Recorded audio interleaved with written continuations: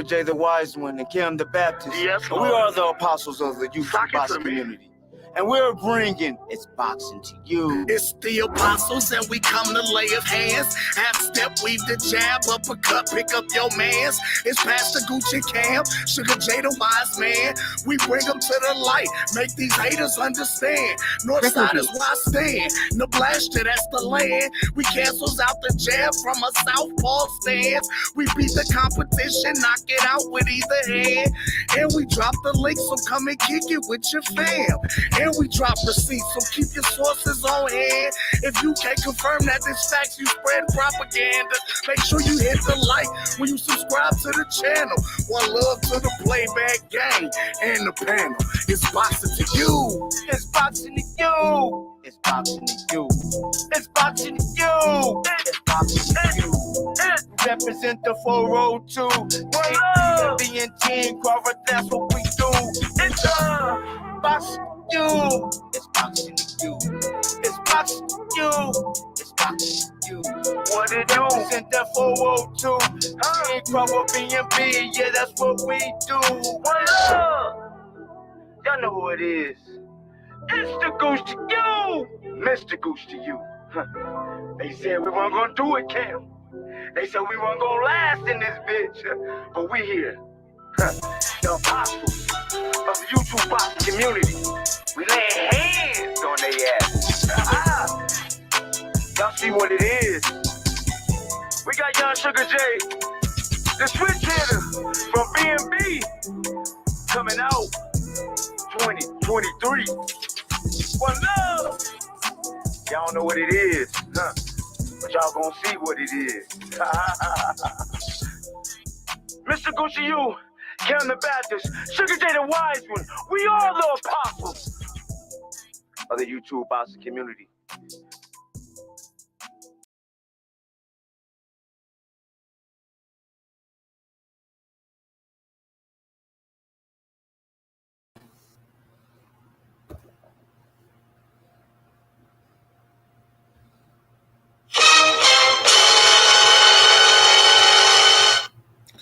One love to everybody tuned in, man. It's your main man, Cam the Baptist, back at you again, man. Double duty, man. Y'all know how we doing it today, man. It is the week of the fight, super fight time, mega fight time, legacy fight time. Y'all know what's going on. We putting it all on the line. And we back with another episode of It's Boxing to You. Sponsored by I've Been 100 Entertainment. Also sponsored by Jappin Brothers Towing Services. And you know, me. But yeah, man, hey, man, listen, I know we about to get into this Showtime weigh-in between Baby Shark and Bud. No, I'm just playing. Listen, man, mega fight between Errol Spence Jr., Terence Bud Crawford. We got the weigh-ins here, man. We about to go live. Listen in, because I ain't finna show it, because YouTube be on some other shit. So, yeah, you know what I'm saying? You know what I mean? We just gonna hear it, though. You feel me? But, yeah, man, hey, man, thank y'all for tuning in. One love to everybody that's tuned in. Y'all know what time it is. Let's go. Y'all stupid, man. All right. Let me get about this thing, man. Let's get it, man. Let's get into this thing.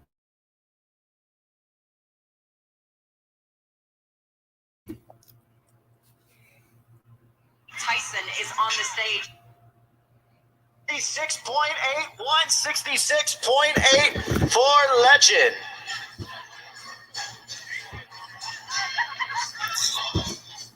And now here's his opponent once again, the unbeaten, hard-hitting Steven Soko Nelson. Let's go, Soko! Soko! 167.8 for Nelson.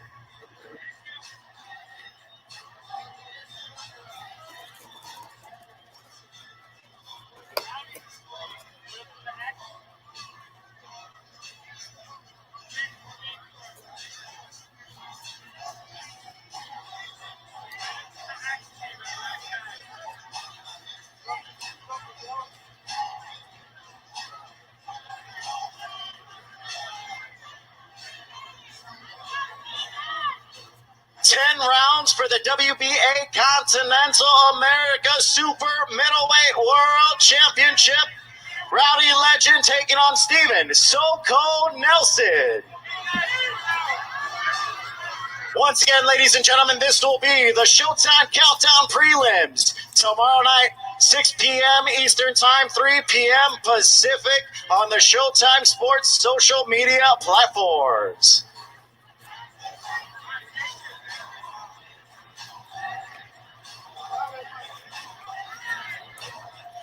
All right, ladies and gentlemen, we will have our pay-per-view portion of our weigh-in coming right up with the legendary Hall of Famer Jimmy Lennon Jr.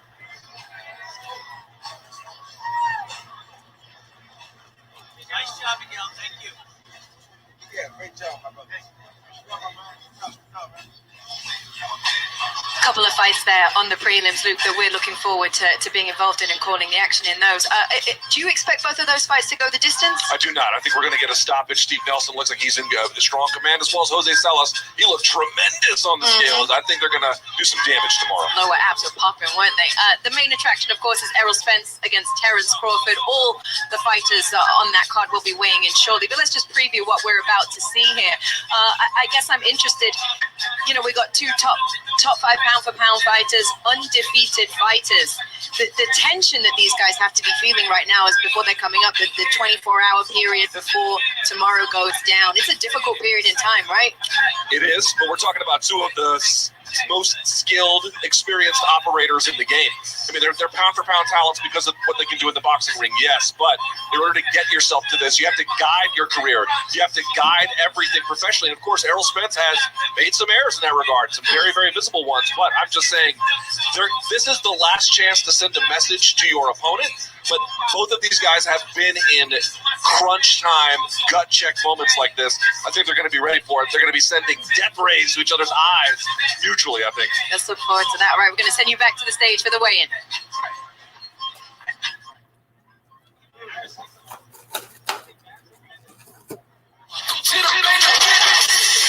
The undefeated Errol Spence Jr. versus Terence Crawford, one of the best boxers on earth. It doesn't get any bigger than this. This is gonna prove who the best fighter in the world is. There's only one in the end. Ain't no holding me back. Only one crown. This era, Only one can win. this is the Terence Crawford era. There's only one crown. Terence, I'm coming for that motherfucking belt.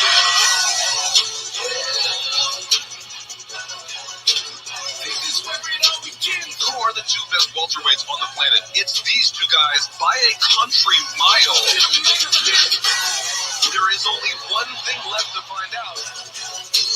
This is where it all begins. Who is number one?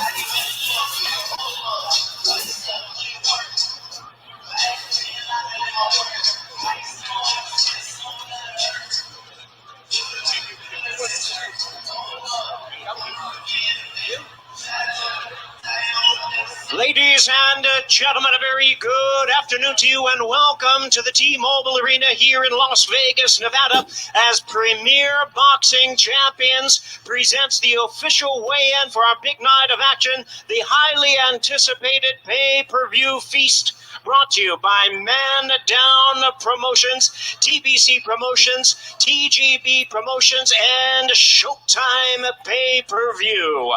Well, fans, at this time, we bring our fighters to the stage for our opening pay-per-view attraction.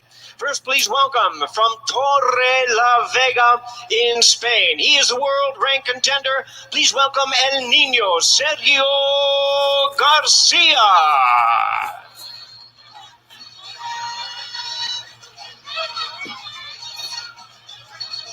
And we invite his opponent to the stage at this time, fighting out of Stafford, Texas, by way of Cuba. Please welcome the undefeated, fast-rising Cuban standout, Joennis Bandolero Tellez.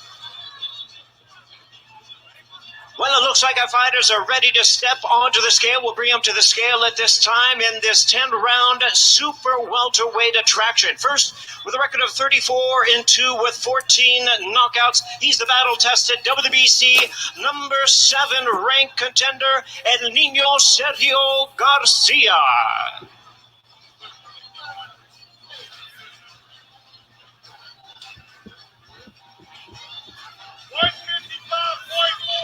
Sergio Garcia weighs in at 155.5 pounds, 155.5. And now we invite his opponent to the scale with a record of 5 wins, no losses. He has 4 wins coming by way of knockout. Please welcome, making his Showtime debut, Yoenis Bandolero Tellez.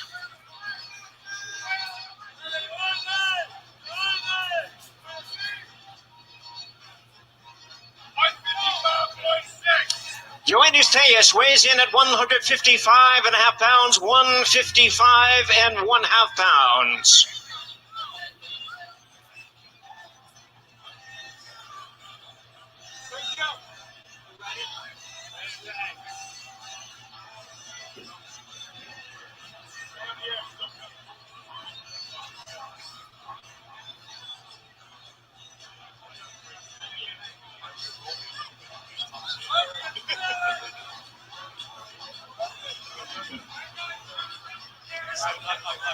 There they are, ladies and gentlemen, opening up our pay-per-view super welterweight attraction, 10 rounds. Yoenis Tellez taking on Sergio Garcia. Commencing tomorrow night, 8 p.m. Eastern Time, 5 p.m. Pacific.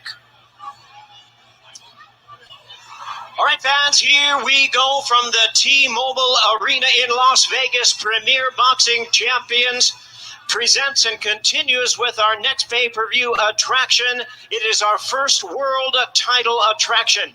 We invite our fighters to the stage at this time. Bantamweights in the ring. First from Tijuana, Baja California, Mexico. He's the former world title challenger. Please welcome Alex Santiago.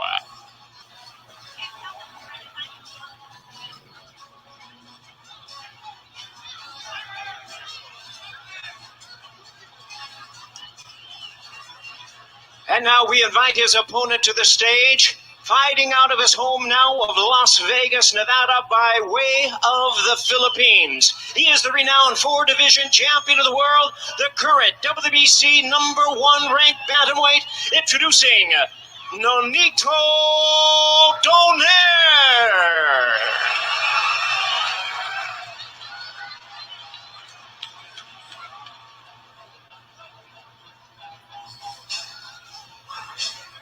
Well, fans, here we go. 12 rounds of boxing for the vacant WBC Bantamweight Championship of the world. First to the scale. Once again, the weight limit is a very strict 118 pounds. Now to the scale with a record of 27-3-5 with 14 knockouts. He is ranked the WBC number 3 Bantamweight in the world, making his second attempt at a world title, Alex Santiago.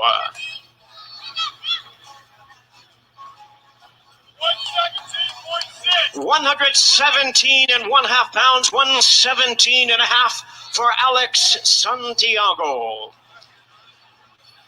And now his opponent to the scale with a record of 42 wins, 7 losses, 28 wins by knockout.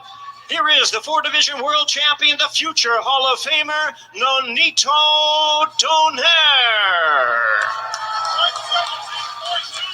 117.25 pounds, 117.25 for Nonito Donaire.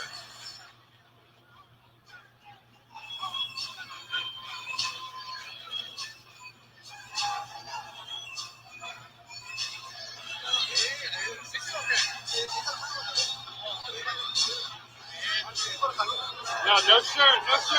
Marquis.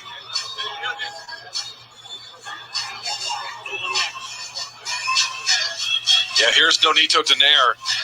And if you go back to the Carl Frampton loss, what are the only other 2 losses he has since then, which was 2018?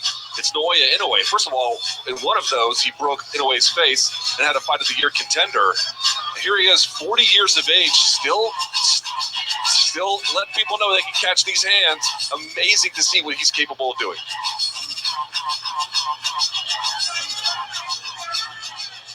There they are, ladies and gentlemen. The first of our world title attractions, WBC Bantamweight Championship of the World, Nonito Donaire versus Alex Santiago.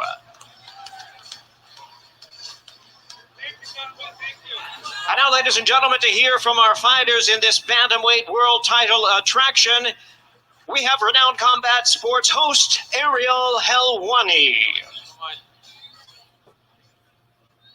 Alex, you have mentioned that Nonito is one of your inspirations in boxing. What is it like for you to be going up against a living legend tomorrow night? ¿Cómo se siente el estar peleando contra una leyenda viviente mañana? Una motivación muy grande, estoy muy contento por esta oportunidad y pues vengo con hambre de ser campeón del mundo y pues mañana el Peque Santiago se va a dar a conocer y van a saber de él. It's a great opportunity, dream come true. I'm here and I'm ready to become a world champion, and the world is going to get to know Alexandro Peque Santiago on Saturday night. Gracias. Good luck tomorrow, Alex. Now let's say hello to the living legend, Nonito Donaire. Nonito, thank you so much for the time. And a lot of love for you, of course, from this crowd. Well-deserved, well-earned. If you win tomorrow night, you'll be the oldest bantamweight champion of all time, breaking your own record, and the oldest current champion in all of boxing. What has been the secret to your longevity? Life is creation. Your mind, what you perceive, you become. So for me, it doesn't matter when they say, oh, you're old already. For me, when I say I'm old, I'm old. And when I say I'm young, I'm young. I'm going in there as a young man, younger than this guy, and I'm going to go out there and take that belt and beat all that record. Can't wait for it. Good luck to you, my friend. Show some love to the future Hall of Famer, Nonito Donaire. Nonito!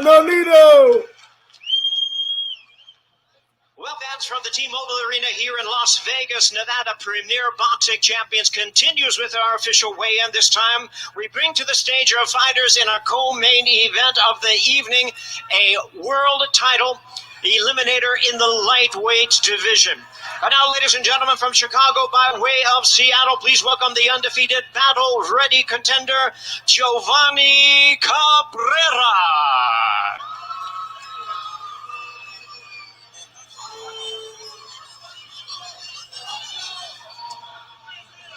And we invite his opponent to the stage at this time from Ciudad de Mexico, Mexico City. Here's the popular WBC number 3, WBA number 5, world rank contender, Isaac Pitbull Cruz.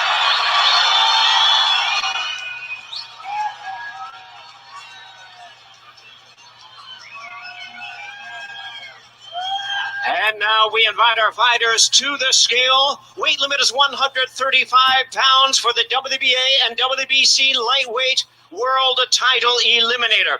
First, he is undefeated with a record of 21-0 with 7 knockouts, ranked the WBA number 9 ranked lightweight. Please welcome the undefeated Giovanni Cabrera.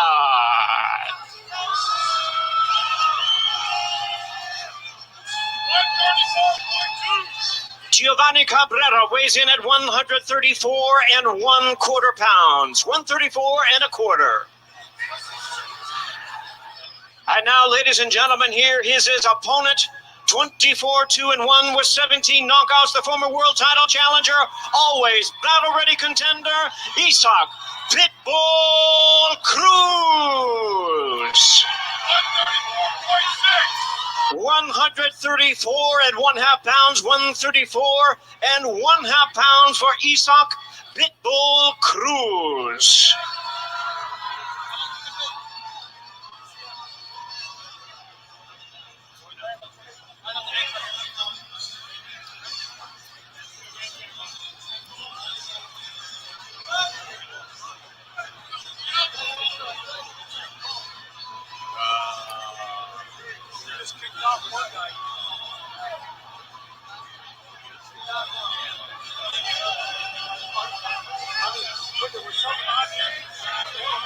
And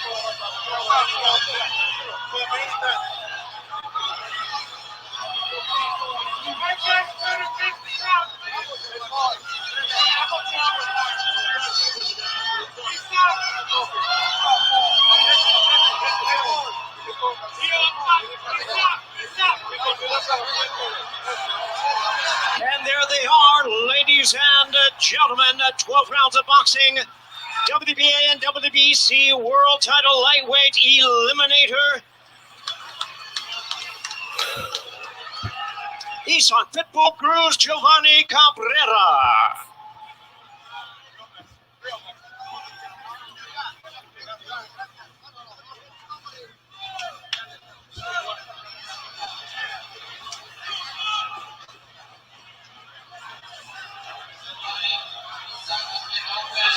About the fact that he wants that Tank Davis rematch next.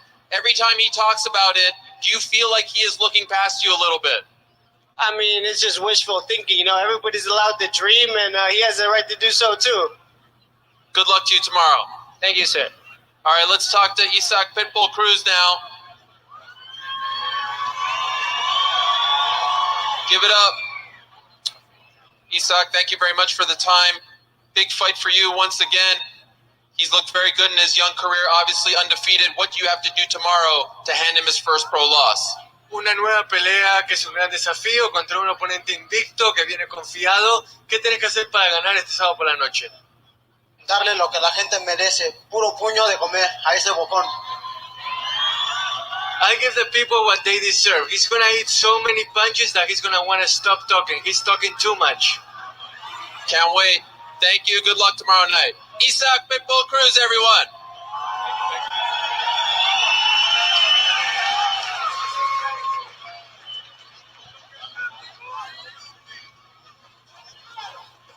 Ladies and gentlemen, before we bring our fighters to the stage for the main event of the evening, we have two very special guests joining us on stage, two legends of boxing. First, please welcome the former heavyweight champion of the world, Evander, the real deal, Holyfield.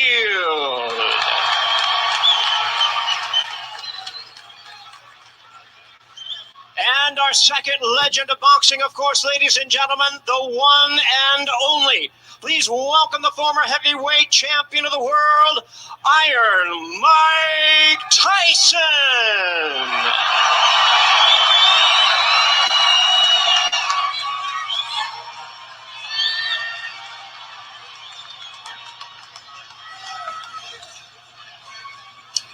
Well, fans from the T-Mobile Arena here in Las Vegas, Nevada, here in the site of this historic showdown of boxing, Premier Boxing Champions presents the official weigh-in for the main event of the evening, brought to you by Man Down Promotions, TBC Promotions, TGB Promotions, and Showtime Pay-Per-View. We are sponsored by DraftKings Sportsbook. Action so good, why bet on boxing anywhere else? By O'Reilly Auto Parts, the ultimate one-stop shop for all of your automotive supplies. Everything for your vehicle in one convenient place. That's O'Reilly Auto Parts. And the last voyage of the Demeter. The legend of Dracula is born, only in theaters August the 11th. And by Strays. The new R-rated comedy Strays is in theaters on August the 18th. Well, ladies and gentlemen, here we go. Let's bring our fighters to the stage for this highly anticipated welterweight super fight showdown.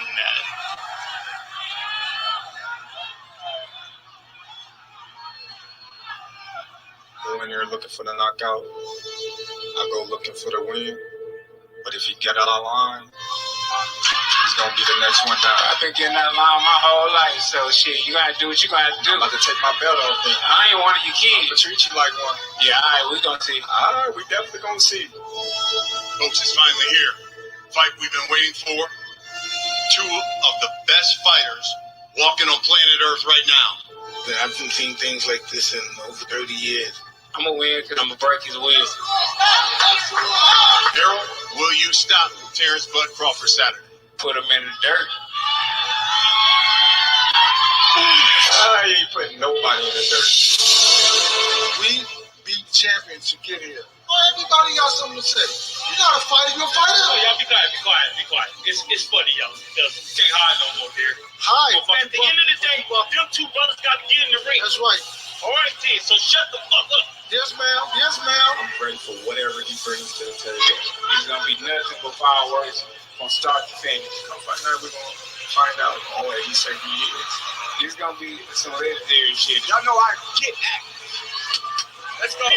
People want to talk about this fight 30, 40 years from now. We will see you on Showtime pay-per-view Saturday, July 29th.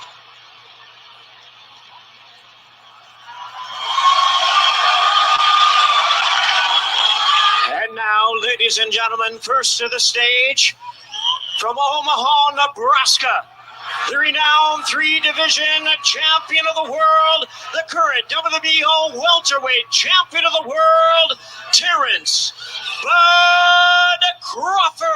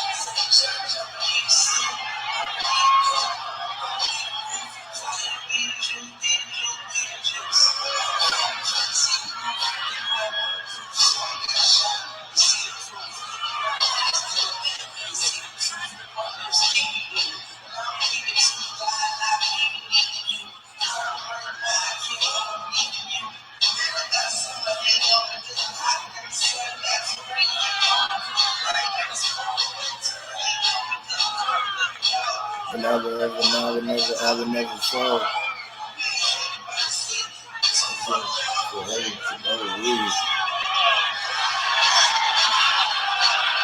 Around the world and I'm back again. Now, ladies and Who's been asking about me? DeSoto, Texas.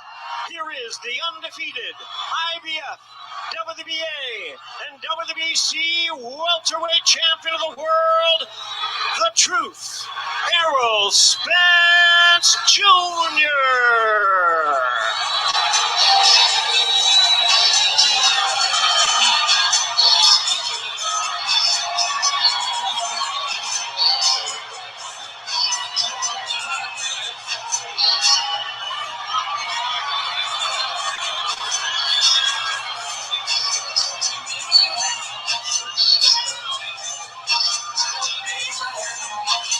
And now, ladies and gentlemen, we bring our fighters to the scale. Weight limit on this fight is, of course, 147 pounds in a battle of superstars of the sport for the undisputed welterweight championship of the world.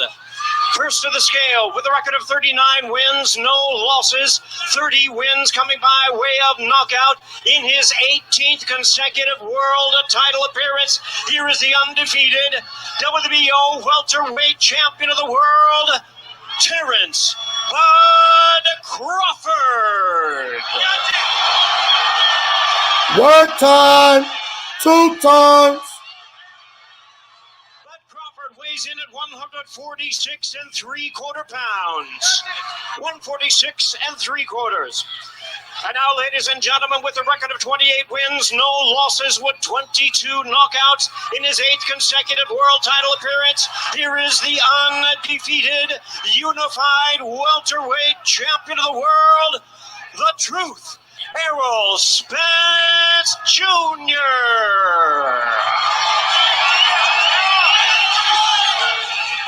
Errol Spence weighs in at 147 pounds. 147 pounds. We have a fight in the main event of the evening for the undisputed welterweight championship of the world.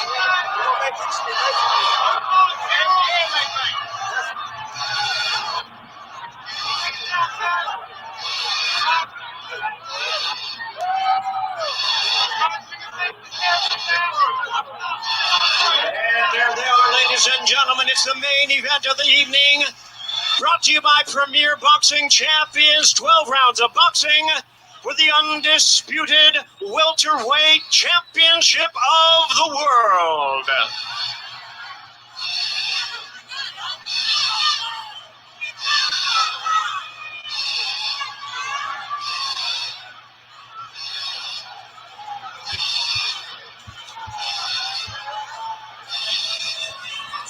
All right, I'm being joined right now by the reigning defending WBO welterweight champion, Nebraska's own Terence Crawford. Terence, what did you say to Errol up there? Nothing. We about to make history. You know what I mean? The better man gonna win tomorrow.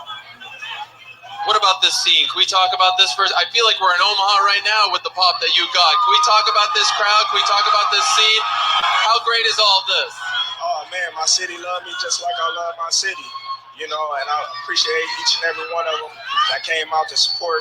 I appreciate everybody that's supporting this event, not only for myself, but for Errol Spence too. You know what I mean? Because this is what, you know what I mean, us high-class fighters deserve. We both putting our life on the line, you know what I mean, to entertain each and every one of y'all. And it's only right that y'all come out and show support. You win tomorrow night. You become the first undisputed champion in the four-belt era at 147. You also become the first male boxer to be undisputed champion in 2 different weight classes. How much does that mean to you, being the first to do that? Well, when I become undisputed in 2 world-class weight divisions, you know, it's going to be great. You know what I mean? I'm going to pay homage to the man that got me here, and that's Jesus Christ. Final thing, how do you win on Saturday? Just being myself. Good luck to you, Terence. All the best. Show some love to Terence Crawford, everyone. All right, now I'm being joined by the WBC, the IBF, the WBA welterweight champ, the one and only Errol Spence Jr. What about this scene up here? What do you make of all of this? Has this exceeded your expectations? Definitely, man. It's beautiful just having people come out and supporting us, man. It's huge, and now it's time for me to put on a big show come Saturday night. What did you say to Terence up there? I said he need to thank me for making this shit happen. You made it happen. Who? Of course I made it happen. Gave more money. We did a coin toss and all that. Like, my name on the front of it is Spence Crawford. It ain't Crawford Spence. So why I gotta do a toss? Why we gotta do a coin toss? I don't know. I don't make those calls. Do you think this is a more pro-Crawford crowd or pro-Spence crowd? You let them decide. What is it, pro-Crawford or pro-Spence? I don't know. I think it's 50-50 like the fight. How do you win tomorrow night? What do you have to do to give him his first loss? Beat me. Can't wait for it. Show some love to Errol Spence Jr., everyone. It's going down tomorrow night. Gang. What up, bro? Gang. Can y'all hear me? Gang? Ladies and Can you hear gentlemen, me? Premier Boxing Yep. Champions, we thank you very much for your He made weight, gang. He made weight, gang. Yeah. He made weight, gang. I'm happy now. He made weight. Oh, it's my. I'm happy now. I'm happy now. Now we can begin the celebration. I seen Bud step on the ring at 146. I seen Earl made 147. Looking like a Skeletor, but hey, he made weight. He made weight. That's all that matters. All that matters. Then you come out your face and tell Bud he need to thank you for making this fight happen. Oh my God. Can we say he just crossed the line?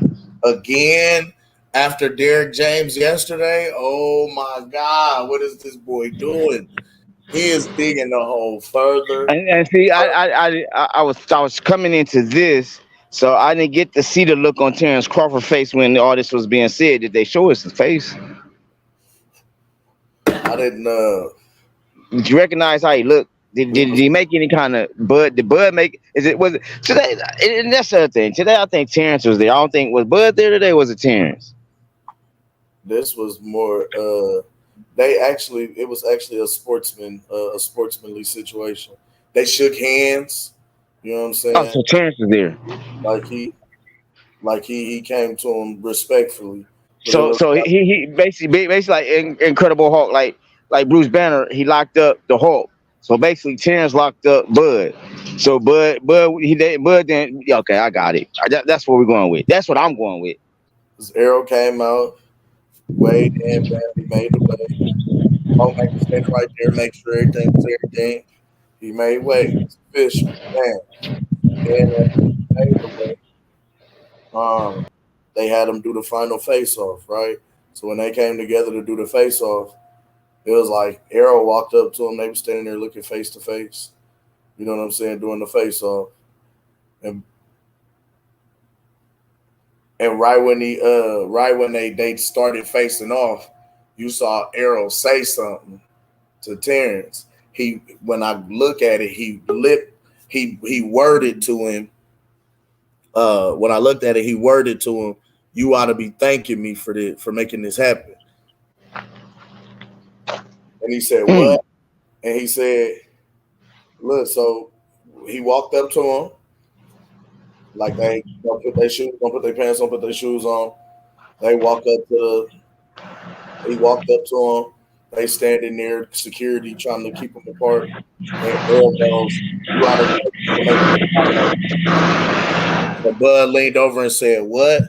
He said, "You ought to be thanking me for making this fight happen." And Bud was like, I'm trying to look at what Bud said. I'm looking at it. Hold on.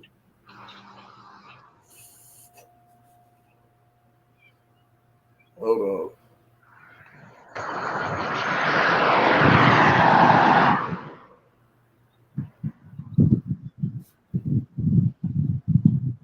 So look, when he said, he leaned up, he said, "You ought to thank me for letting this. You ought to thank me for making this fight happen."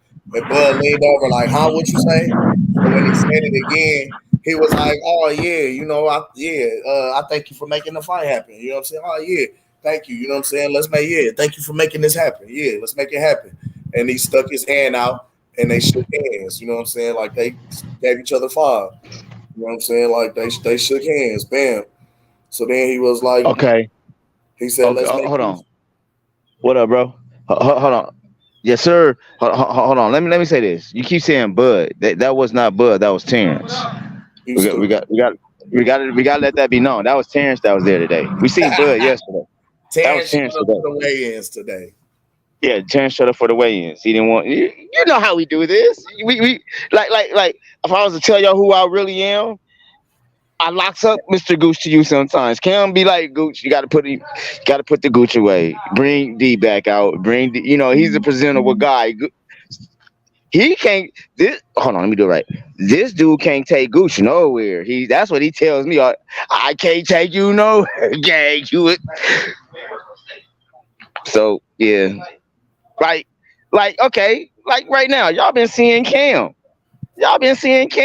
Or Cam the Baptist. But we also have Killer Cam. Y'all don't want to see Killer Cam. Killer Cam, that nigga put five. Hey, Killer Cam put 500 on the fuck nigga. Put 500 on it. Fuck boy, put 500. That's Killer Cam. But see, right now we got Cam the Baptist. I'm just saying we got alter egos out here. We got alter egos out here, cuz. But hey, I am really in the middle of some things. I seen that you was cooking though, cuz I wanted to come on for a hot second. We are cooking later on tonight. Hey, man, I'm gonna hit you up, bro. Gooch always in the middle of something. Gotta stay in the middle of something, gang. Yes, sir. But it's all good things. It's all good things. All blessings is coming sooner or later. We always go through these storms, bro. But you know, this right here though. 24 hours away, damn it. Oh, man. Oh, Goose might just hop on a plane in the morning and say, fuck it. I'm still debating. My room is... I am, but I told you I should win. I didn't get bullshit. I got bullshitted to where y'all know me. you know me. If I once I say I ain't doing something, if there's too many bullshit signs, I'm not gonna do it. You're not gonna get me in Vegas stranded, beat the fuck up. I ain't got no real crew out there, nigga. It's just Gooch.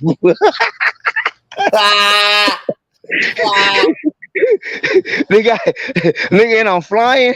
I can't bring the pole. I can't do none of that. I gotta little Gooch. You said, nigga, never mind. All I had to do was make a phone call. You was good. Bro, I understand that. I mean, I probably would too, but And you was in Vegas, cuz. All you had to do was tap in. You was I know. good. I know, but I'm waiting. Man. I'm waiting. Yes, too much of that.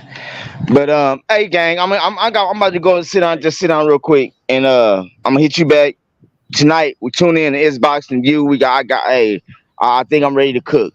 I think I'm ready to cook. What you cooking Huh? on? We gonna cook on this interview. And then I'm also gonna cook on. I cooked on the podcast. Oh, you did that already? Yeah, I cooked on the Pivot podcast. Oh, okay. Well, I didn't know. That's what I was saying. I've been working. Listen, we watched the Pivot podcast and I talked a little shit, but we really didn't get to cook on it like we want to. So what I said was I pulled double duty. I got out of that one and I pulled back up to this one and went ahead and went live so we could get the weigh-ins cracking. And I told the people that since we didn't get to cook on the Pivot podcast, we was gonna cook on that one on this one. Just okay. Well, what y'all do? Y'all get to cooking. I'm gonna try to slide back in. Like I said, I'm real life about to sit down with some people and take care of some shit. Yeah.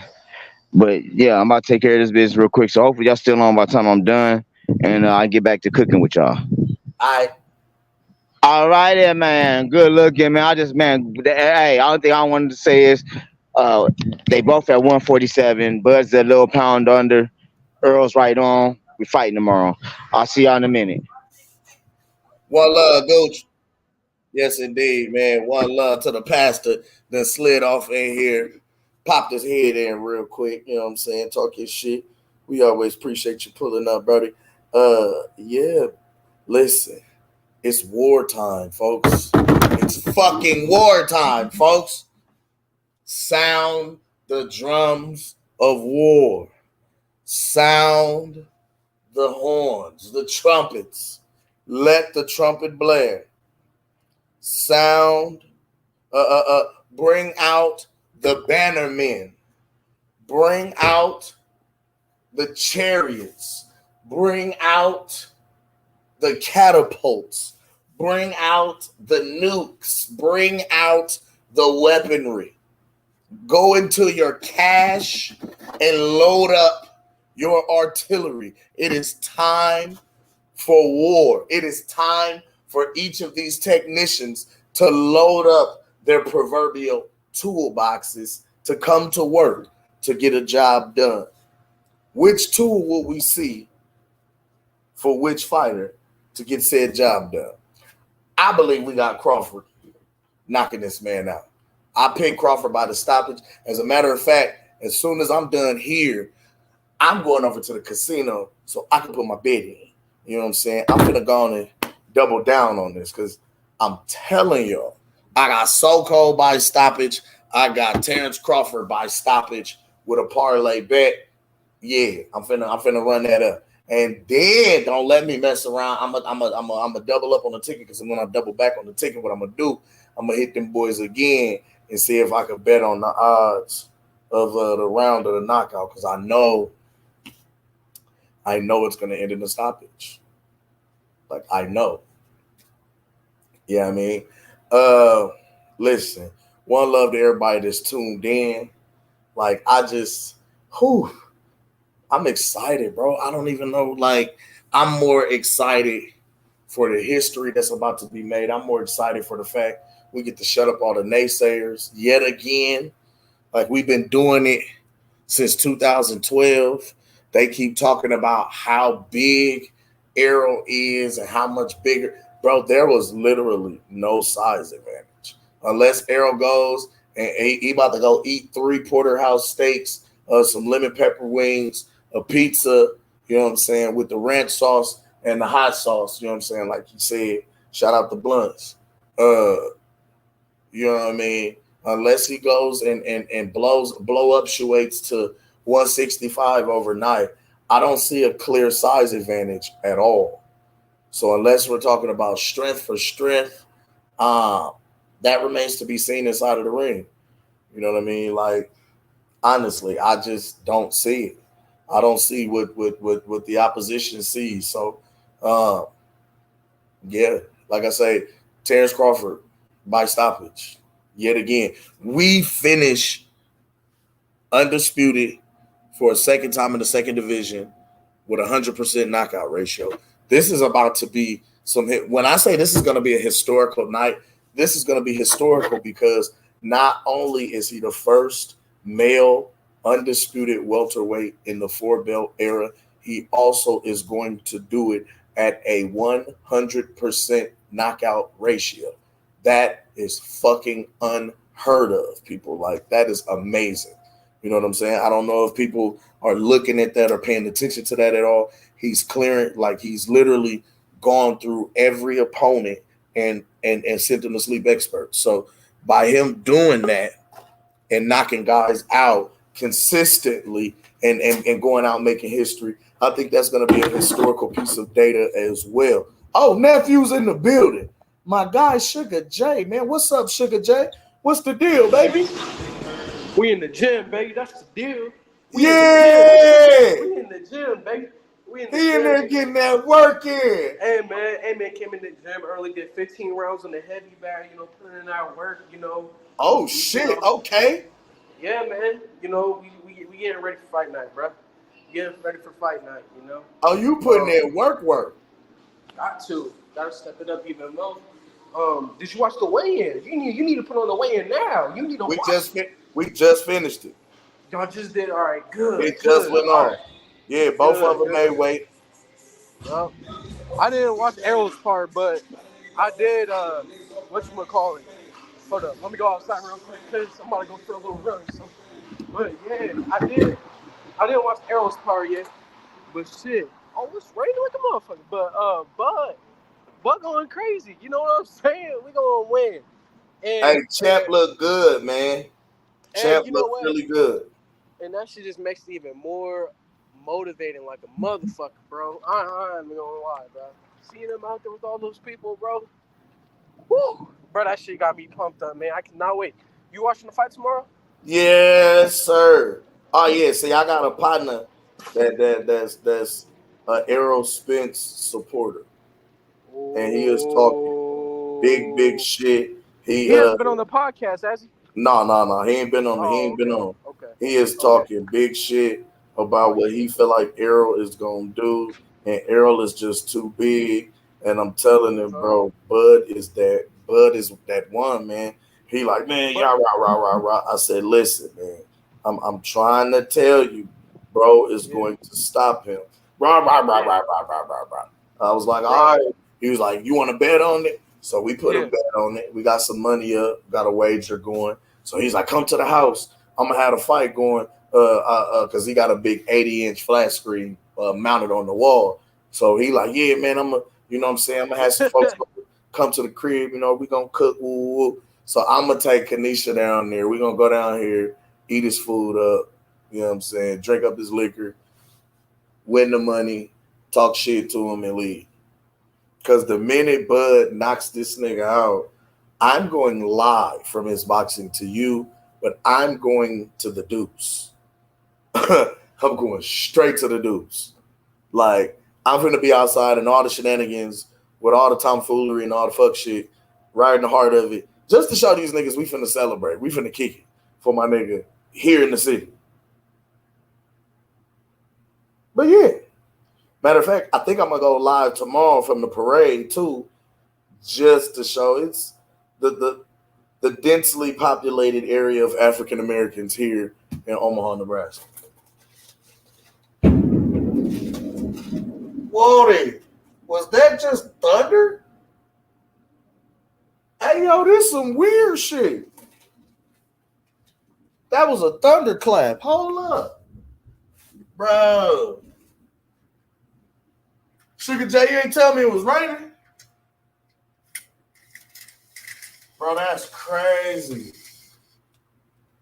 I wish I could show y'all that. Hold up. Let me see something. This is crazy. Hold up. Hey. Damn, I gotta turn this damn thing on. Yo. This is nuts. The sun is out, but it's raining. And it's like 1,000 degrees out here, dude. I don't know if y'all can see this behind me. This is tornadic activity, people. This shit crazy. The sun out like a mug. Over out this way, it's an overcast and it's raining. Hold on.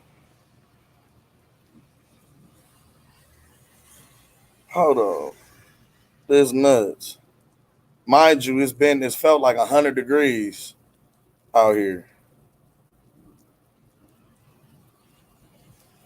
Yo, I don't know if y'all can see this.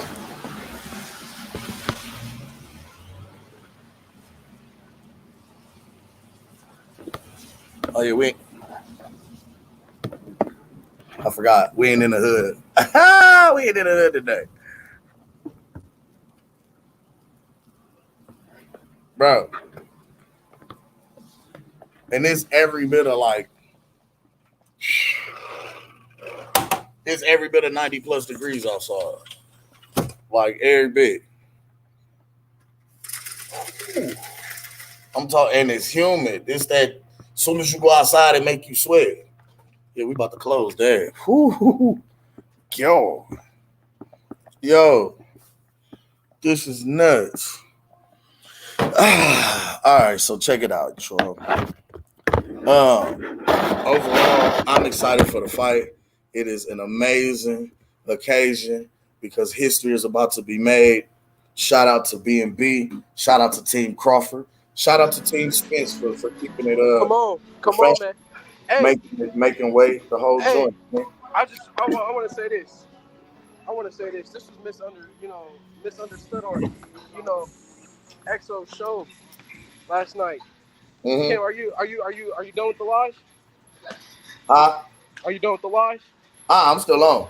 Oh, okay. I was just making sure because I don't want to just keep talking, and you about to end it. So no, we ain't. I'm about to say we still live. We on here. I was just about to, I'm changing my the view. I just had to show the I just want to show everybody it was raining outside. I just heard that big ass thunderclap. Yeah. What was it called? I was just talking to Beacon. We just came outside in the rain, and yeah, it's like warm rain too. It's not even like good rain. It's like that warm, It's still as hot as it was. No, I don't feel it. I don't feel as hot. The rain just don't feel cold like how it normally do. Right. But yeah. Anyways, I wanted to just clear something up. What I was saying on the XO show. Well, I never really gotta say what I gotta say, but I just want to say this. Look, all the fans, they need to, Bud, Spence, whoever, you need to, start with the shenanigans, and just enjoy the fight, man. Just enjoy it, Talk your shit, talk your piece, but just enjoy it. Don't do no dumb shit, bruh. It's kind of like the whole, Tank and Hector Garcia thing when the celebrities got in the fight, bro. Like, don't do no dumb shit, please. For the love of God, don't do it. You're gonna fuck some shit up, bro. You know what I'm saying? And then we don't know the next time we gonna see it. Shit. And I just want to say that. And then I want to tell y'all about the shirts. I don't know if y'all been getting y'all shirts, but the shirts are officially out. You know what I'm saying? Oh, they officially out. I didn't see a few people with them on. Yep, I was just letting y'all know. I didn't know if y'all knew or not. Oh yeah, I'm gonna get mine. Yeah, I know people showing up at the gym for the shirts. So I mean, yeah, shit. If you're trying to get yours, let me know. I'll talk to Chance, see if he can open the gym. If you don't got your shirt yet, you just go and pay it personally. Yeah, I need a 3A. All right, cool. Just you gotta let me know what day you would like to. I would say next Friday. Bet, that'll work. Or shit. The gym I believe is open tomorrow. So I'm I about mean, to if say, you I want to think slide, the gym open tomorrow. I'll shoot down there. But yeah, then I don't know because What's wrong? With I'm about to say tomorrow. Shit, with the parade being tomorrow, I'll already be It out. is in the morning. Yeah, it's in the morning too. Yeah. Shit, I'll try to see if Chance can give me one, and then shit, I'll give it to you personally myself. Then. All right, let me know. But yeah, Yeah. The shirt's like, just cash at me, and I'll get it for you, and then bet, shit. Yep. bet. That All right. works perfectly. I'll send you my cash app. All right. All right. But yeah. So what we cooking up on now? So no, we was just cooking up on the way in, and then did you get a chance to watch the Pivot podcast with Bud? I haven't been watching none of the podcasts, keeping it bug with you. I mean, I know the hot boxing with Bud just came out too. Yep, they did they had a hot boxing with Errol Spence. We covered that the other day. Now I didn't see the hot boxing with Terence Crawford. Demetrius. My bad, go ahead. No, I'm saying I didn't see the hot boxing with Terence Crawford. I didn't see that one. I didn't see that one.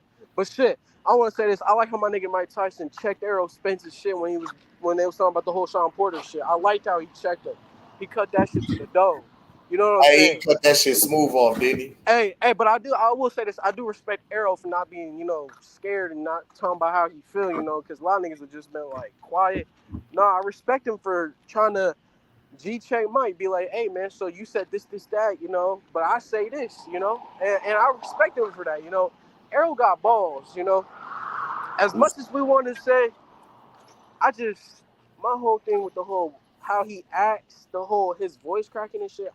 Cam, you gotta elaborate because to me he's always been like that. You know what I'm saying? So I want you personally to elaborate on what y'all was trying to say about his body language, the way he was talking. The thing is, anytime that we have watched Errol Spence in the past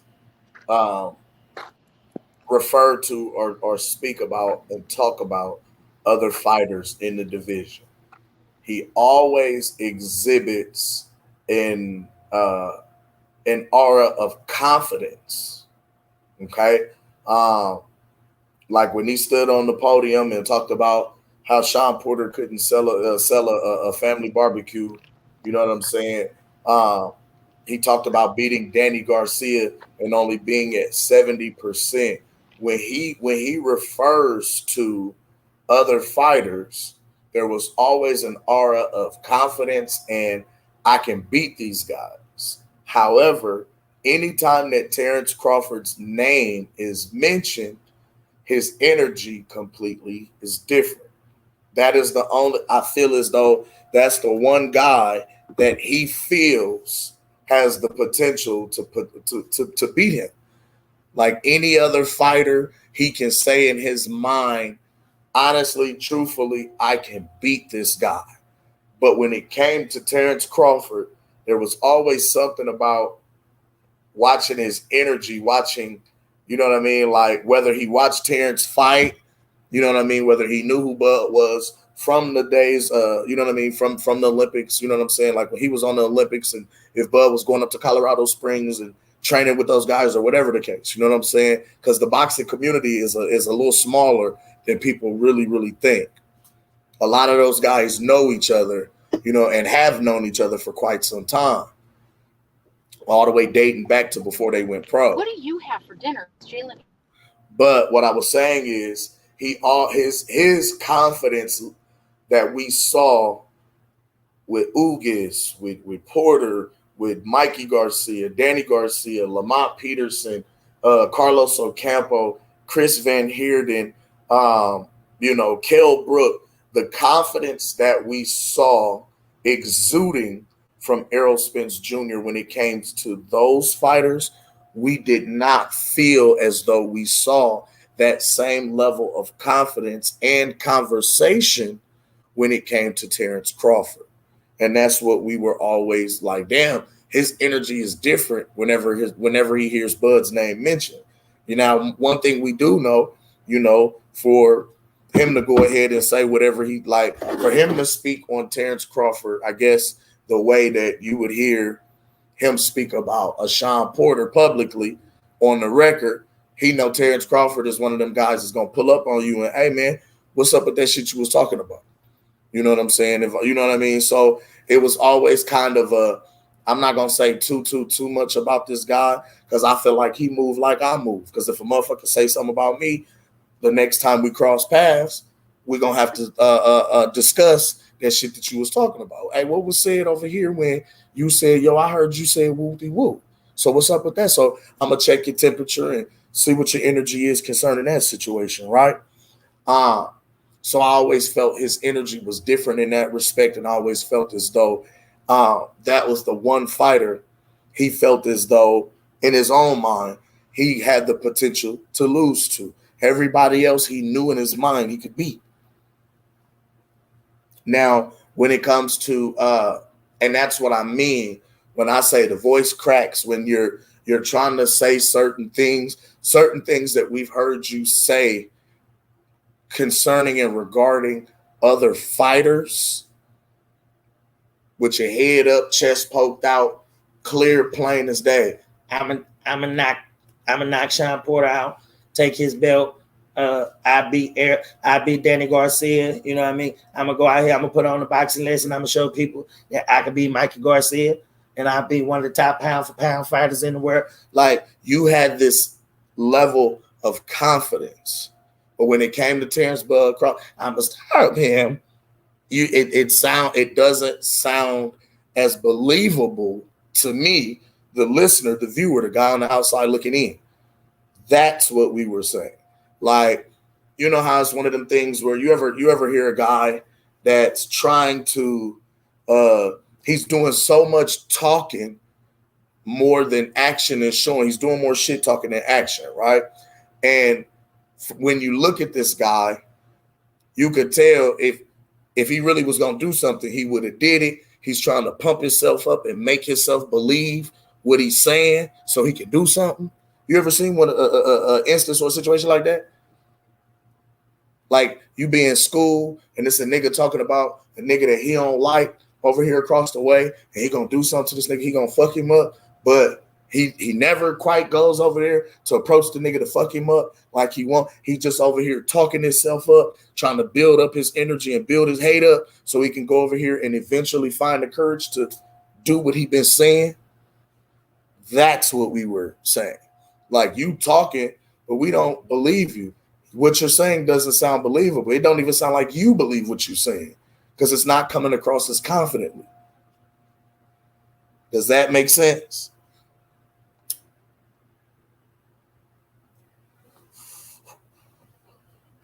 That's what we were speaking about. That's what we were saying.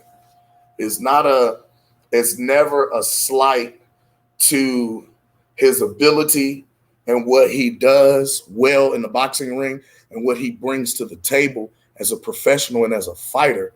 No, I can't do that because he's undefeated. He's a unified champion. I can't take nothing from him. I can't take that from him. Like, I respect his body of work and what he's done. It's the fan base talking the shit that they talk, I can't get with. I can always respect the fighter for putting his life on the line. This is the one thing that I really admire about what I heard Terence Crawford say in the Pivot podcast interview when he was talking to the guys there. He was like, the one thing that I always say about the whole resume situation is they talk about, oh, he beat these guys so easily. It might have looked easy on the outside looking in, but when you look at all of the training, all of the preparation, all of the sparring, the blood, sweat, and tears, the time, the shit that it took to put in to build up to that one moment when I faced that opponent in the ring, that was not easy at all. That was difficult to do. That was a tough body of work. And not only did I train that hard, but my opponent trained equally as hard. So give him that same common respect and courtesy that you would give me, because we're both professionals. We're both getting paid to do what we do, and we're both putting our lives and our health on the line. I couldn't do nothing but respect that. I couldn't do nothing but respect that. Because it was like, you're right. Like, these guys are going out here doing something that a lot of people wouldn't make it through the amateurs doing. You taking punches to the head, to the face for free.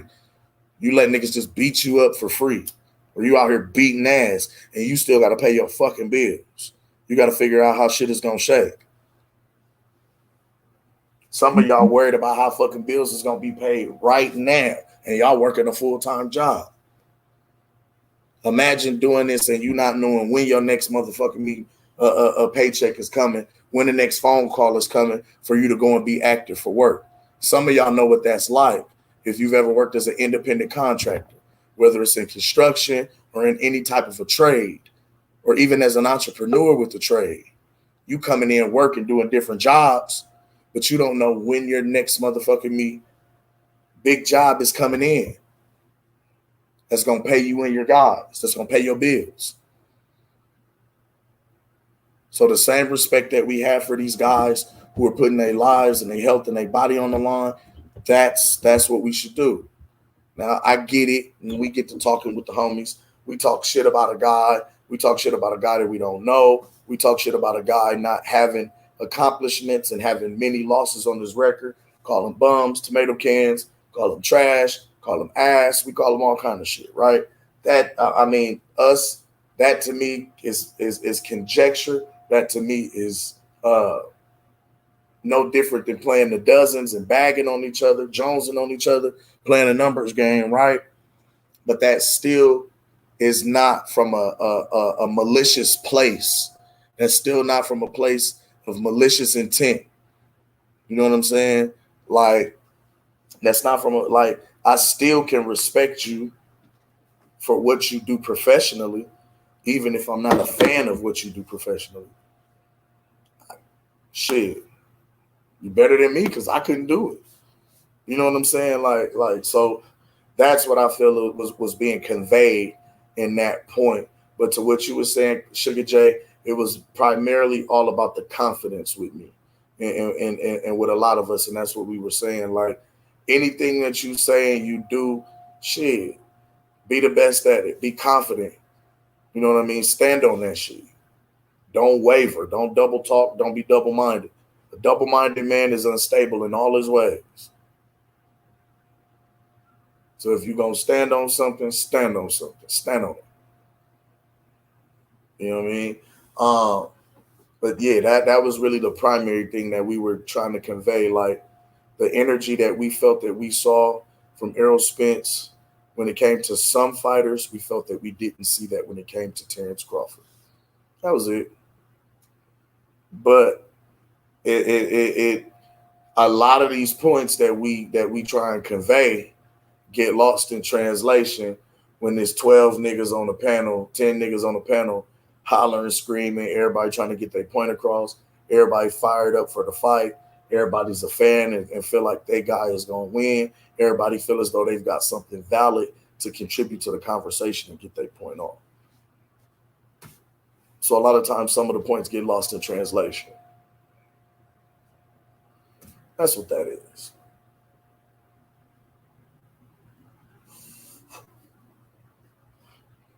Like, I mean, I could respect on the Pivot podcast. He sat down, talked with those guys damn near an hour, laughed, joked, you know what I mean? Talked about his life, talked about his family, talked about tragic events, you know, upbringing, all kind of different stuff.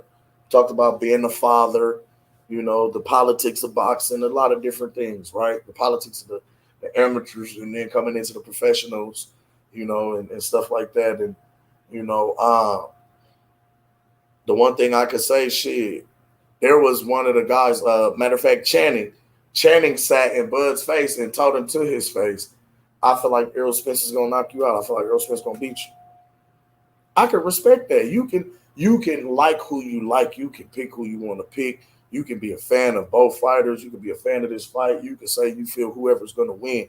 That's all well and good. That's your opinion. You know what I mean? Your opinion might be different than fact. Your opinion might not be real. It might come true. You never know. It's still your opinion. Opinions are like assholes. Everybody's got one. You know what I mean? And you're entitled to that. But there's a difference between stating your opinion objectively and being disrespectful. There's a difference.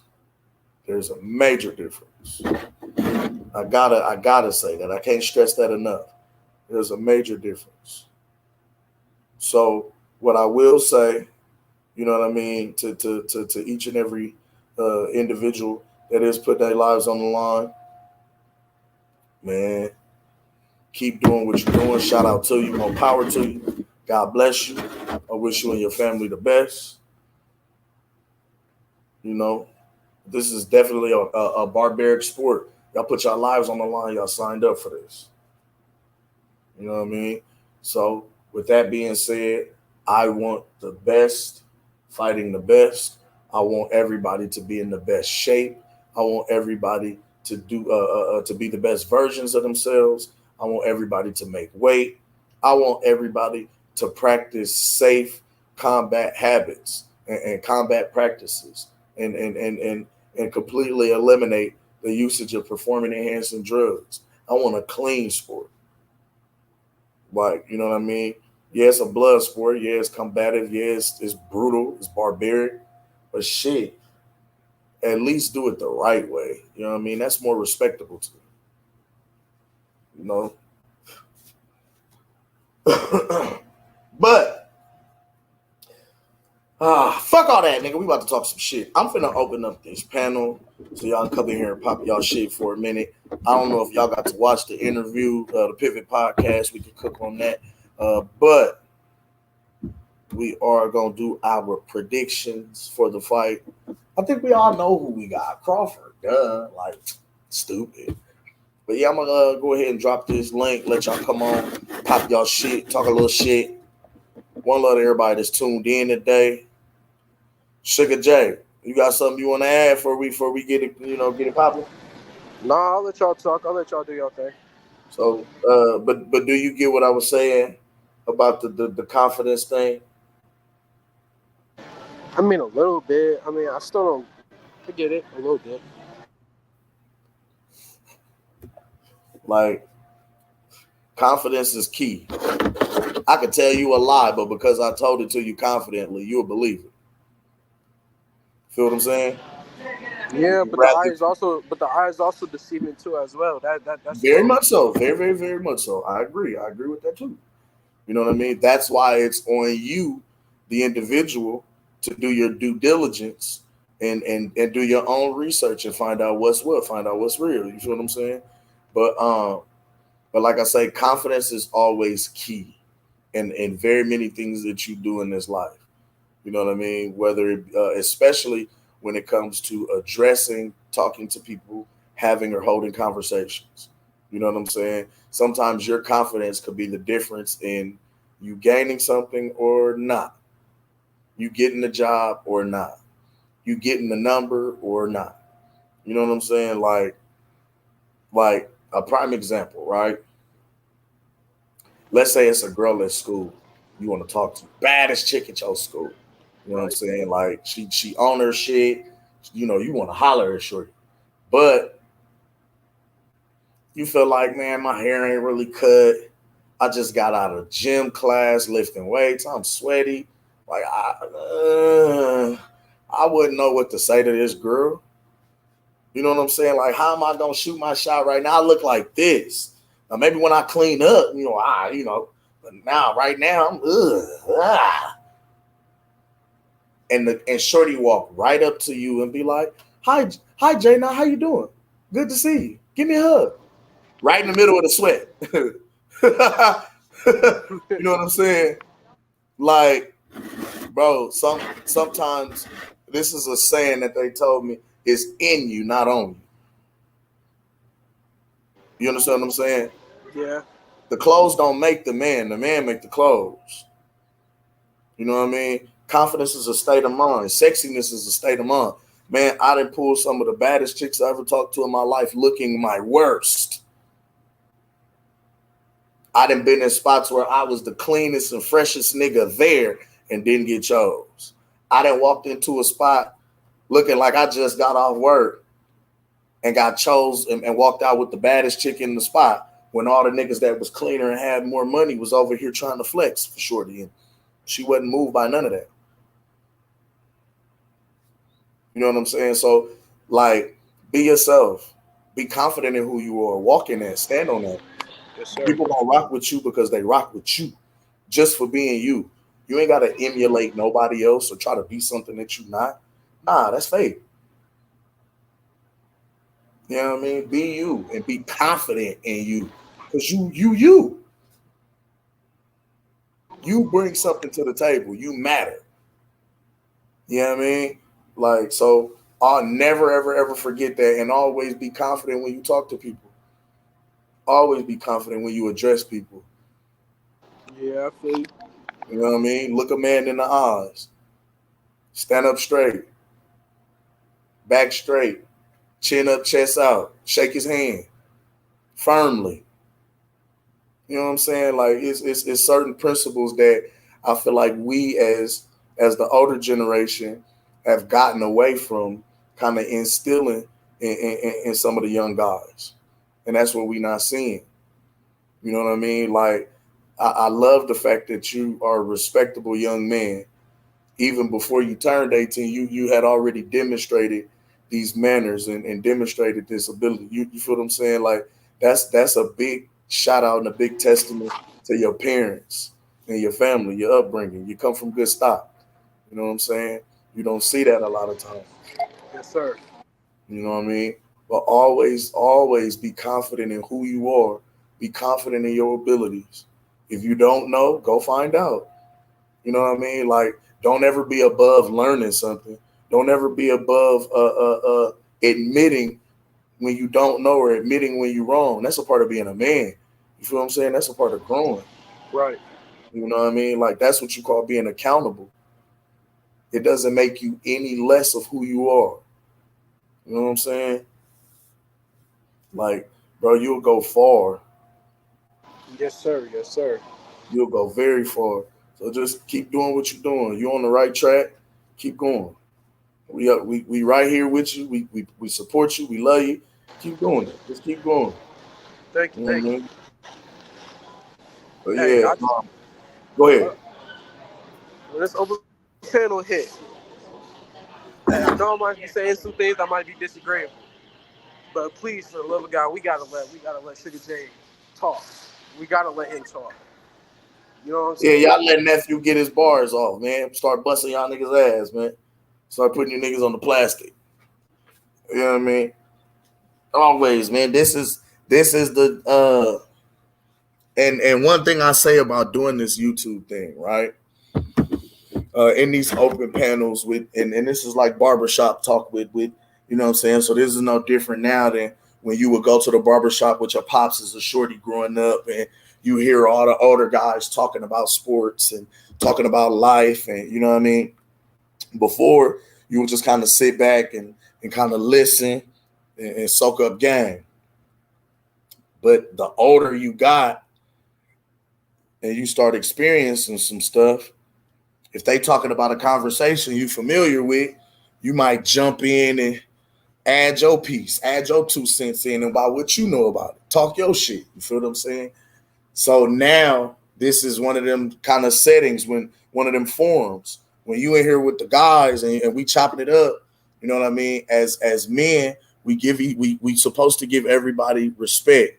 You know what I mean? And the one thing about it I hate is like as men, when we feel like we're trying to assert ourselves and trying to get our point across, we end up raising our voice to try and get everybody's attention. And when you got a room full of everybody doing that, nobody's point is getting across. Everybody's point is getting lost in translation. And the listener, you know what I mean, that's listening, whether it's on YouTube, Facebook, whatever, they can't really hear what's going on. So I respect what you're saying, and we definitely going to allow you to, you know, speak your mind, speak your piece, and get your bars off and be heard because you got a voice just like everybody else on this panel. You're a man now. You understand what I'm saying? And as a man, we gotta respect you on that. You know what I mean? But now, as a man, you gotta stand on that. You feel what I'm saying? Like you're gonna have to stand on that. So listen, I know you a young bull, but you gotta drop nuts sometimes. You feel what I'm saying? Sometimes you gotta drop nuts. And I get it. You getting to that age and you getting to that point, you know what I mean? And you can still assert yourself in a respectable manner. And that's what I love about you, because you're able to still convey your point and get your point across, even without being disrespectful. You know what I mean? So keep doing what you're doing, nephew. You know what I mean? Just listen, the more and more confident you're becoming, the more and more you don't mind jumping in and speaking your mind. You have your own mind. You're a free thinker. You don't follow everybody else's the beat of everybody else's drum. You don't follow the crowd. You do you. You do your own thing. And that's what I love about you. If you see something that you don't think is, you know what I mean, you can objectively, I don't know. I don't necessarily agree with that. Hell yeah, that's what this is for. Speak your piece. Talk your shit. You know what I mean? And I will definitely do better at exercising that, so these guys can definitely give you that respect as a young man. You know what I mean? For sure. All right, we're finna get off into this roll call real quick.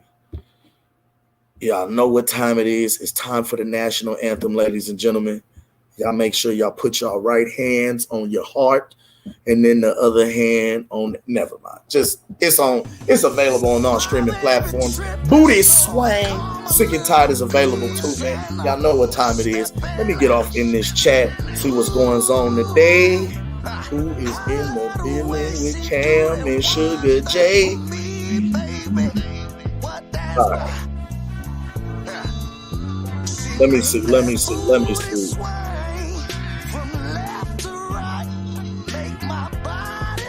right.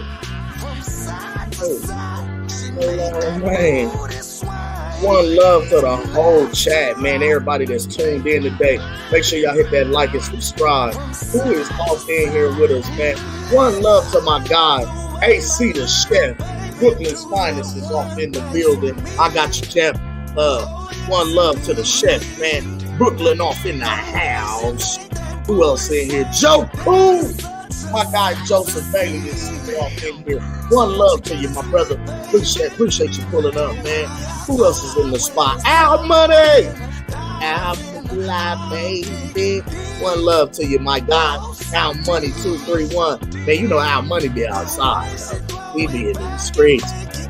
Who else in here? Modern King Boxing. One love to you, my brother. Make sure y'all go like and subscribe to Modern King Boxing page, man. Bro be in here. He be outside with me. He be out here sliding on these things. Look, he said I was over there giving him Errol sexual for business. We fucking up a fish named Errol Spence. Worldwide president. That is a bar. I don't know bars. That was a bar. One love to you, my boy. Who else in here, man? Yes, indeed, man. Who else came through, man? One love to my guy, Bill's Boot Camp in the building, man. Bills, we at the end, baby. We at the end. We 24 hours away, Bills. And we counting down. One love to you. Make sure you go like and subscribe to Bill's Boot Camp. We definitely gonna be cooking that football this season with you, my guy. Yes, indeed. One love to Schoolo X, man. Schoolo X in the building, baby. One love to your family. He said, let's go.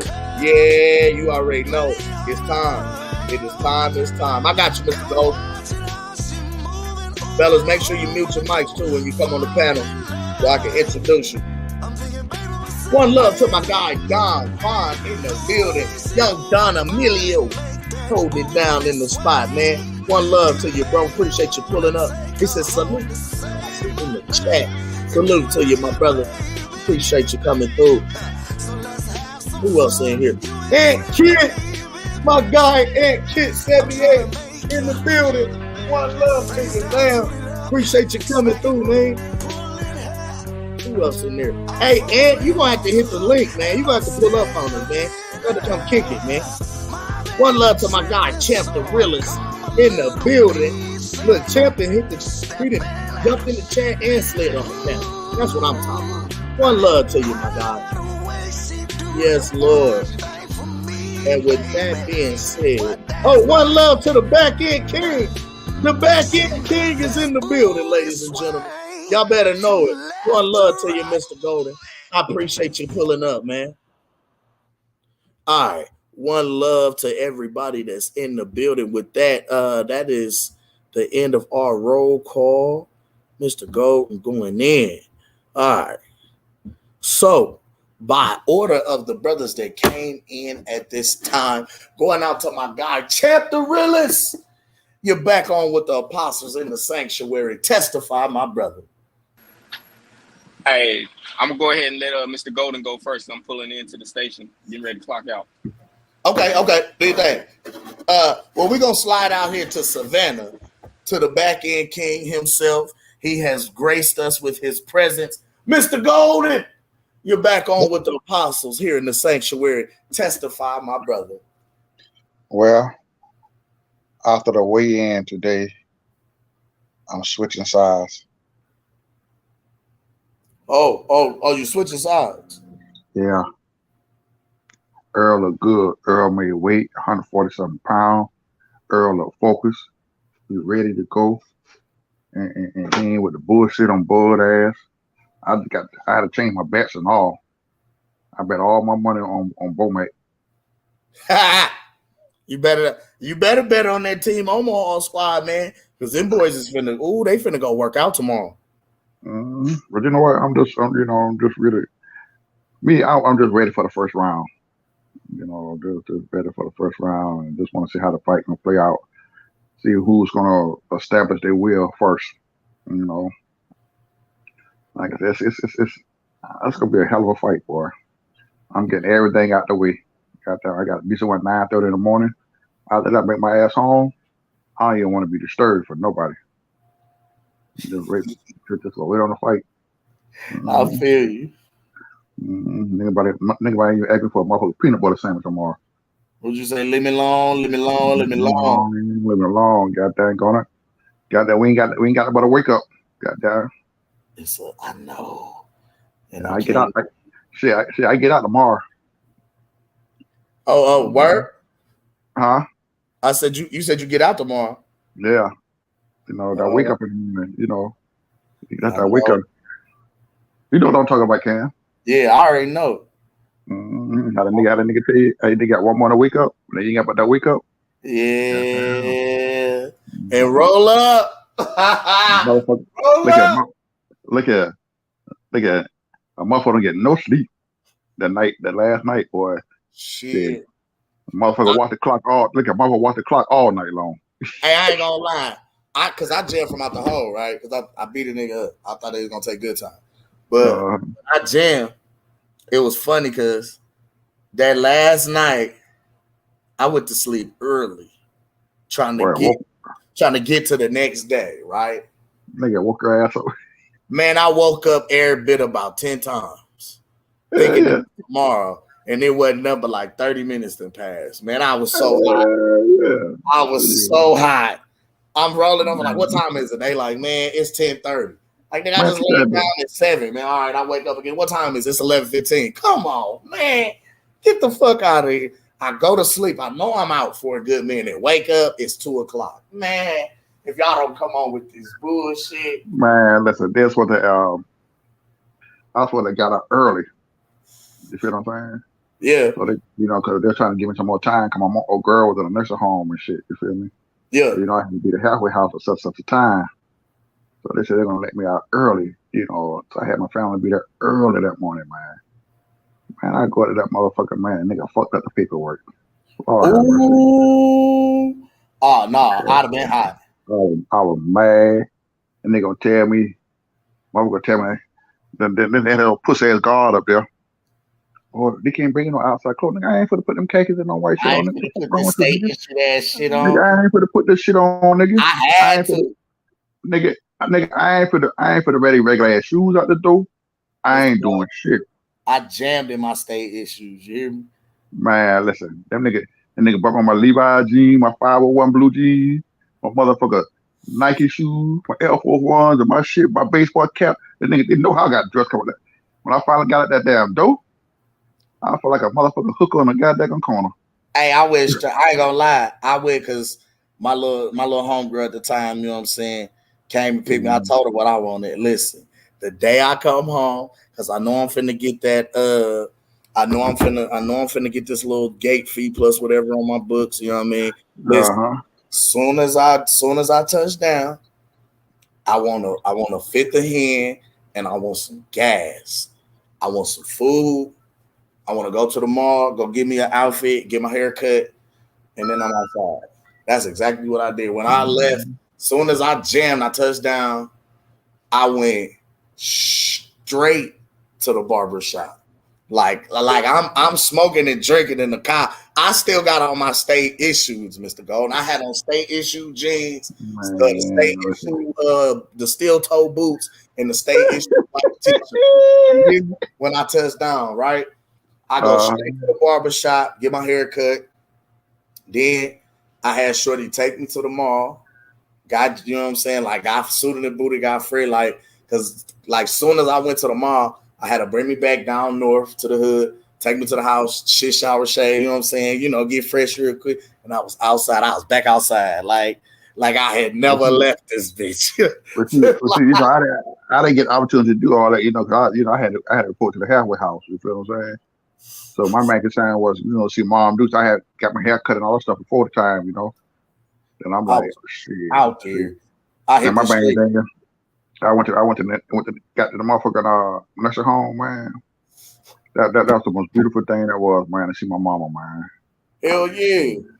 I ran the streets for probably about 3 days.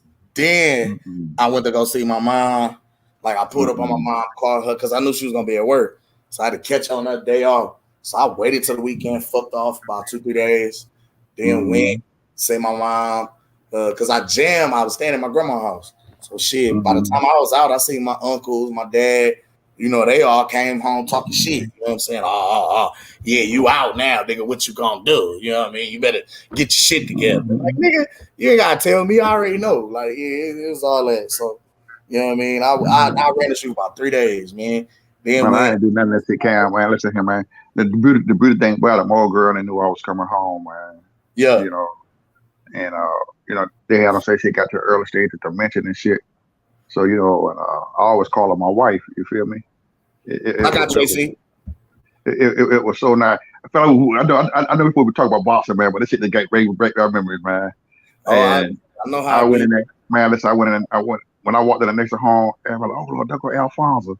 There go Alfonso. I was like, shit, that's how mama used to call my name for years, man. And so I finally went in there, talked to her. I said, Catherine. She was, huh? I said, hey, Catherine. That's what I call her, right? Yeah. She said, well, who was you? I said, this your husband. You ain't none of my husband. Yeah. I said, yeah, I said, this your husband. She said, no. She said, my husband locked up. I wait for my husband to come home. He'll be coming home soon. So he'll be home in a minute. You know, and it still didn't register her that it was me. Yeah. You feel what I'm saying? So she turned around and called my older sister, Angela. Who does my hand tell me he my husband? My husband. She said, Mama, that's father. He home. And Cam, she just broke down and cried and went and calling my name, Cam. I mean, that was the most beautiful thing I could ever ask for. You feel what I'm saying? Yeah. I thank God that I was able to have 3 years of her remaining life. You know, I came home in 2013. She died in 2016. You know, I was, it made 10 years on the 26th of this month that I was home. You know. Yeah. Man, I thank God I had the opportunity. You know, I still miss my baby every day. Heck yeah. Yeah, but let me get off here, man. I'm going back. I got tears in my eyes and I think about that. Let's go ahead and think about boy. Let's talk about boy getting his ass with tomorrow. Bro, he gonna beat the dog shit out of Errol, Mr. Golden. I don't know what y'all seeing, but I just Cam, I'm pulling for boy. You know, I talk my shit. You know, I do this and I do that. But at the end of the day, I'm not going to estimate Errol. And also I'm looking for some fuckery. I just feel it. It's gonna be some fuckery, dog. I swear to God, it's gonna be some fuckery somewhere down the line. You mean in the crowd, or you mean the judges? The judges and all of them niggas with that bullshit, man. I'm telling you, man. Mark my word. If that fight go to the card, man, they either gonna give it to Earl or they're gonna make the bitch a draw. Unless Bud just really beat this nigga till they got the other choice, but to give it to him. You feel what I'm saying? Yeah. He put Earl on his ass a couple times to beat Earl. You know, it's going both of them. I mean, it's gonna be a good fight. You know. You know, I let that a good fight. I just ultimately know I know the ending. Right. You know, I'm just plus I'm looking at you know, I let that the hot box to do, you know, Bud on the hot box, you know. I really enjoy that shit, man. You know, that was lady fire. cool. That was fire, man. But Mike Tyson. Yo, it was funny as hell when Bud was getting on Mike Tyson about biting Evander. That shit was hilarious. Hell yeah, man. Them nigga was stupid as fuck, man. Well, yeah, it was way different than Earl shit. Earl was acting like he was scared to be there. Man, you know, Bud was just like in that interview, Bud was so relaxed. He was so cool. Yeah. You feel what I'm saying? I mean, he was like just sit down and have a regular conversation. It wasn't no pressure on him. Yeah. You know, it wasn't no pressure on that young man. No, nothing. He was handling his business, you know. Yeah, absolutely. He wasn't intimidated by the people he was around. Absolutely. Nah, you know, like he said, he told Mike, he said, shit, Mike. He said, man, oh man, I was sick as hell and Holyfield beat your ass. Yeah, that was funny. That shit was funny as a motherfucker, man. You know, yeah, what is he seemed like the type nigga, man, you just want to hang out with. Yeah, I mean, he's diamond. And see, you know, I like the young man, the humbleness that the young man got. You know, and he was on when he was on the other show the other day. He told nigga shit. I said, stay in a 4-bedroom house that I bought. I ain't got no big old ass mansion. You know, I let the little show that he did where he paid how he spent his first million and shit. You feel what I'm saying? And you know, I'm a young man. You know, he got a good level head on the shoulder.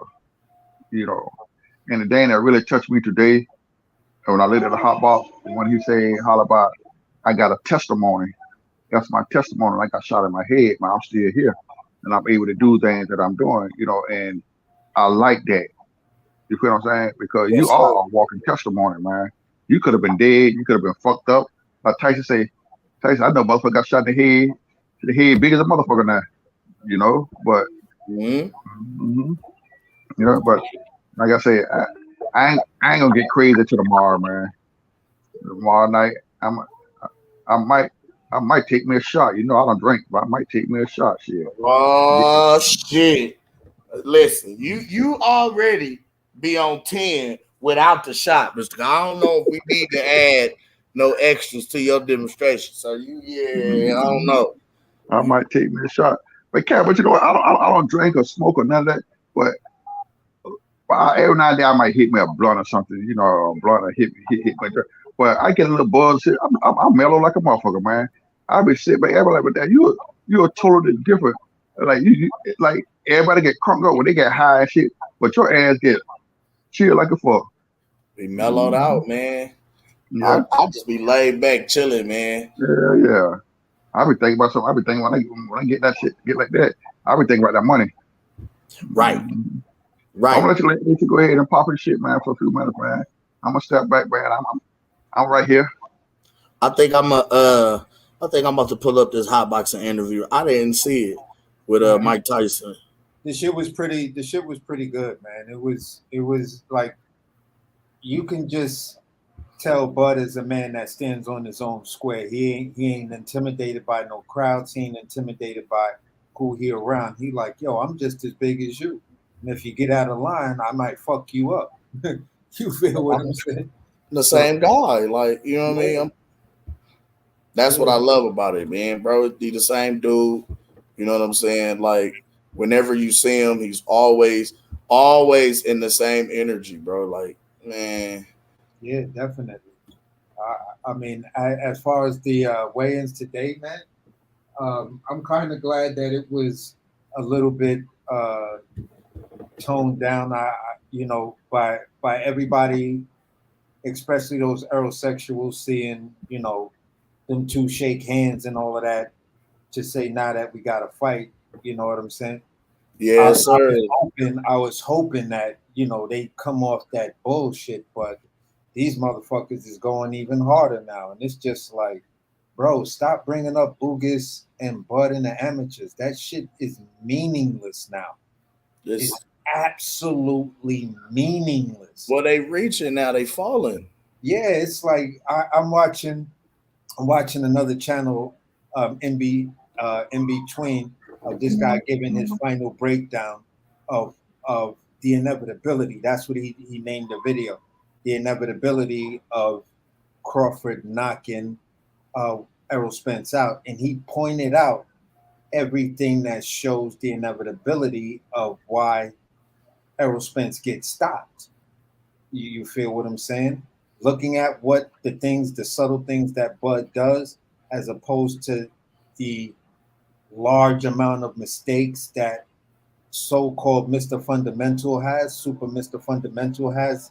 He's like, yo, it's just a matter of time within those 12 rounds that Bud catches him. You feel what I'm saying? And he showed one sequence where it was he used the Victor Postel Postel fight when Postel came out the corner and he set himself up. He got on the line and he was getting ready to shoot the jab, right? And Bud just came right over the top and clapped him. Wow! You feel what I'm saying? And he was like, Bud can catch him with that same shot 10 times out of 10. You feel what I'm saying? And I was just like, yo, this dude, he just be killing it on these breakdowns a lot. And I think, you know, instead of the aerosexuals being mad that, oh, why you showing the fight of when Bud was fighting at 140? Why don't you show this fight? It's like, okay, so if he shows anything at 147, you're pretty much seeing everything but stops. So he's trying to show where someone gave him a good fight, and in between some of those sequences that was fought, Postal won because of his skill set. You feel what I'm saying? Yep. So it's like, okay, respect the footage. Stop complaining. Look at what the man's saying. You feel me? And I was just like, man, you aerosexuals, man, y'all just get tiring, man, because you just bring up shit that's completely irrelevant, and then you say other dumb shit that just doesn't make any sense. And it's like, bro, just be a fan of the sport. If you are a casual, there's nothing wrong with that. There's nothing wrong with it. I don't see anything wrong with it. But when you come out and you try to tell someone who's not a casual, who's a diehard fan, or someone who's actually in the game, oh, you don't know what the fuck you talking about, then it's like, yo, bro, you don't cross the aerosexual line. You went from casual fan to aerosexual in one statement. And now you just not going to back up, because once you entered that door and stepped over that threshold, you just refuse to come back and deal with anything that has anything to do with reason. You feel me? Your opinion, a casual can say some shit that's like, yo, that's a really good point. Like, I mean, they can make good points. Absolutely. Yeah, absolutely. So it's like, yo, I would rather respect you knowing that you're coming from a casual. Like, I don't really watch boxing a lot, but I do watch a lot of, I watch all the main fights and the biggest fights and everything, but I'm not a diehard fan. You feel what I'm saying? They like, but this is what I see on my end looking in. I can respect that. Yeah, and it's like, yeah, I nobody's gonna debate you on your opinion, because then that person is 100% wrong. They can debate you on the facts that you state within your opinion, but your opinion as a total, I would never debate you on that, because then I'd seem like a fool, because I'm trying to change your mind, and that's not what I want to do. I just want to point out, okay, you said this, you said that, and you said this.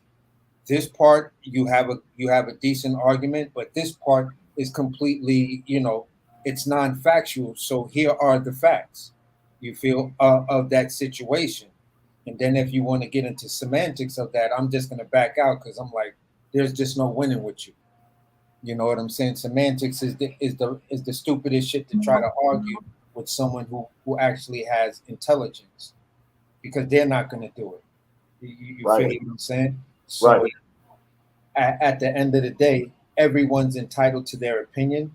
Everybody's opinion is somewhat valid as long as it's based in some sort of fact and or truth. And that truth also depends on how you was raised, what's your financial status, and who you align yourself with, and the level of your own research. So But sometimes, in a lot of senses too, though, AC, perception is reality. So exactly, often what people see is what they take to be. They take it for face value, take it for what it is. exactly. So in the, I would say, in the computer / social media era, which we're in right now, you feel what I'm saying? Mm-hmm. How you perceive me online, I can make you believe I'm a millionaire and I ain't even got $3 in my pocket. Right. Right. You feel what I'm saying? So at the end of the day, it's like I have to let you talk and I have to listen closely to you in order for me to poke holes in that perception you're trying to sell me. You feel what I'm saying? Yes, sir. So at the end of the day, I'll let a guy talk. Go ahead, talk your shit. I sometimes they always say the most humble person is the person that knows when to talk and when to listen. When to be quiet. You feel what I'm saying? Because I can't know who you are until you tell me who you are. And even then, I still got to be. I have to be listening and receptive to actually pay attention. You feel me? Exactly. So if I'm constantly trying to talk over you, like some heterosexuals, you just try to get them to hold on. But let me say what I'm saying. Yeah, man, but I'm trying to tell you, y'all niggas y'all don't know what the fuck, man. And listen, man, y'all don't and it's just like, man, you sounding like motherfucking Tasmanian devil right now off of Bugs Bunny. Like, stop. Hold up. Breaking news. They said Caleb Plant slapped Jamal Charlo at the Bud versus Spence weigh-in. What? And he did. What? There's a photo. What? Caleb Plant ain't playing. Wait a minute, sir. I gotta find this. Yo, Plant ain't Whoa. playing. That's why I like Caleb Plant in a certain way, because that's one of them white boys that just don't give a fuck. That dude will fuck you up, man. You like, yo, I don't talk about that race shit, man. I'll beat your ass. Don't come at me like that. Yo. Wait. I gotta please let me find this, Jesus. Sugar J, that's you, man. What's up, bro? I don't know where nephew when he in and out. I just see his avatar up there. You feel what I'm saying? Yo, hold up. Come on now. Somebody. Bring that up on the scrizzy. Somebody tell me something. Somebody. Oh my God. Is this a video? Tell me this is a video.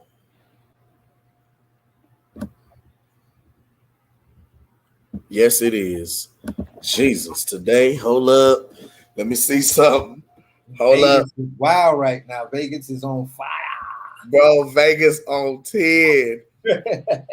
Gee whiz. Hold on. Is this real?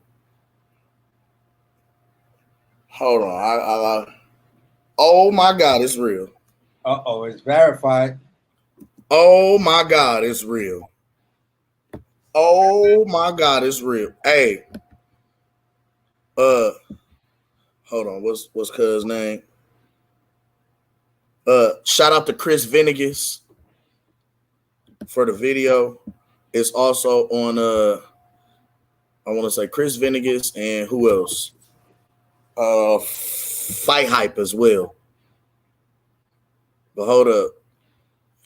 I just want the I'm a go to it. Hold up. This is what I want to see right here. I just want to see if it was real. And oh my God, it's real. Hold on. I do not own the rights to this footage we are about to play. Please, YouTube, don't flag my shit. Hold up.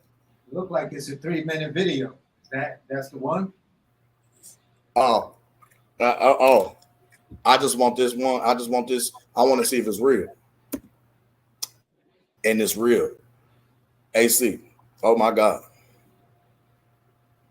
Can y'all see it? Boop. Nah, you ain't got it up yet. It ain't on the screen. Oh my God. Hold on, let me let it load. Oh my God. Stop playing with me, man.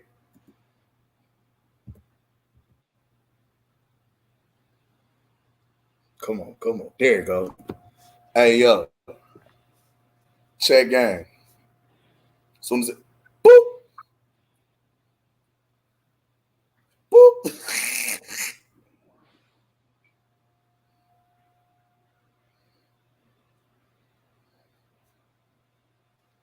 Yo.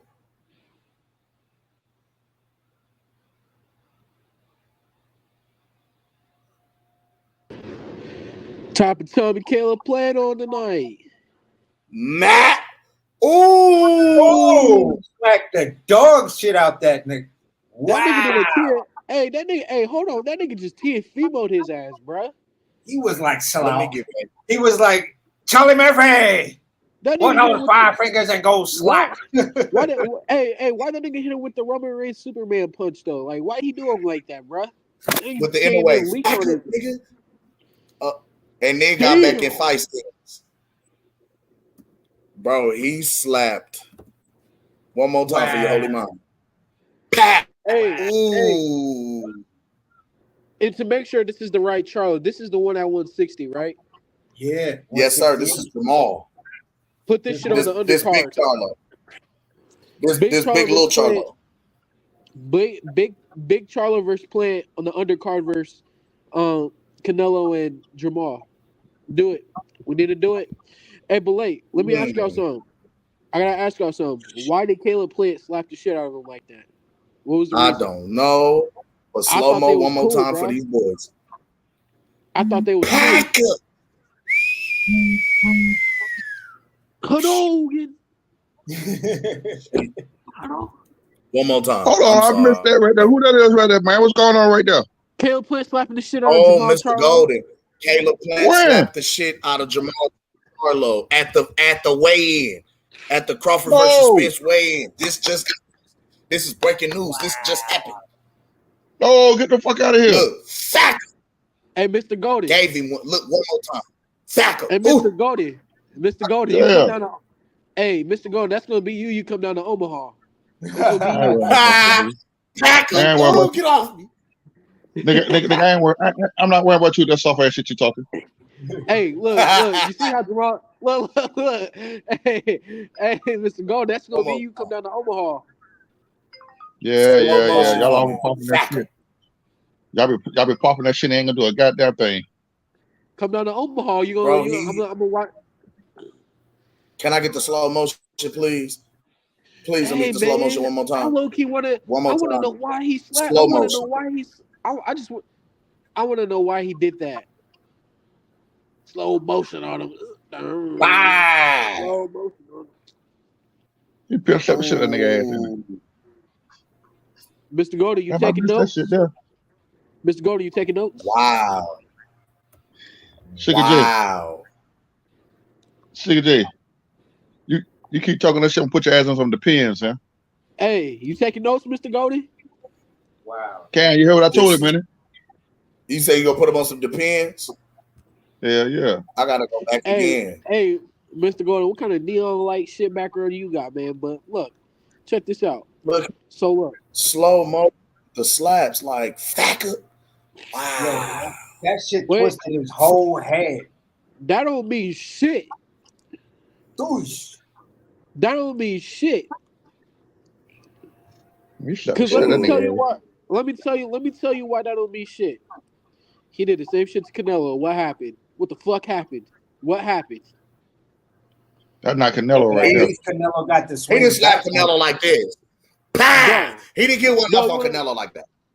He didn't get Bro, off. Yeah, go to. he Hey, leaped no, Kim. into that one. Kim, That's a Kim. fuck you slap. No, Kim. Go put on Canelo slap. Go put that on there. Let's go compare it. Let's see.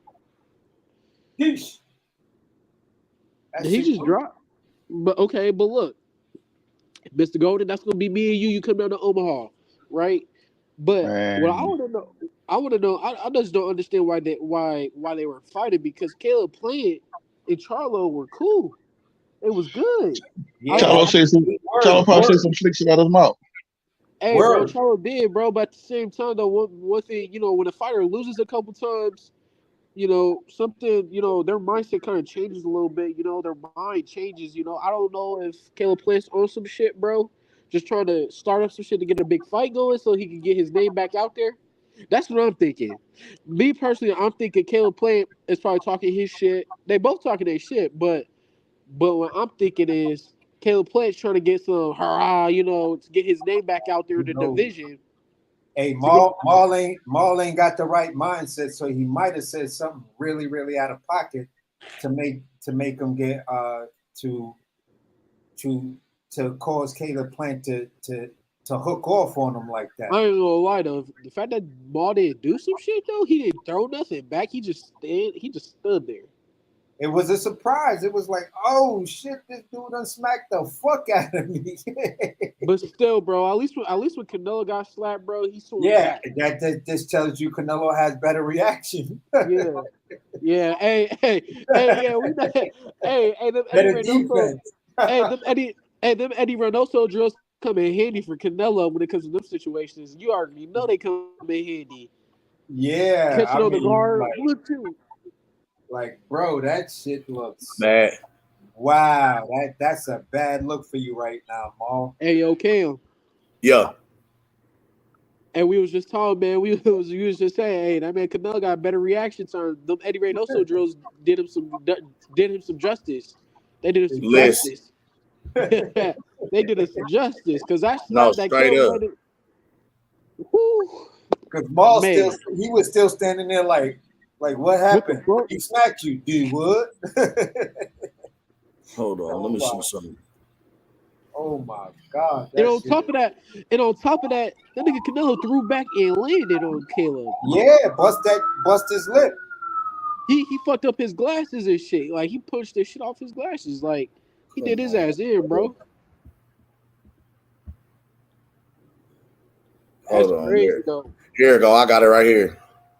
Hey, 154 Charlie would not let that shit slide, bro. He would be on some tournament, man. What the fuck? Okay, there we go. That's what's gonna happen. That's what's gonna happen. Jamal Charlo at 150, the 154 that's from the Canelo, right? Now check this out. Now this is the Canelo versus this is Caleb. This is Canelo and Caleb. All right, bet.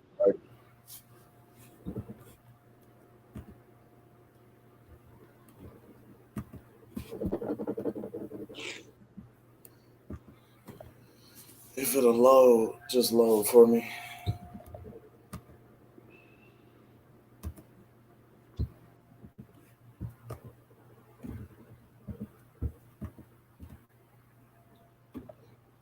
Can y'all see? Can y'all see it on the screen?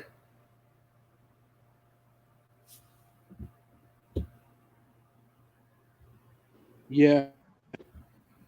All right. Now check it. He pushed him.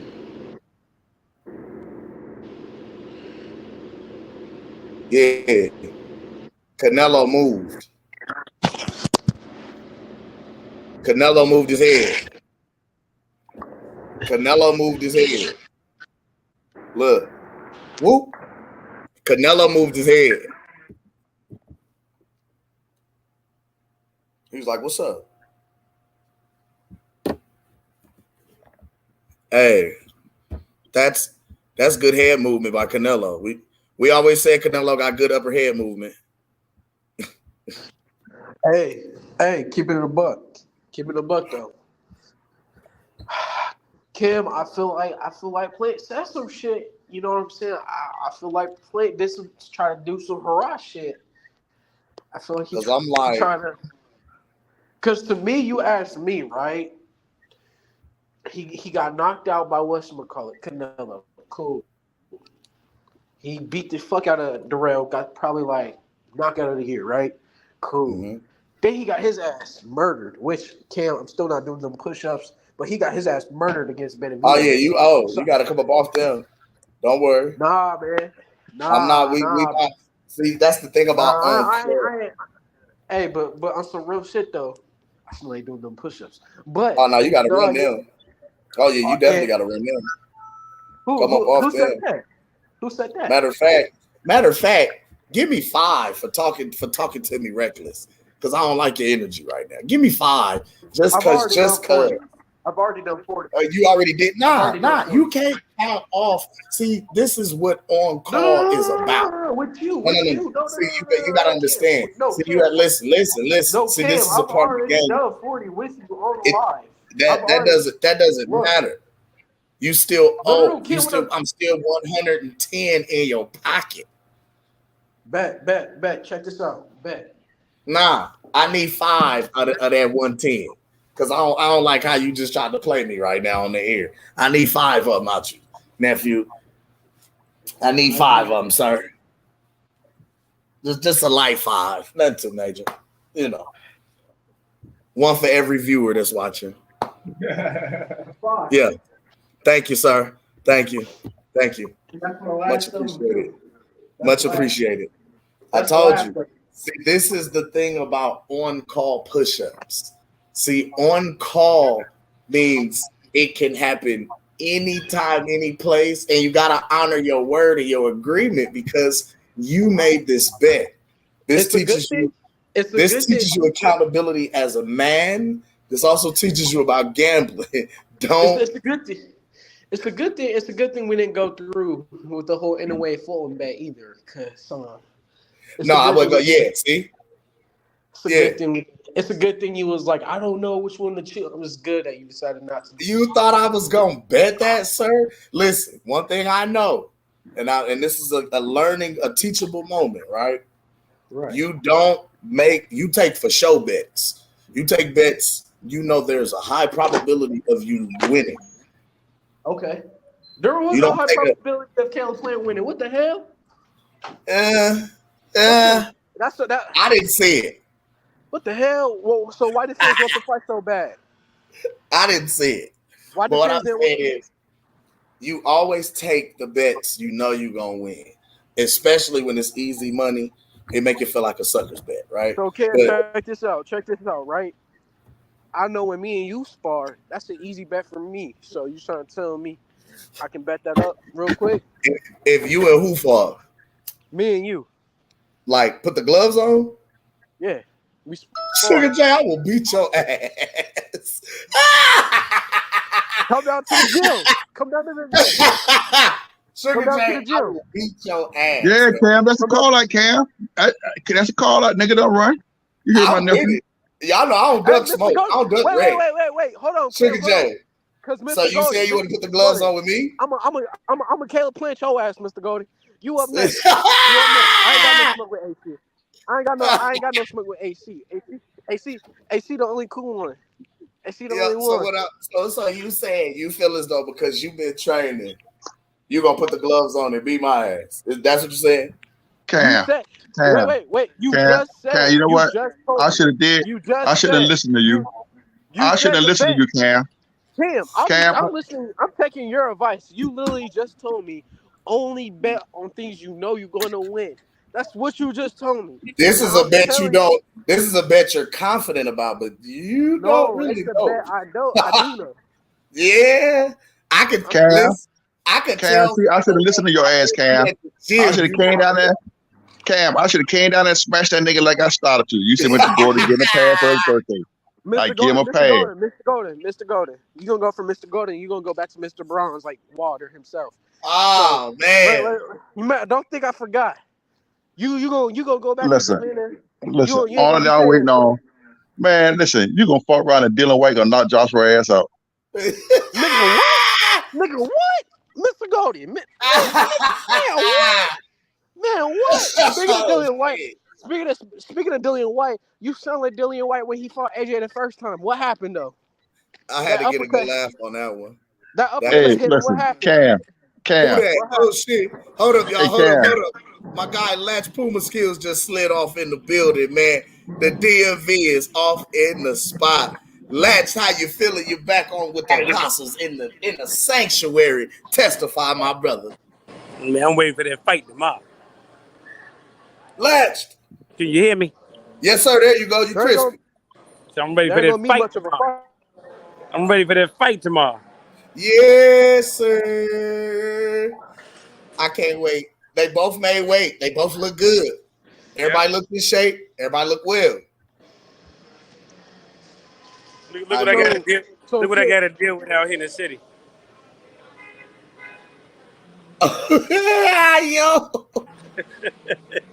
Yo. Oh, snap. Y'all not on duty. Hold on. Let me pull you up. He said, this is what I got to deal with in the city. Hey, yo, Kim. Yeah. Am I still tripping over the fact that Detroit said that John Ennis will knock Bud and Spence out? Man. I'm still kind of. Please don't have it. I hope you. Hey, that was beyond me. We all know Detroit is he's a super Boots fan. He loves Boots. He likes John Ennis almost as much as he does Errol Spence Jr. Oh my God. That shit. Latch. What we was cooking on, because we was cooking on the weigh-in, and then we was talking about the pivot podcast with Bud. But some breaking news just came in that Caleb Plant slapped fire from Jamal Charlo at the Bud versus Spence weigh-ins. God damn, he smacked him. Smacked him. Now Caleb Plant got a history of reaching out trying to smack niggas. He tried to smack Canelo, but Canelo moved his head. That nigga did the Roman Reigns on Charlo. He did the Roman Reigns. He did the Roman Reigns. He did the I'm gonna run it back from the top. Punch.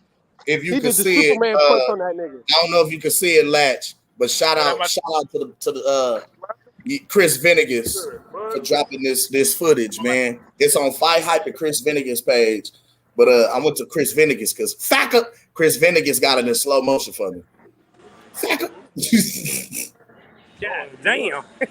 Yeah. Let's run that back again. One more time for your holy mind. Wait till you see it in slow motion. Like it looks even worse. Back up. Now that's slow, right?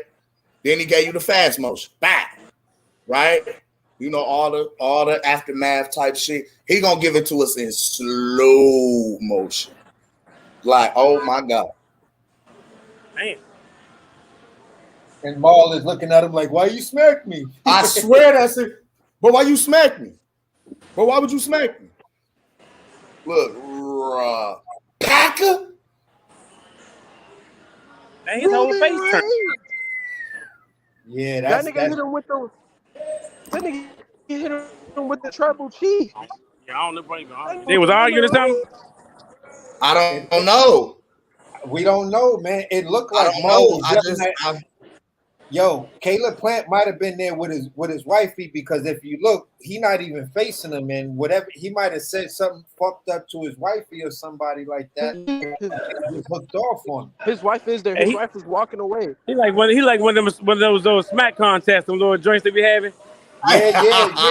Like when you measure the motherfucker, when you got the white sheet on your head and you just measuring his face before you smack fire out of him. Bro. Hey, that's worse than that's worse than getting stole. I was just about to say, man. Getting slapped is worse than getting punched. I'm sorry. It is. That's the worst feeling. It's very, very demeaning, Sugar J. Bad. Smack that motherfucker. Like, I'd rather I'm you gonna take come out off. and come back in later. Yes, sir. Yes, sir. One love to you, Latch. All right, brother. Yeah, that was one of those Cat Williams a pimp called slick back slaps. Oh man, oh my God. That was oh shit. I ain't seen a hey, and what's crazy is because Jamal Charlo is from Houston, Texas. They known for slapping niggas in Texas. Dog, Houston niggas is known for slapping niggas. Like, Nashville done came down with the shit right now. That's what make it so funny. Houston, Texas is known for slapping niggas. That's why I learned to slap a nigga. Nigga told me flat out, he said, listen, if we get into it with some niggas, that's why the first, instead of taking off on the first nigga, I always slap the shit out the first nigga because that slap is going to be memorable throughout the entire fight, especially if you fuck around and slap the nigga and knock him out or something crazy. He said that slap will be remembered throughout the whole fight. And I promise you, I got to get a demonstration because we go to the after hours at the spot, you know what I'm saying, up there on the north side in Houston called Third Coast, right? So we in Third Coast, everybody in Third Coast, you know what I'm saying, Acres Homes. It was funny because we went to we went to the club before we went to the after hours. That's what it was. We went to the club first. When we went to the club, we showed up to the door 50 niggas deep. It was 50 niggas deep. We all in here, jerseys, white t-shirts, jeans, tennis shoes, and the security guard like, hey man, y'all can't get in with them white t-shirts. Nigga, we rushed the door. Nigga, move the fuck out the way. They can't get us all. We rushed the door. Everybody in this bitch free, whole hood in here bad. The homie gets in, walks in the club, just takes off his shirt. He walking around with a wife beater on. He looking to fight, mugging niggas. Bumps a nigga pushes him. Wow, they get to having words exchanging, scuffling, boom, boom, boom. So they like, bitch ass nigga, we gonna catch you outside. So we go outside after the club. The niggas is talking. He with his homies. The nigga that he tussling with, you know what I'm saying, in the club is popping shit, standing out front. He was like, nigga, rah, rah, rah, in the middle of him talking. Before he could say bitch ass nigga, he couldn't even get the book out his mouth. The homie cocked back from Mississippi and slapped the shit out this nigga. Hey, that's so did he hit his ass with the Deontay Wilder? He hit his ass with Deontay Wilder. He slapped the shit. And not only did he slap him, he knocked him out when he slapped him. We didn't see that nigga for the rest of the fight. Hey, Cam, that's also a Brooklyn thing. That nigga was laid on the side, sleep. That's also a Brooklyn thing. That's why you always hear me tell these dudes that get reckless, yo, I will smack the shit out you. Yeah, I will smack the shit out you, man. Yo, bro, listen, man. Keep talking. Watch me smack the shit out you. I swear. You ain't gonna do wow. Bro, it just be like, ooh. Yeah. Hey, wait. Cam, wait, hold on. Have you seen that video of when this is Caleb Plant's blood, bro? Have you seen that video when that nigga was in high school? And that nigga, he was down in Tennessee, and he was fighting this big black nigga, and he was like boxing the fuck out this nigga, just beating his ass. Like, if you go, that nigga was like 18, 17, and he was getting recorded. They thought he was gonna get his ass beat by this bigger black nigga. He was like a school bully or something. Had a knife and was trying to stab that nigga Caleb. Caleb was boxing the fuck out of him, bro.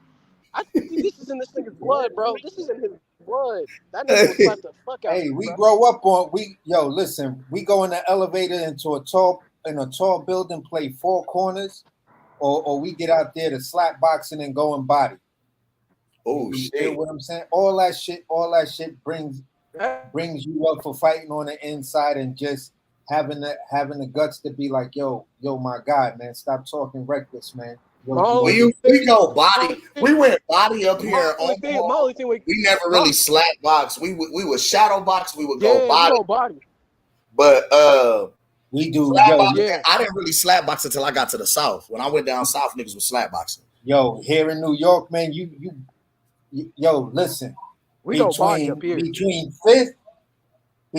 fifth and basically to the time you graduate from high school, your slap box game better be up. Otherwise, you a victim. Because if niggas never seen you slap box or go body with somebody, you a victim. You're gonna be victimized. Period. No ifs, ands, or buts about it. Or you better have a type of family where your big brothers is really about that life. I made my name going body, playing football, basketball, because I was always crashing niggas. Like I made my name off of, man, with me being short and stocky, I was running through shit. I was playing football, I ran everybody over. Playing basketball, I motherfuckers would underestimate me because of my size. Man, I got motherfuckers that 6'11", 7'2", that play for Creighton that'll come shake my hand. Man, what's up, Cam? How you doing? And niggas be like, how is this big ass nigga like, you know, leaning down, giving you reverence and respect? And I'm like, because we hooped one day and running for a loose ball, he tried to intimidate me and I ran him over. I ran through his chest. And then the next possession, they gave the nigga the ball off the rebound. He went to go up to score and I pinned this shit to the glass. They like, nigga, what? It looked like Nate Robinson when he whooped Yao Ming shot. It looked just like that. Hey, listen, I wasn't the real sports dude and shit like that. I was more into graffiti and just basically breakdancing. But going to different break dances and house parties, there's always that dude that's talking shit. And you ain't shit. My man just fucked. I got you, come on. And it's just like, yo, man, shut the fuck up. And he like, what, nigga? You don't know what you. Yo, listen, shut the fuck up before I smack the shit out you. Yep. Some dancing ass nigga gonna smack me. Blow. Yep. No, fuck that. You feel what I'm saying? And real talk. I went to I was boxing and I was taking taekwondo, so I wasn't scared of nobody. And I don't give a fuck how big you were. Oh yeah, big don't spell bad. Exactly. That was my name. Like, and we used to have this saying. And it's always some big ass ugly nigga. We used to be like, yo, just cause your ass ugly as hell, that don't mean you tough, nigga. Real shit. You know what I'm saying? Man, it used to be funny because we would go body and shit. Yeah, body. I was going body with niggas, and I would laugh because when I would go body, I go body with the big niggas. Yeah, same. Niggas twice my size, so we huddling, we throwing slugs. I would stand there and let niggas punch me. Like, man, you like a bitch. You gotta hit me harder than that. Yeah, they're like, nigga, what? They used to call me little skinny big Mike. They like that little skinny nigga hit like a big nigga. Don't play with that dude, bro. I remember the homie, me and my guy, one of the guys, man. Me and folks about the same size. We going body back and forth. And after a while, I'm tired of punching with this nigga. Like this nigga homies is thinking he getting with me. I was like, man, let me show this nigga something. That nigga threw 2 punches. I punched both of his fists. Bah, bah. Yeah, I was good. Ran off like 12 in his chest. It was like, ooh, because he laid on the ground. He can't hold his chest because he trying to with his hands. Because we used to play bloody knuckles. I used to play bloody knuckles with the big homies. We used to go body. We did all that shit. So, man, bro, that shit was fun. Yeah. That shit was so fun.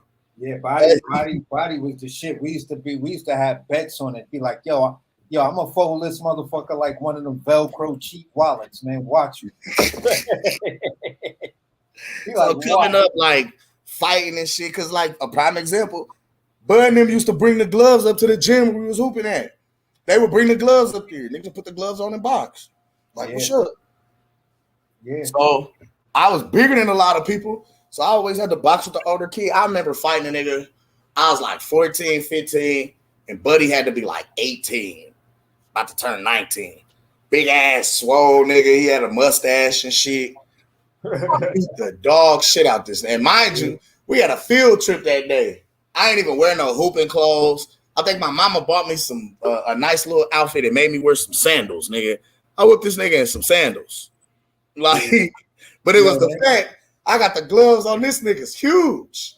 But he can't hit me. The air punch I threw was landing. Kim can fight. Yeah, nigga. Nigga. when I moved from Brooklyn to Uptown for about a hot 2 years and shit like that, there was this nigga in the school named Rocky, little short nigga that had a grown man body, like chest muscles. Nigga had an 8-pack. You feel what I'm saying? Like when he had his t-shirt on, like the t-shirt would wrap around his arms and shit. Little stocky nigga, yeah, that's like little puck fucking like Rocky could get down though. Like he could fight his ass off. So he had a sister named Dee Dee, right? So Dee Dee came up on me. I was a new nigga in school. She like, yo, I like you, blah, blah, blah, blah, blah.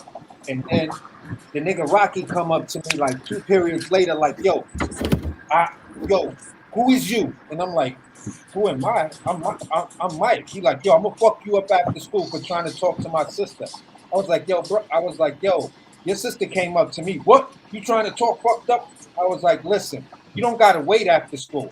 We can get this on right now. He was right like, now. And I just pieced him up, big, and sat him down. I sat him down like that. So the principal come out, everybody in the school like, yo, the new nigga just sat Rocky down. So after school, I'm coming out the jump off, right? Nigga tried to throw me in a headlock and shit like that. I pick him up, body slam him and all of that, because my cousin was an all-state wrestler, and from wrestling this nigga and get my ass kicked 1,000 times by this dude. Like we wrestle 1,000 times, 1,000 times I lost. You feel what I'm saying? Yeah. So it was just like when you grab me, you ain't my cousin. And I just picked the nigga up, dropped him on his shit, and just pounded him out. And everybody, that's how I got my respect uptown. They was like, yo, that little skinny nigga right there, man, yo, that nigga fucked Rocky up. And it was just like after that, I just kind of felt who I was. And I just tried to tell dudes, listen, man, let's just talk about this. I really don't want to fight you. I don't really like fighting niggas like that. I'm a playful dude. I'm an artist. I'm a dancer. But if you push my buttons like that, I'm gonna get at you. You feel what I'm saying? And it was just weird growing up in all these different parts of Brooklyn and Uptown and shit like that. But I'm gonna keep it 100, man. The way y'all grew up in Omaha ain't really no difference at all. Maybe but the size of the buildings and shit like that from Brooklyn. You Y'all feel got me? the same attitude we had. That's what I say. It's the block is the same everywhere you go. It's just different people in it. You feel me? Exactly. It may be a different street name. Yeah, bro. What's up, champ? You good? Like what you was talking about, AC? This is a perfect segue into what I'm about to ask Cam. Cam, check your phone. I already got it. We just cooked on it. On Plant. Oh yeah, that shit was a. Oh yeah. Yo, that nigga, I got to respect that dude, man. He like, put some spec on my name. Hey, y'all can check my page from way back. I've always been a fan. And yeah, that just brought it. That's why it took me a while to get back on after I clocked out, because I see that I've just been watching it over and over again and just put a smile on my face. Hey. I just want to know what tomorrow that's about, man. Tomorrow, I think apparently it seemed like Jamal or something put his finger or something like that in Plant's face, and Plant felt disrespected. So, listen, when you disrespect somebody, that slap comes. That's the ultimate disrespect. The ultimate. Listen, it's two things a motherfucker I seen motherfucker do, where it was like, yeah, y'all got now a motherfucker slapping you, y'all got a box. I done seen a motherfucker spit in somebody's face. Oh no, that gets you lined up out here. Nigga will not fight you. He'll just pull a gat out and bro and blow your shit. Now, the ultimate form of disrespect is to slap somebody. Out here, like, think about it. When he slapped, niggas have been slapped and had a whole gunfight after that. Yo, a nigga can get slapped out here, but when you mush a nigga, oh man, that's like especially the type of mush where it comes like where your hand is up and it's like a open palm slap with the push in it. Oh man. yeah. Oh, that's just like shut the bit up, nigga. You like catch him and you hit and then you push his whole head. That's like, yeah. Fuck is you talking about? Like, man, to get mushed. Oh, that's. I mean, some niggas are rather get spit on than to be mushed in front of a whole bunch of people. Because you gotta do something about it. Man, he slapped the shit out of Jamal. Yeah, he Listen, it's inevitable. They have to fight now. Yeah. Like, yeah, Mark, they have to fight. You better get your motherfucking head right ASAP because you ain't never living that down. Because that's viral. They're going to be memes about you with that slap, bruh. And you got your hands up like you copping a plea afterwards, like walking behind them like, what happened? Why you did that to me? No, nigga. My hands ain't up like that. Big man, you wouldn't have been able to stop me. I'd have probably knocked you out to get the Caleb Plant. Like, y'all would have caught, y'all would have had to arrest me out there, nigga smack me like that. Hey, how they was pushing Plant back, you would have thought Plant was the one that got slapped. Word. I'm like, man, listen, y'all got me talking 80s language again. Word. For real.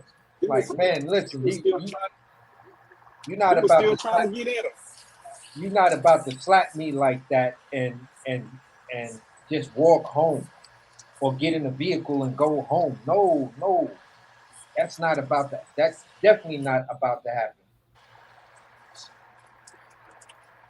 So now, gentlemen, we done seen both brothers get slapped and both brothers not do anything after getting slapped.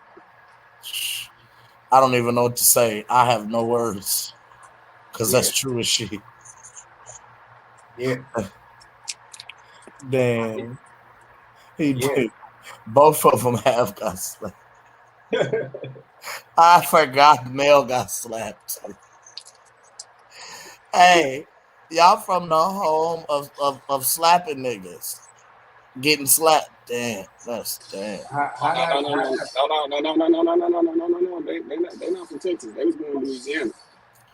That's right. Great point. Hey, that's a great point. I think Lafayette or something like that. Lafayette or Monroe or something like that. Oh yeah, they is from Lafayette. Hey, but still, Lafayette cats don't get down like that. No, they don't. Silk sheets, bro. Silk sheets. Silk sheets make you weak. Oh, is that the bro? Is that the gang? Y'all know what it is. It's the Ghost to yo, Mr. Ghost to yo. What's the deal, bro? And we are at the end. Errol Spence made weight. We are 24 hours away from an ass motherfucking kicking with a good old fresh fry cooking. Yeah. Christmas in July. Oh my gosh. Now. You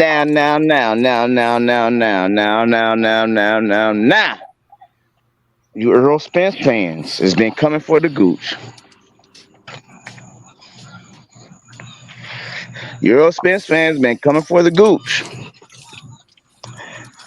We will see tomorrow. I'm done talking. I might, cook some shit later on. I don't know, tonight or tomorrow, just on my opinion on how the fight gonna go. I'm gonna do a brief synopsis. You already know how I am. I'm gonna do my shit. But you Eurosexuals. Talk to me. Talk your shit. What's up? You Eurosexuals that's been coming for me. Just know in 48 hours, and it's not gonna be no fun when this rabbit has that gun. Real. I'm not even giving them 48. I'm giving them 25. Bro, I'm gonna say 48 for the simple fact what I'm gonna do tomorrow night is just talk my shit. But come the 30th, oh, names is going to get dropped. Names is going to get called out. And I'm gonna invite you guys. I'm going to invite you guys to this Hey, I'm boxing gonna do review. my best. I'm gonna do my best, Caleb Plant. I'm going on the slap tour. Just slapping shit. Like Redman got that song. Like Redman got the song with slapping everybody. Hey, that song go hard, bro. For real. Now, I will say this also. Oh, it's lightning, so I know the storm is coming. It just rained up here. I'm gonna say this also. I haven't been on YouTube much today. Only thing I got to see was Earl and Bud jump on the weight on the scale. I didn't see the talk back and forth. I didn't get to see that. I didn't get to see Earl tell Bud, you need to thank me. I'm sorry. I apologize. We didn't see Bud today. We seen Terrence. I didn't see Terrence talking to Earl. I didn't get to see that. Yeah, they shook hands. Errol told him you oughta thank me for making this fight happen. Right, and they shook hands. That was Terrence. Yeah, ladies and gentlemen, Terrence was in the building today. I didn't think I was gonna see Terrence. I thought we weren't gonna see Terrence no more, but we got to see Terrence today.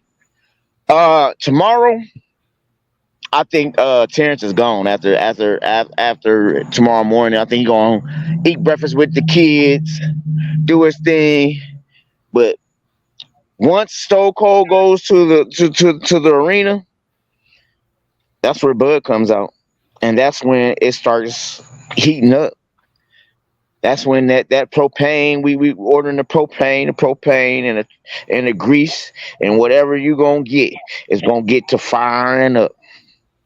Gonna get to firing up. But now I was told, Gooch, we can't have round 1 and 2. We can't have round 1 and 2 for the grease to get hot. So guess what Goose said? Fuck it. The grease getting hot with So Cold.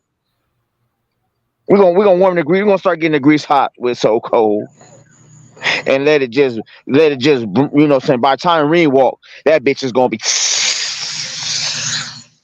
by first round, we in doggoing that nigga. Amir Khan and that nigga. 1 or 2, somebody gotta go down to the ground. Yeah, that 1 or 2, somebody gotta go. 3, he's out of there. He's out there in 3, y'all. I'm going with Bill's boot camp now. I don't see him going past 3. No, I'm lying. I see him going 9. I see it later rounds though. In all honesty, I want 3. I wish it could be 3. 3 it'd be spectacular. But I do see the later rounds droppage. 6. It can't go to the judges. Tim Cheatham? No way. We don't even want to see what fucking Tim Cheatham. I don't even want to see what Tim Cheatham puts down, bro. That's just me. What about you, Cam? Y'all know what I'm going with. Crawford by stoppage. No. I ain't asking that. I'm asking, do you want to see what Tim Cheatham is going to put down? To be honest with you, no. I am not worried about the judges or officials because I know Bud is not going to leave it in the hands of the officials. He's going to stop there. That's why I'm not worried about it. But let me say this though. I'm not gonna lie, bro. When it's all said and done, I am curious to see what the hell these motherfuckers, how they gonna judge this fight, bro. Because if they do the Rolly situation, wasn't the Rolly? Which one was it when motherfucker got knocked down? They still scored it 9 to 10. That was bro. Ryan. It was nigga. When have we ever seen a knockdown go 9? You get a 9 off a knockdown. That's 2 points automatic. The last time we saw that was Wilder first knockdown of Fury in the first fight because they still scored that shit lopsided. Like, I was about to say, I have never in my life seen a 10-9 for a knockdown round. With a point taken away, they still made it a draw. I'm like, I don't know what fight them judges saw. I've never seen that in a fight. That's why I I ain't said, never. listen, Bud is going to stop Errol. He's knocking him out. Like, he's stopping that man. It ain't no He other got way you. to talk about it. He's Hey, going down and in then I'm gonna tell history. y'all something too. I wanted to tell you, Gooch. I didn't know if you heard, but No, I have it. Bud definitely been listening to the apostles. What happened? Nigga, what? You'll never guess what he told the Pivot. You didn't hear what he told the Pivot podcast? What you want about the David Avocado? No, not even the avocado. Everybody was saying that, but no, that's not when he told them when they was like, yeah. Y'all said he said he the big fish, the biggest. He Moby Dick. He don't need more than a fishing pole to catch him. And he said, well, if that's the case, I'm gonna just have to send my friend after him.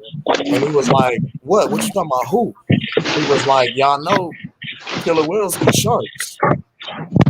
They said, oh, so you an orca? You a killer whale? Oh yeah, he did say that. Gang shit. He did say that. He Free said Willy that. on these whole ass niggas, man. I told y'all. You did start the Free Willy chant. I give you Told that. y'all. Free We Willy. did do that. We did cook with the Free Willy song. We did do Yeah. that for the orcas in the water. Yeah, man. Killer whales eat sharks. Killer They whales do hunt eat sharks. And dolphins fuck them niggas up. I'm about to say dolphins kill sharks. They beat sharks' ass. Yeah. That part. Break their ribs. Break their ribs. Yes, sir. Yes, sir. Yes, sir. Yes, sir. See, I got some fishing analysts in the car with me right now. They telling me they break their ribs. Killer whales is the most dangerous animal in the sea.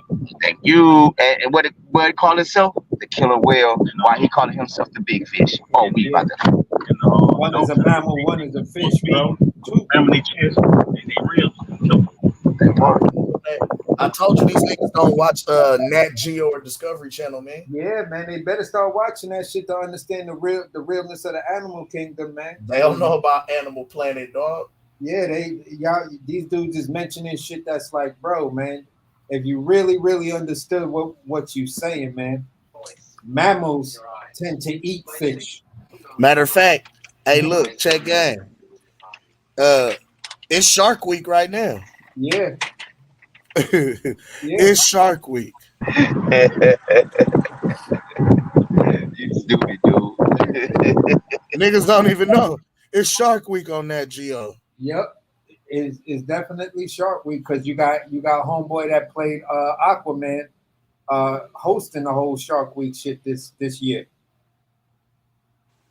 Oh, Jason Momoa? Yeah. Yep. Yeah.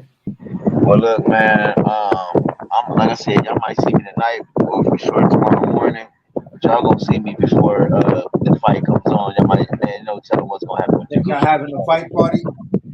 I'm trying to go to Atlanta, man. I gotta hit fresh up, so I'm gonna try to go to Atlanta. But y'all not gonna be able to hear me because I know it's a lot of wind. So I'm gonna just be in the chat, man. One love to everybody. I love y'all, man. All right, go stay up, bro. Yeah, hop back in when you get to the spot, man. Safe out there, bro. Man, this fight week is crazy. That just capped it off. That Caleb Plant shit just capped it off. Now Hey, I'm super Clint excited. came with that Omaha energy. Yeah. He came with that Omaha energy. He had to slap another Earl sexual. Yep. I love it. I fucking love it. I fucking love it. This is what Bud knocking Errol out is gonna do to these aerosexuals. It's a blatant slap in the face. Like, and the thing is, I respect Errol Spence as a fighter. I respect his accomplishments. I don't take anything away from what he does in the ring and what he does well. I just feel ultimately at the end of the day that Terence Crawford has more tools in his bag. Have y'all ever watched Meg? Huh? No, we y'all get watched it. We Meg? get it. The Meg. Have y'all ever watched the movie The Meg? Yep, I seen it. I want to see part 2. You watched that shit, right? Yep. So look, y'all seen how the Meg died, right? You see how the Jason Statham killed that nigga, right? That's gonna be the same way. We're gonna throw that 2 on Saturday. Wait. How did he kill him in the first one? In the movies, there's no need for a part 2. We don't need no part 2. We already know. And starts with part one and ends with part one. That's all there is to it. You know?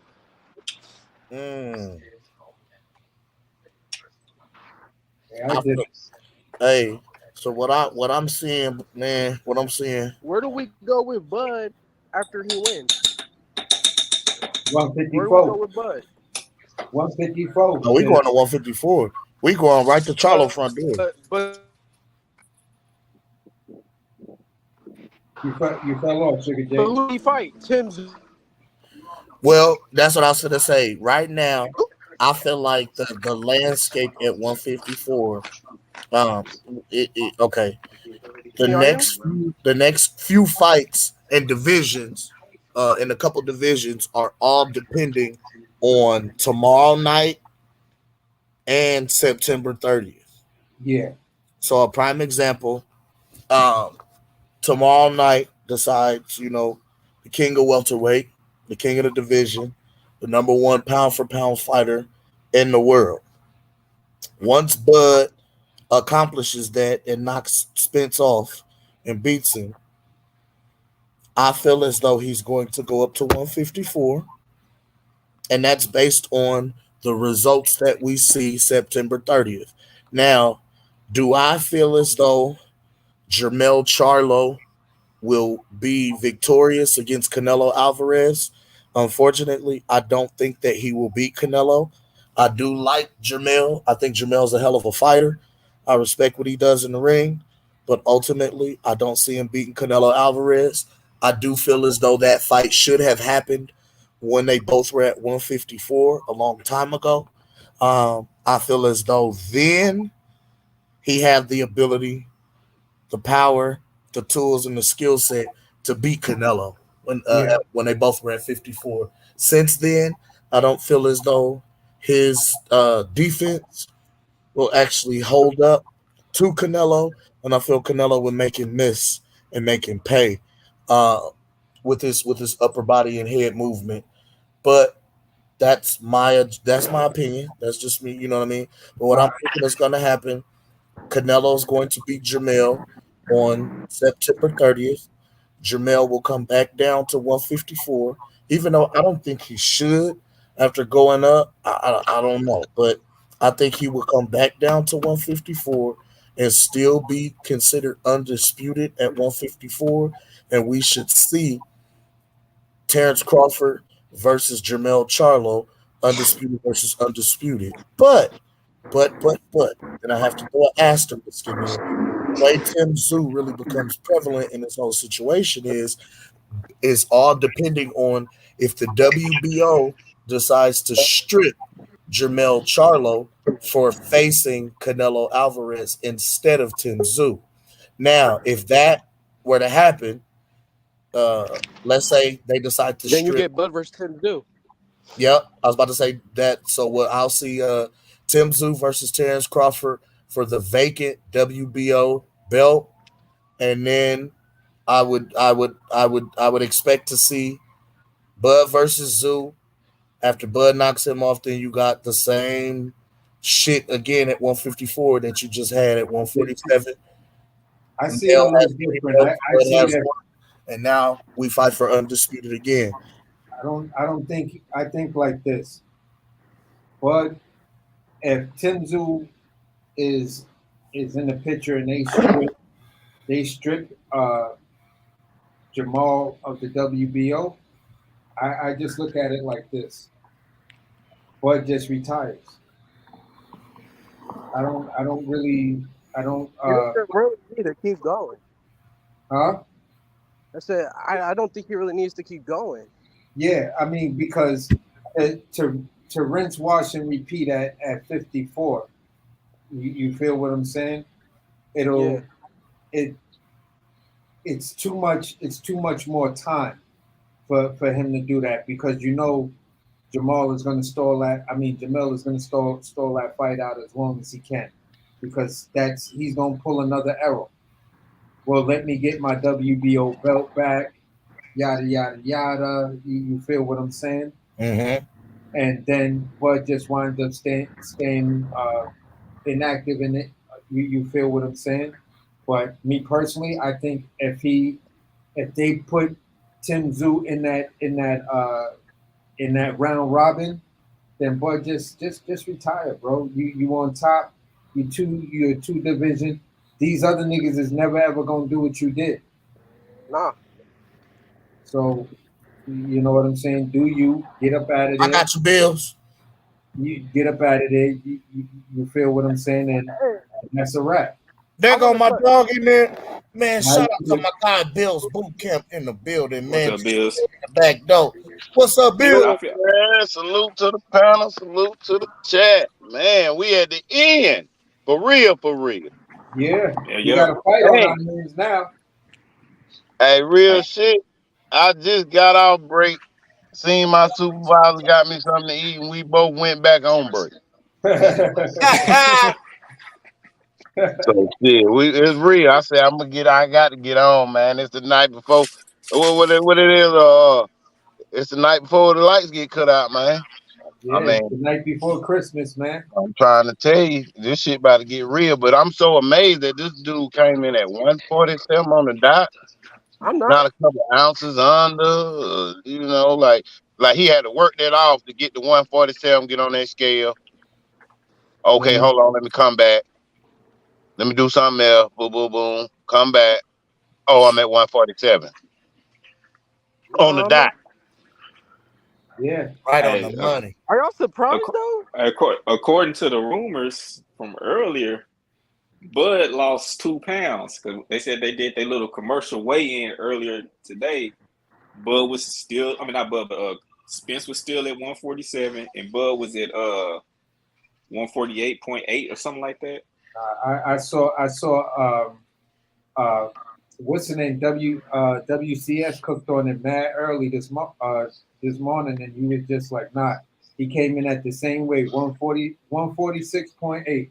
He was like, yeah, some of these channels is they just because it's the opposition and they want the clickbait. He was like, you know what I'm saying? He was like, nah, he hit it right, 146. Errol Spence came in at 147. Now, here's the thing. I can believe maybe Errol came in a couple of pounds over. That's why he hit the 147 right on the dot. He had to go back and piss some of that shit out or whatever, hit a sweat bag or whatever. You feel what I'm saying? But Bud just looked like he was on target, like at least right fucking 3 weeks ago. Bud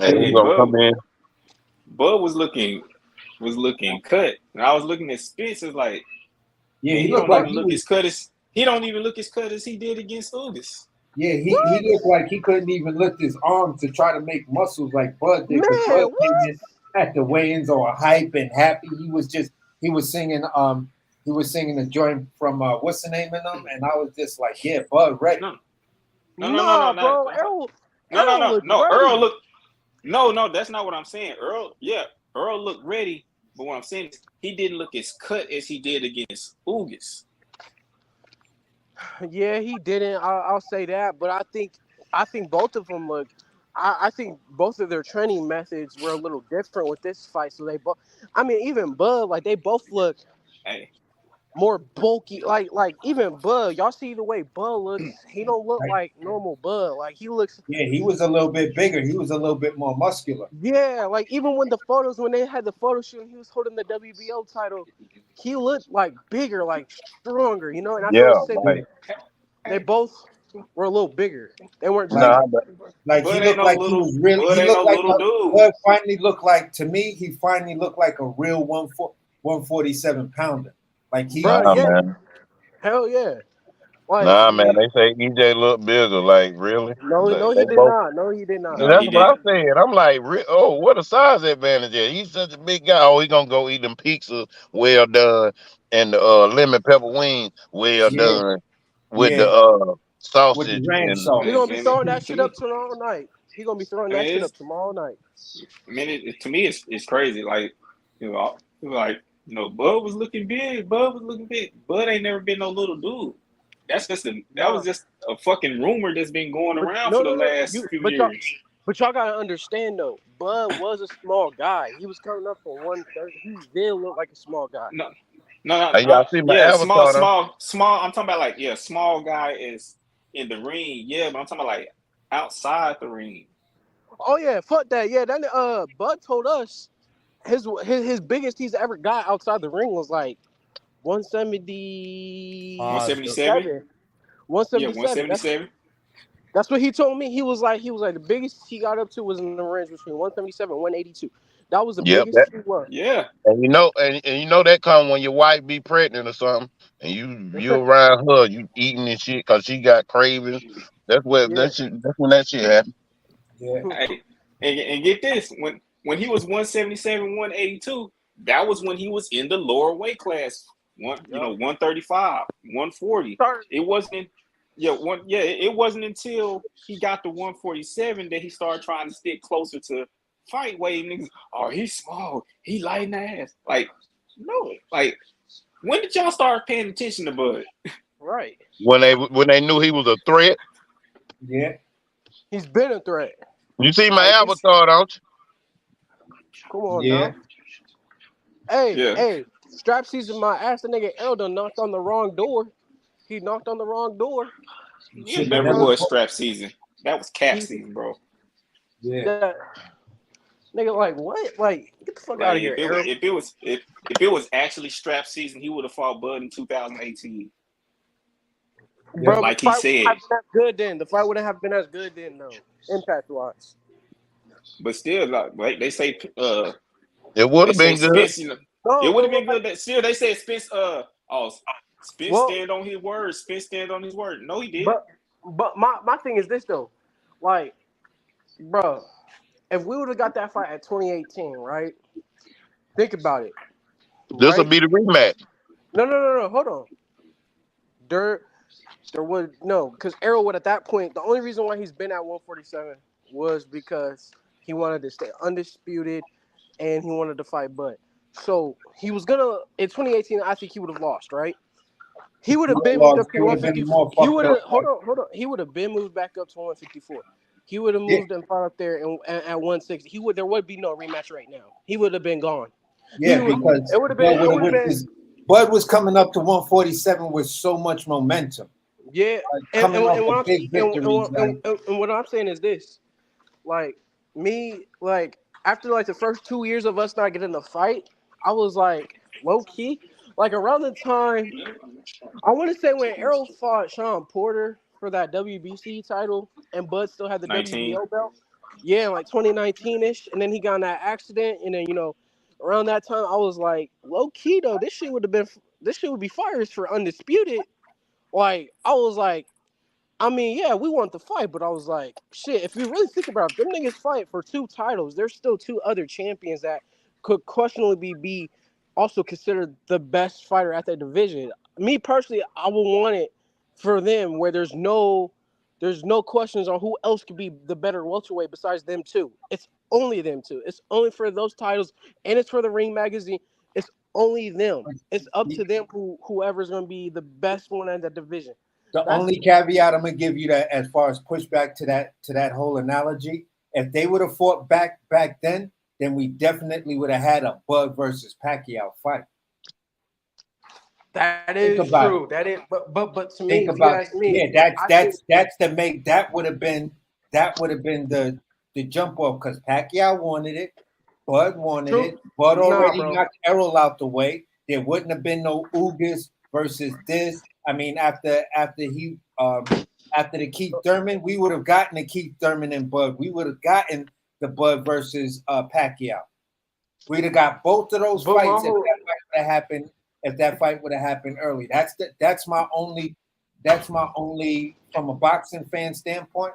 That's the only thing that really pisses me off that Errol helped that up because you didn't fight at the same time. You didn't fight Pacquiao.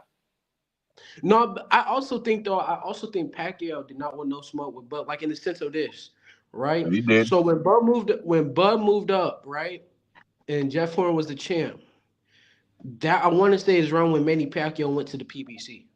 That is like right around that time. So let's just say, but it would have still been the same thing with Bud because he was on the PBC side. there was still that whole side of the street type shit that he had to go through. He would have still had to Yeah, go but through we that. wouldn't have had that because Errol would have already been knocked off. That's what Oh, I see what started you're that saying. whole shit. But to me though, but to me though, Manny didn't never wanted that fight with Bud. I feel like he would never even like no matter what, he would never get that. He would never want that fight, especially after losing to Jeff Ford. He would never want that fight, even though he did. Even though because at that time when he probably did would beat Keith Thurman, I don't think he really want that smoke. I don't think so. He to me, you asked me, especially in 2018, 2019, Bud was too much of a big risk, and I don't want to say a love reward, but that was definitely another name that he probably did not want to lose to because he knew he could have lost to. But name wise, there was nobody as big as Manny Pacquiao. So for him to lose to Bud, who where accolade wise, yeah, he's up there, but name wise, he's not.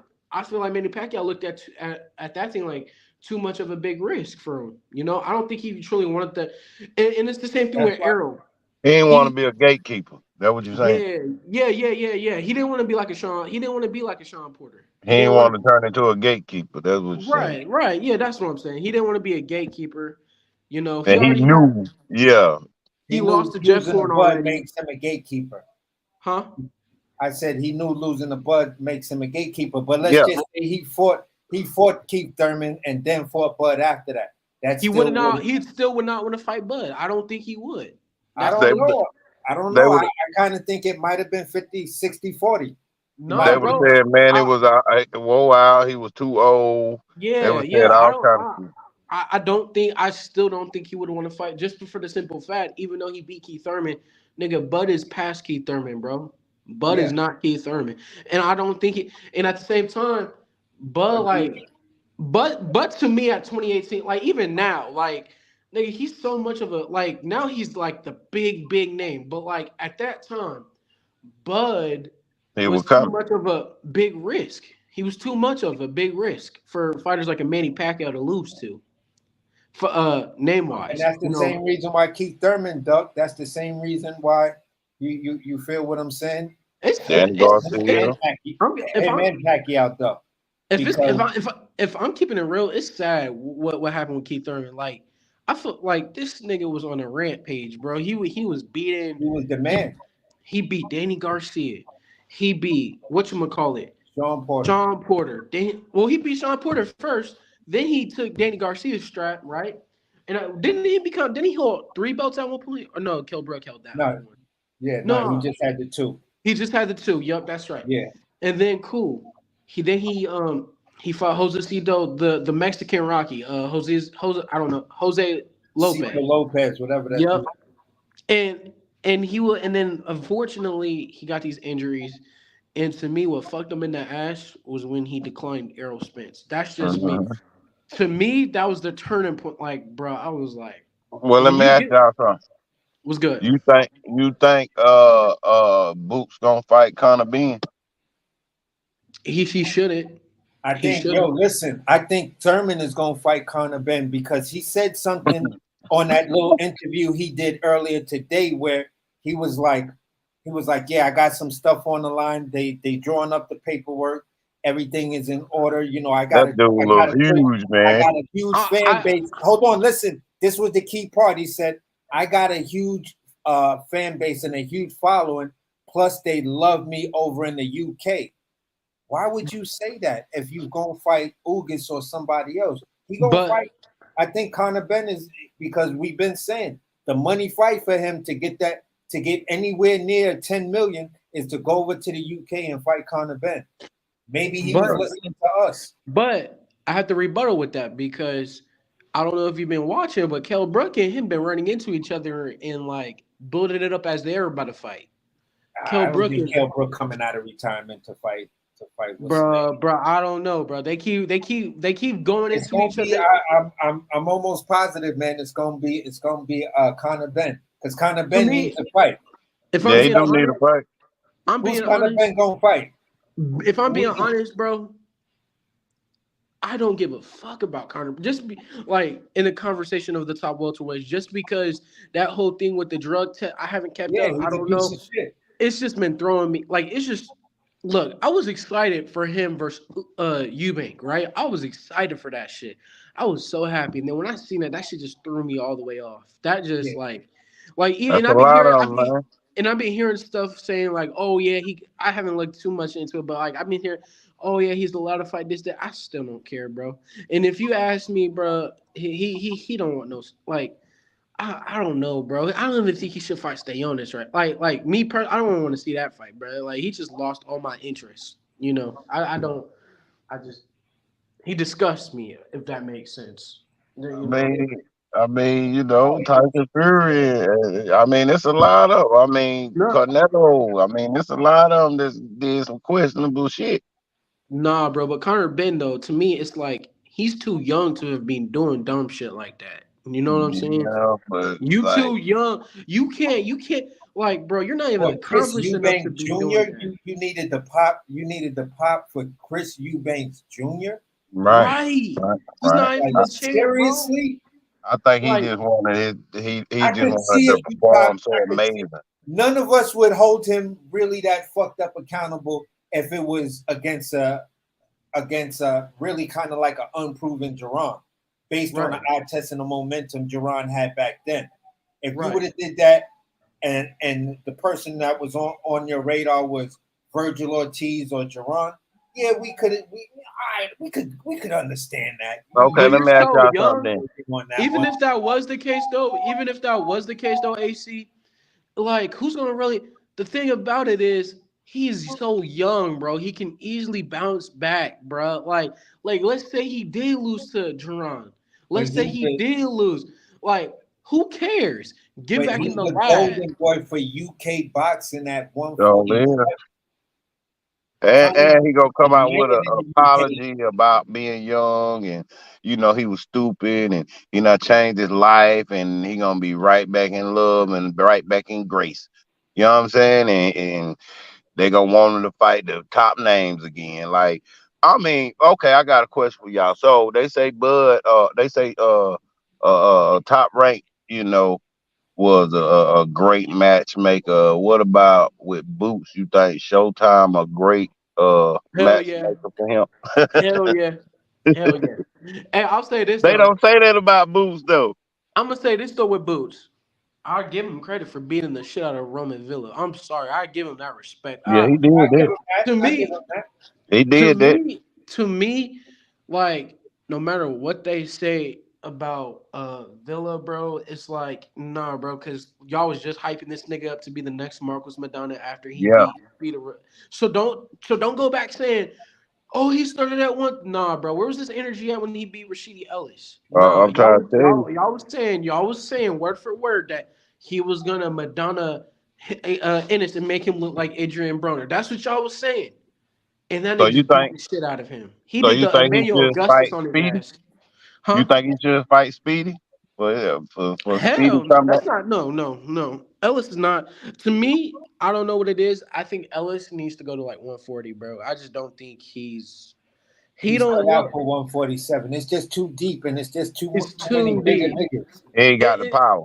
he Yeah. well, not only that, bro. He's like way too small, bro. Like to me, I don't know, man. I just see Ennis picking him apart. Like I I I think Nah, he needs to go to 140 or something, bro. yeah. Like He just needs to get out of one. Like I because look at he's it like good. this. Rashidi Ellis is good at 147. I mean at 140. He There's would no have. one there that can make you really expend that type of energy to whereas you can't keep that person off. Right. You're You right. feel what I'm saying? So at 147, you're gonna get washed if you go up against Ortiz. You're gonna get washed if you go up against Stanionis. You're gonna get washed if you go up against Duran, or any of those top three guys that are destined to be the three kings of 147. You Yeah. feel what I'm saying? And So who else may come out the picture and be the cream in the coffee and rise to the top because there's still some good dudes in 147 that they don't have the name and the people behind them, but they can fight their ass off. so Hey, y'all think this Frank Martin fight gonna happen?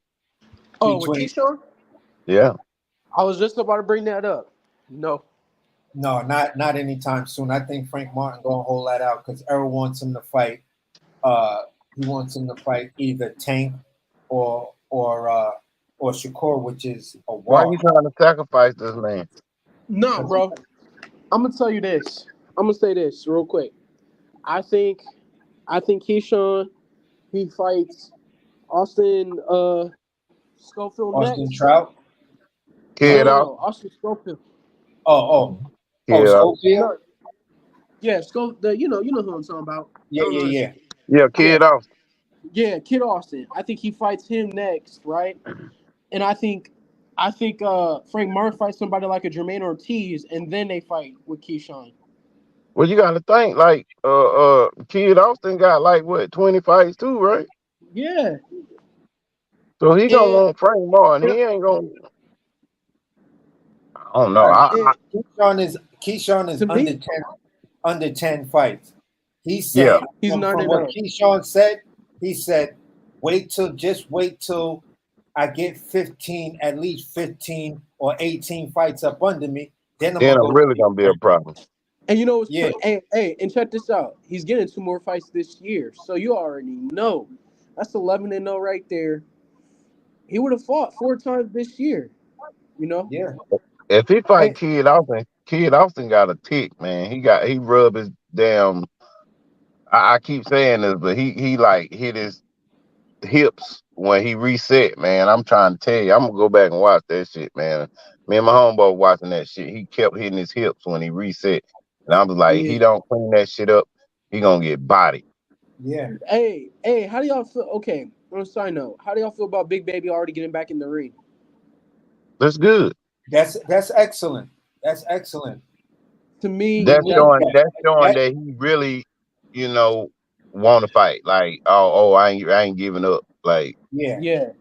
Like all I'll give that him shit I was respect. saying, just you know what I mean. I'll start to give him that respect back as trying to be one of the top contenders or prospects or contenders in the heavyweight, because the way you was talking prior and the way you fought prior to the to fight in Frank Martin, what's his name? Charles Martin. Charles Martin, to saying, you know what, I'm gonna get back in the ring and I'm gonna see where it takes me from there. It's like, okay, now you're doing the right thing. I think he was just going through some shit. You know how you be going through some shit, be like, man, fuck this job, fuck everything. You know what I'm saying? Yeah. Tired of this shit. You know what I mean? Just be going through some shit, and somebody got a mic in front of your face, and then it's over. Right. Yeah. You know what I'm saying?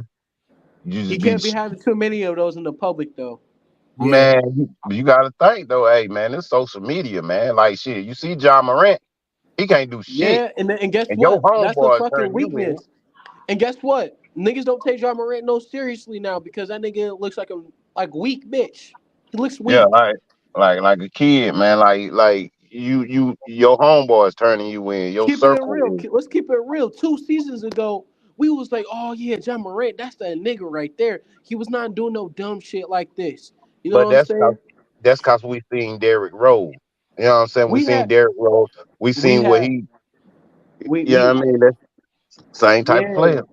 Hey, somebody said because Derrick Rose is going to the Memphis Grizzlies, somebody said the new duo is gonna be Guns N' Roses. That shit got me laughing. But nah, man, I'm gonna say this: John Morant, like me, I thought John Morant was better than Zion going into the whatchamacallit, because I already thought Zion was going to just keep getting hurt. My whole thing was he was not getting in trouble. He was not doing nothing. He was just balling, right? His 3rd season in the league, he went crazy. Last year with the whole gun shit with Dylan Brooks and all that shit, I don't know. I don't care. That just threw me off, bro. Like That's what I'm saying. That's the thing about being young, and your circle is full of internet motherfuckers trying to blow up off the internet. Like you gotta feed these dogs, man, so that you won't be caught up in this bullshit. Like you shouldn't have nothing on the internet.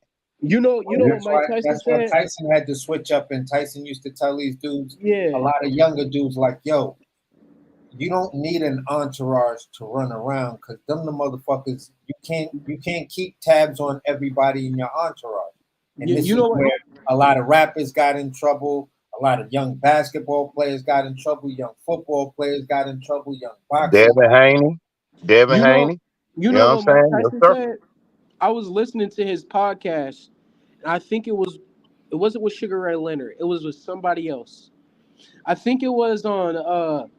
It was with you. Oh, yep. It was with Sugar Ray, Tommy Hearns, and Sugar Ray Leonard. And I remember him saying that he knew that the older cats in his neighborhood, even though he was getting in trouble, they knew he was gonna be something, so they kept him out of trouble. They told him, "Hey, don't come back around here. Don't stay around here. You need to be great. You gonna be great. You're not us. Yeah. You know." And they would not let him. Yeah. And that's what real OGs do. A real OG will tell a dude that he see talent, like, what the fuck you doing out here, man? Go home. I don't want to see you on this block again. I see you on this block again, you're gonna have to deal with me. And that's not what you want. So what they do? So what they do? Troll in the chat at like they Errol and Terence Crawford. Yeah, trying to talk for shit, them like, niggas be wilding. Like, damn. They be wilding. Tick tock, bro. Tick tock is almost over. Okay, so here's the thing. I don't know who in the fuck Errol Spence is as the troll, but Terence Crawford has some rent. So I already know it's a STU congregation member because we only gave wrenches out to certain ones. So I already know you a troll. I don't know who is trolling. I don't know who it is trying to be Terrence, but okay, y'all funny. Y'all got it. Hee ha ha. But man, no. Y'all niggas funny, bro. No, come on, bro. No. Hold on. Let me say this. Hold on. Let me say this. I gotta say this. Like them. Hold on. No. But let me say this, bro. If you're gonna use Bud name, spell the fucking name right, idiot. You can't, cause it's already locked down on YouTube. You can't use Bud name, so you gotta spell it wrong. I'm just saying. So that's why this is why I'm like, don't come on my channel trying to make it seem like y'all somebody y'all not, man. Let's keep this shit with a buck, man. Hey, come on, man. Quit all that fake shit, nigga. Then one thing about this boxing, y'all know, man. We try to keep it real around here. This shit, this trolling shit right here though on my channel, bro. And I'm telling you, the one we playing as Terence Crawford, nigga, you got a wrench. So respect the game, bro. This is some lame shit you doing. Gooch. So wait, come on, you said bro. a wrench. Is that? Just tell him, wait, man. Gooch, Tick, you said tock, wait. Tick, Gooch, shit's crazy. Don't come on my shit trying to make it seem like you somebody you not. Wait, Gooch, you gave him a wrench, right? I gave whoever's being Terence Crawford tonight got a wrench. So that's a bro. good thing. So that's a good thing. So like, bro, like, why the fuck you fucking around, bro? Just be yourself. Damn. And you know what? And then here's the thing that's fucking with me though, because I want to put a name to who I think it is, but then I'm like, nah, I don't think my guy be that petty, so I'm not going to even put it out there because then I have to apologize to somebody, and I might, you know what I'm saying? But the Oracle is speaking. I think I know who it is. I told Cam who I think I know who it is before. Who is it? Bro, I'm not. I'll tell you in the chat. You might as well. Yeah. Yeah, they be going. Like I said, because simple fact of the matter is, and it's who I think it is. He's an. I'm gonna say this. It's one of my Errol Spence fans. Yep. He be going to channel using that same shit. Thank you, gang. We outside. Are you talking about Q? We outside. You talking about I'll Q? just say TikTok, man. You can't use one second, y'all. I'll be right back. Hey, check this out, bro. I'm looking through these comments, right? Hey, I can't even take these niggas seriously because how you gonna act like somebody? But like, if you gonna act like somebody, bro, you gotta sound hard, bro. These niggas in the chat talking about Errol Spence, nigga, you ain't nobody. Like, bro, am I supposed to be scared, bro? Like, come on, dude. Like, this. They don't even talk like this in real life. They don't even talk like this. Why else? Like, it's crazy how people be trying to be somebody and they don't even sound nothing like them. And you can't even act like them. Like, god damn, bro, y'all some trolls. Man, the thing is, These niggas do that shit, just try to get at somebody or fuck with somebody, and then they can't come on here and speak their piece and say what the fuck they gotta say, and then they go to another channel and trip about it like shit funny, but like motherfuckers show love on this channel, like I mean, whatever beef is beef, man. Like we grown men, everybody ain't gotta like everybody. You know what I'm saying? But at the end of the day, like speak your piece. Like don't that trolling shit. That get on my fucking nerves. Cause for the simple fact, like you don't want nobody to know who the fuck you is. Like, and then you just sit here and then go over here and sit there and you going back and forth, just trying to cause conflict on some bullshit. When I mean, all is fair on YouTube. I don't give a fuck. It ain't never entertainment. But at the end of the day, I know how this shit go. You Hey, know what I'm y'all. saying? Hey, Cam. I don't know if you there, bro, but I know y'all know who Red is. And I was just on his story, and he said Dana White need to sign Caleb Plant ASAP. He need to sign his ass right now. Caleb Plant might got a future other than boxing. I'm just keeping it real. He Hey, makes I'll a be good beat back, player. man. I'll be back on my last break. All right, All Bills. right. No, man, but no, like Mike said.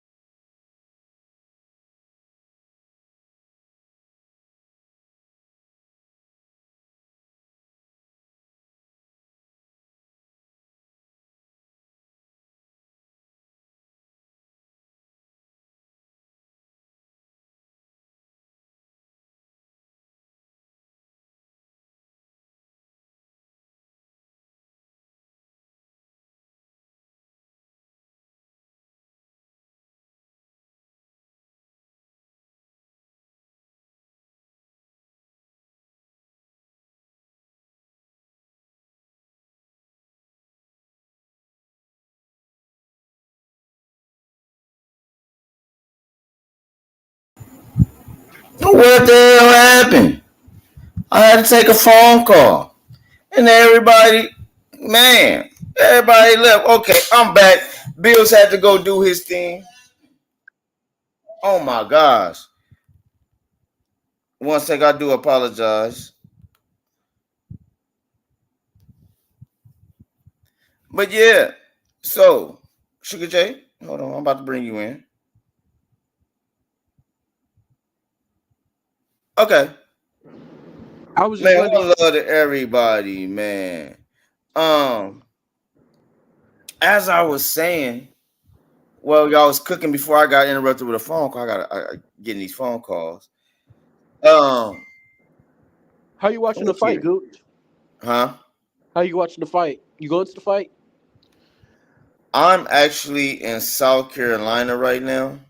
Uh-huh. I'm a call EXO in the morning. I'm thinking about going to Atlanta. But now Mudjuggers want me to throw a fight party down here right before this. That was talk right before Why I don't got to my house. you have EXO come out there? No, X already. This is his shit been playing for weeks. Oh, Yeah, that my makes shit's sense. just being planned because I was supposed to be in Vegas right now. Shit got delayed and yeah, things didn't go the right way. So I didn't.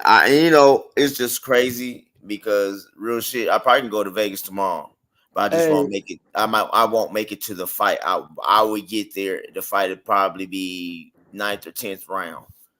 Hey, So well, Gooch, Pastor Gooch, you the pastor. I just want to send a quick prayer out to my dad and my family that I went out to Texas. That are going to go watch the fight out in Texas. Um, I pray, ain't no aerosexuals attacked them while they out there, because that's gonna be crazy. We was talking about that before you left. You know, hey, I low key, I wanted to go just to go troll, just be on some troll shit, just bring my TBC shirts down there, just troll them niggas in Texas, bro. But no, man, I'm gonna watch the fight too. I'm thinking about doing a fucking live after Bud and Spitz, on my channel. Thinking about going live. You know what I'm saying? okay. And I'm sure huh? we're not live. I'm sure we will pull up. Like I said, we shit. Y'all know shit. After the fight, win or lose, I'm going in. I'm going in Hey, on shit. whatever. I'm going in on the fight. I'll hop on here. It's whatever. I don't know if B Max, shout out to him. I don't know if he's whoever's on live. I'm Right, going on. whoever's on, we hey, you know what I might do? Fuck it. Yeah, I'm gonna say, I don't know. Cam said he's gonna go on from the Deuce because he's gonna be at Omaha days. So they supposed to watch it on 24th tomorrow. So he said he's going live from down there. So I might jump on. But for sure, Sunday morning, bright and early, we're doing an uppercut. We're doing a body shot breakfast edition. Early. We cooking on everything. We're gonna talk. We're gonna break it all the way down how I feel. Shit, we might do it that night and just keep going. I might not go to sleep that night. I don't know, man. I'm up in the air right now, bro. Okay. Sugar J, hold it down for a hot second. I gotta get your phone call. Never mind. No, I don't. Yes, I do. Oh, 1 second, y'all. I do apologize.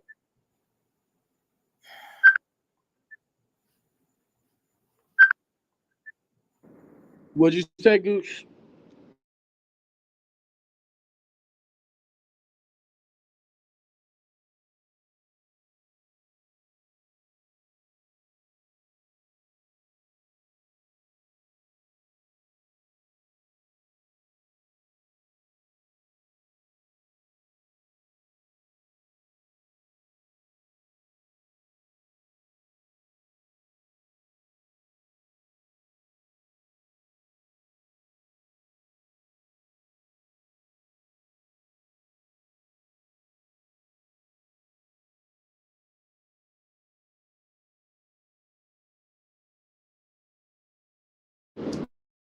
You're not lying.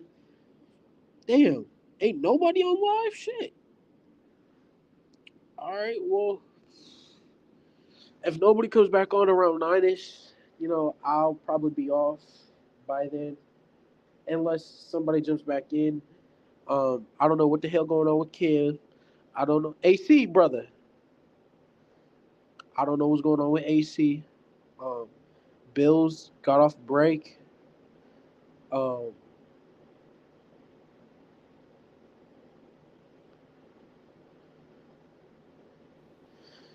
with that, y'all, I mean, AC.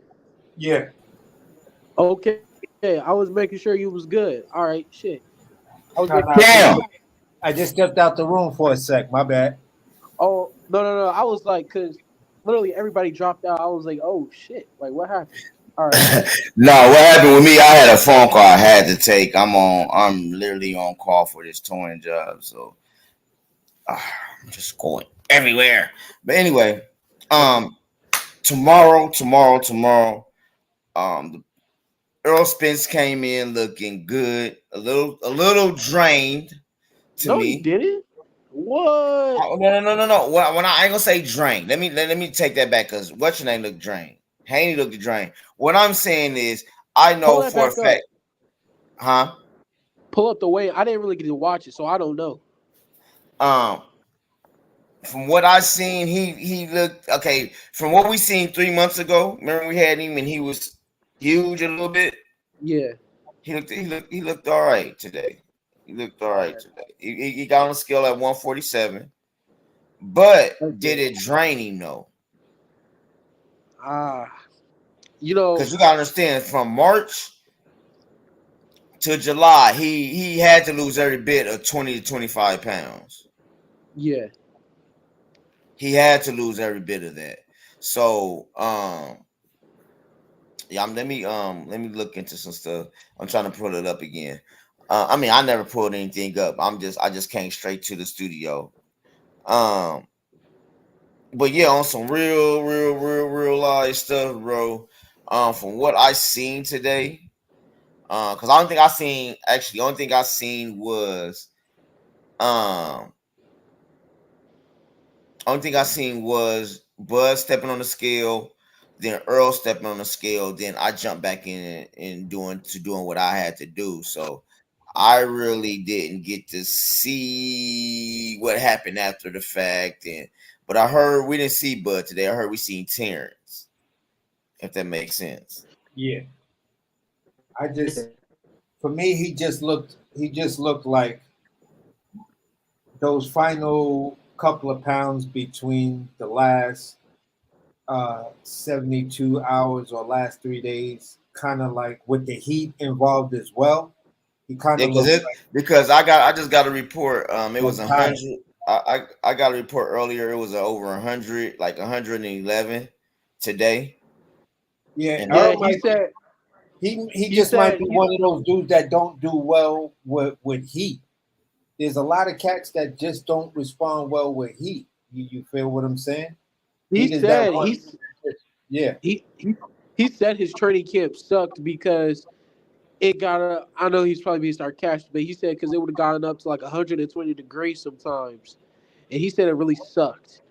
That's what he said because he tried to lie. He was like, the reporter said, they said, so Errol, training camp's been great, this, that, and then he said he was like, yeah, man, it's been great. And then he said, nah, I'm lying. Training camp's been Yeah, horrible. he was like it was hell. The gym, like being in the gym and he was being like over 100 degrees was hell. It was unbearable. Yeah, he was like, it was bad. And he a Texas nigga, so the Texas niggas are used to the heat. So when they say that, you know it's bad. Hey, but you know what another thing is that's contributing to, and this is not just in Texas, it's been hot as hell across the world, bro. I don't know, what was it? Shit, yeah, bro. Yeah. Heat draining, bro. I work, man. Trust me, yeah. It's been real life. Yeah. Can y'all see that? Yeah. It's been hot, bro. It's been Hey, hot. you know what they said though? They're saying like the Earth is like boiling or some shit like that. Like we're done with global warming. Like as of right now, the way that we treat the Earth, it's like we're in global warming. Like global boiling. Like nigga, we're boiling. Like the Earth. Yeah. So that shit's bad, bro. Like Goose, it was raining. It was raining, and that shit was hot. It was raining, and it was still hot. Like nah. It's been Can y'all bad. see the screen? Yeah. Yes, sir. Okay, so Errol Spence, he looks, I mean, compared to what he looked 3 months ago, he looked damn good in shape. Bud looks damn good in shape. We already know about Bud. Tomorrow's gonna be heavy, man. It's gonna be so heavy. Oh man. Oh man. Oh man. I can't wait. So yeah, tomorrow's up in the air, y'all. I really don't know. I might wake up in the morning like fuck it. I am gonna call my guys in ATL in the morning and see what we can do. I might just do something here. Who knows? I just can't wait. 24 hours from now, we're gonna be excited. Yeah. Hey, in the new Lineal WBC, Two-time WBA, IBS, welterweight champion of the world, the undisputed Terence Bud Crawford. That's what we gonna be here. That's what we gonna be here tomorrow. That's what we gonna be here. You know what I'm saying? Yes, sir. Hey, but this is what I was gonna ask y'all. So, how do y'all feel, right? Because in the span of 2 months ago, none of us expected any other fighter to also be on a chance to becoming two-time undisputed. And the span of since Bud has been in training with Errol, right? Keeping it a buck. Inoue also has a chance to become two-time undisputed. We already know he's going to probably become undisputed later this year. And then Charlo also got the chance to become two-time undisputed. So how do y'all feel about that? All of the so The three of only these fighter, fighters that can not be three-time undisputed in the same year. I mean, two-time undisputed in the same year. the How only y'all feel? fighter that has a real legitimate chance of being two-time undisputed outside of Bud, in my opinion, is Usyk. Inoue, bro. Inoue. If Usyk could get that, if Usyk could get the Whoa. Fury fight, it's gonna be He's not. Usyk. He's not gonna get that. He's not. But okay, AC. Let me ask you this: you don't think Inoue has a better chance? At the weight class he's at right now. He just moved. He just moved up. This is his say. So look, he was already undisputed at the Yeah. division before. He went up, fought Stephen Fulton, took his other two titles. Right. The guy with the other two titles got in the ring with him, and they're supposed to be fighting later this year. He's taking those other two titles. He's getting them other titles. I mean, that other guy, he's not beating Inoue. Hey, You know what I'm saying? listen, I'm gonna say this: if if the fight happens in Japan, then yes. If Homeboy can get negotiations to get the fight out of Japan, hey, I don't know. I mean, I'm not taking away from Inoue's skill because I called Inoue to beat Fulton, but it's. Well, let me ask you this: why does it have to be in Japan? Huh? Why do you say Yeah. in Japan? Why does it have to be in Japan? No, I'm saying if the fight is outside of Japan, I'm going to give that fight a 50-50 shot. If the fight is in Japan,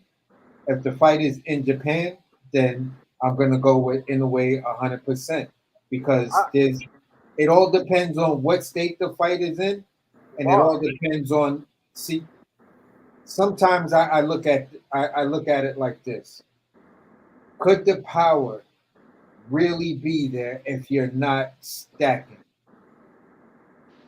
You gotta think though, AC. The man's already fought across the world too many. Like it's not like the man's done fought in different states in America. Like he's done fought in Well, too many Inoue, places. Huh? Inoue, I don't think Inoue's ever fought outside of Japan or outside of Asia. No, AC. Yeah, he did. He did it. Yeah, he did. He's fought in Las Vegas a couple times. He's done fought out, and he's fighting the UK. He's fighting all across the world now. That's what they were saying because that was the whole. You remember the whole rap situation, right, AC? You Yeah, remember yeah. that? So what they were saying was here's why what they were the whole thing was the whole reason why that whole thing got clicked back on Stephen Fulton's camp was because you remember they were making it seem like only Japan was doing this, right? They were making it seem like Japan, but then fighters and other coaches and stuff, even sport analysts were like, that doesn't make no sense because Las Vegas and other states where he done fought in let him do it.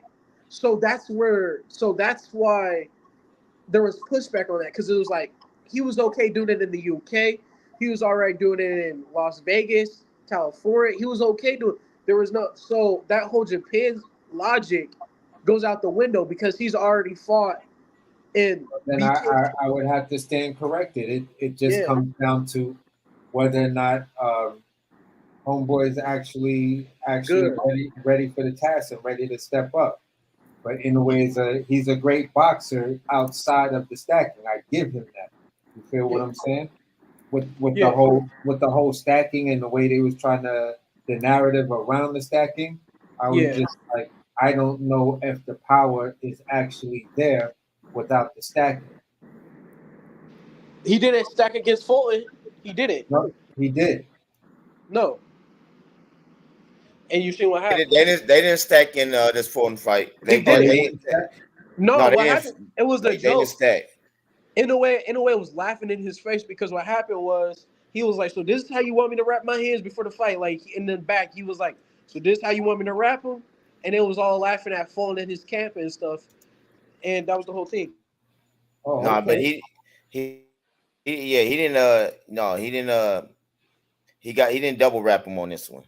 Okay, then I stand corrected. I'll pull back. It's Yeah, he has because then he if I'm has not a vested mistaken, matter of fact, yeah, Fulton team was in the locker room Yeah.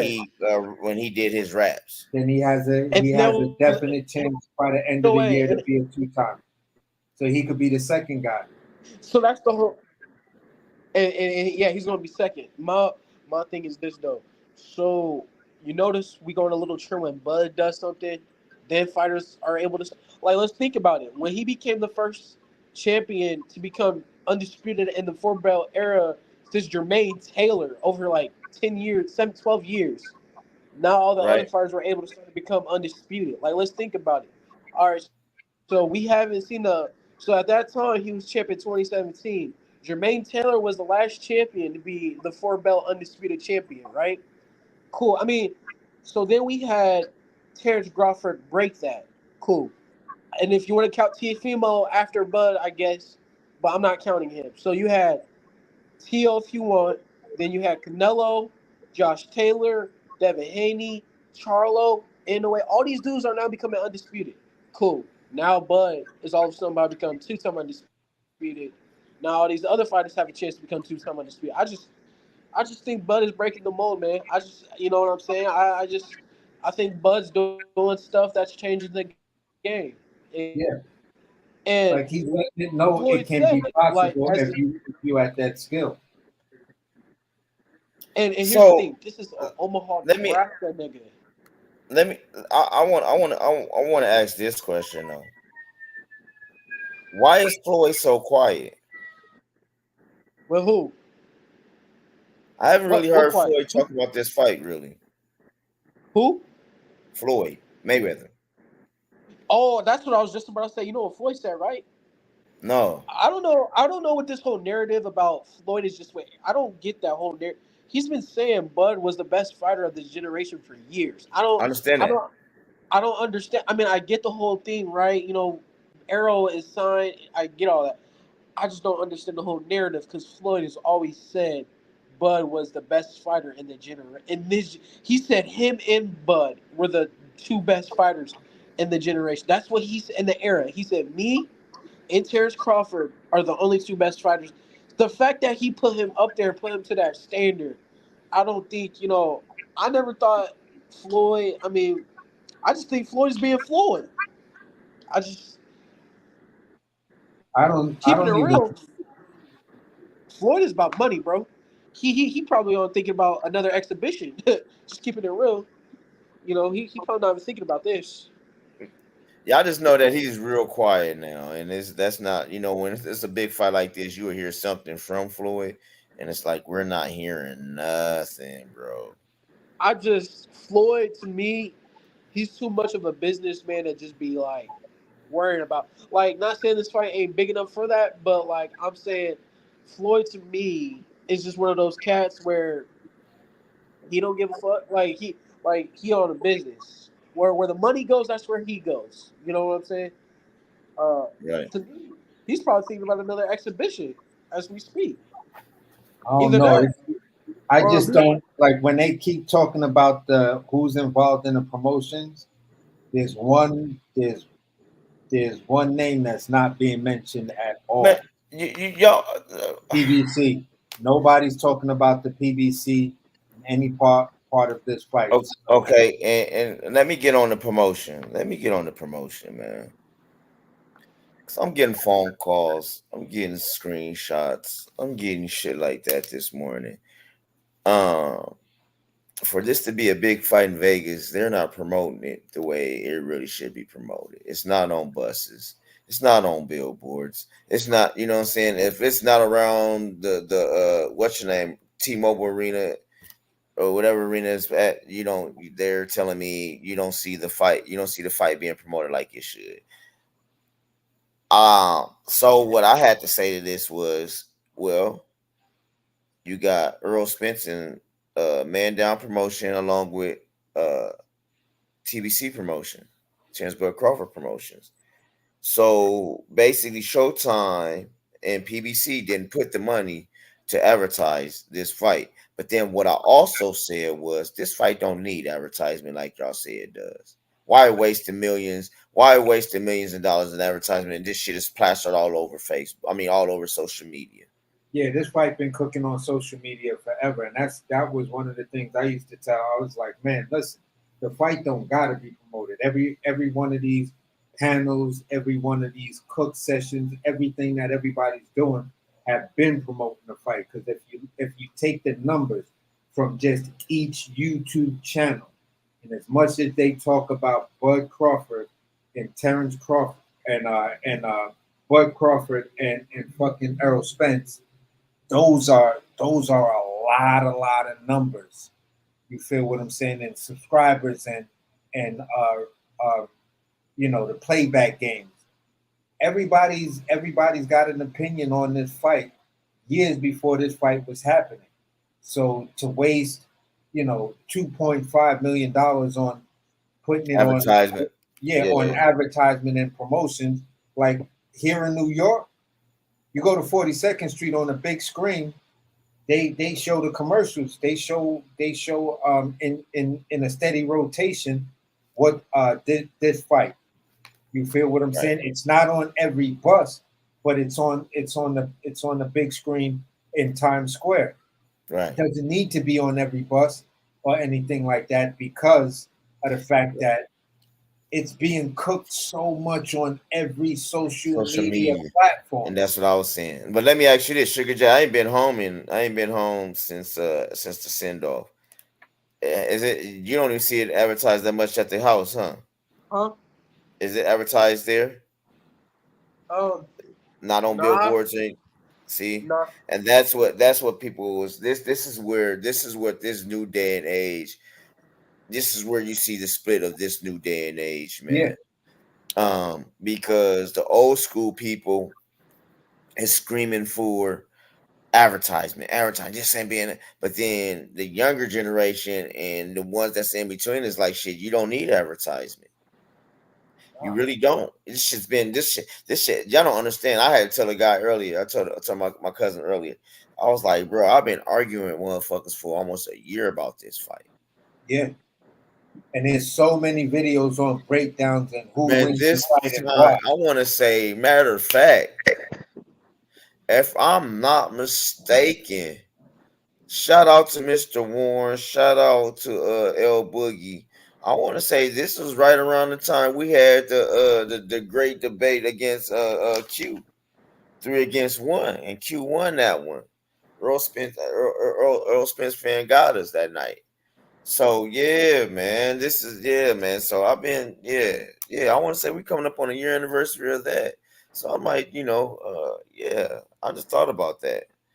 So with all that being said, this just don't need advertising. This is all over you, social media, not just YouTube, Instagram, Twitter. T-Mobile Arena's sold out. They opened the MGM, so you can watch it. Get tickets to watch it at the MGM. Like for real. Yeah, the numbers already saying it sold then there are 1 million pay-per-views. You dig? That's what they were saying at the last press conference. Like the homeboy Brian Custer was like, yeah, as far as pay-per-view sales are going, we've almost reached 1 million pay-per-views. He said that shit a couple of times. Like, damn, already? I'm not surprised. I'm not surprised either, because I said with this being worldwide and everybody wanting to see it, I can see 1.5 plus easy. Yeah, I was when we was on XO's joint, I said 1.8. I think it's gonna be close to 1.8 by the time tomorrow night happened, because it's always the late stragglers. A lot of dudes probably got paid today. You feel what I'm saying? And said, yeah, I'm putting this money aside for this cable bill right now. I'm ordering this fight tonight.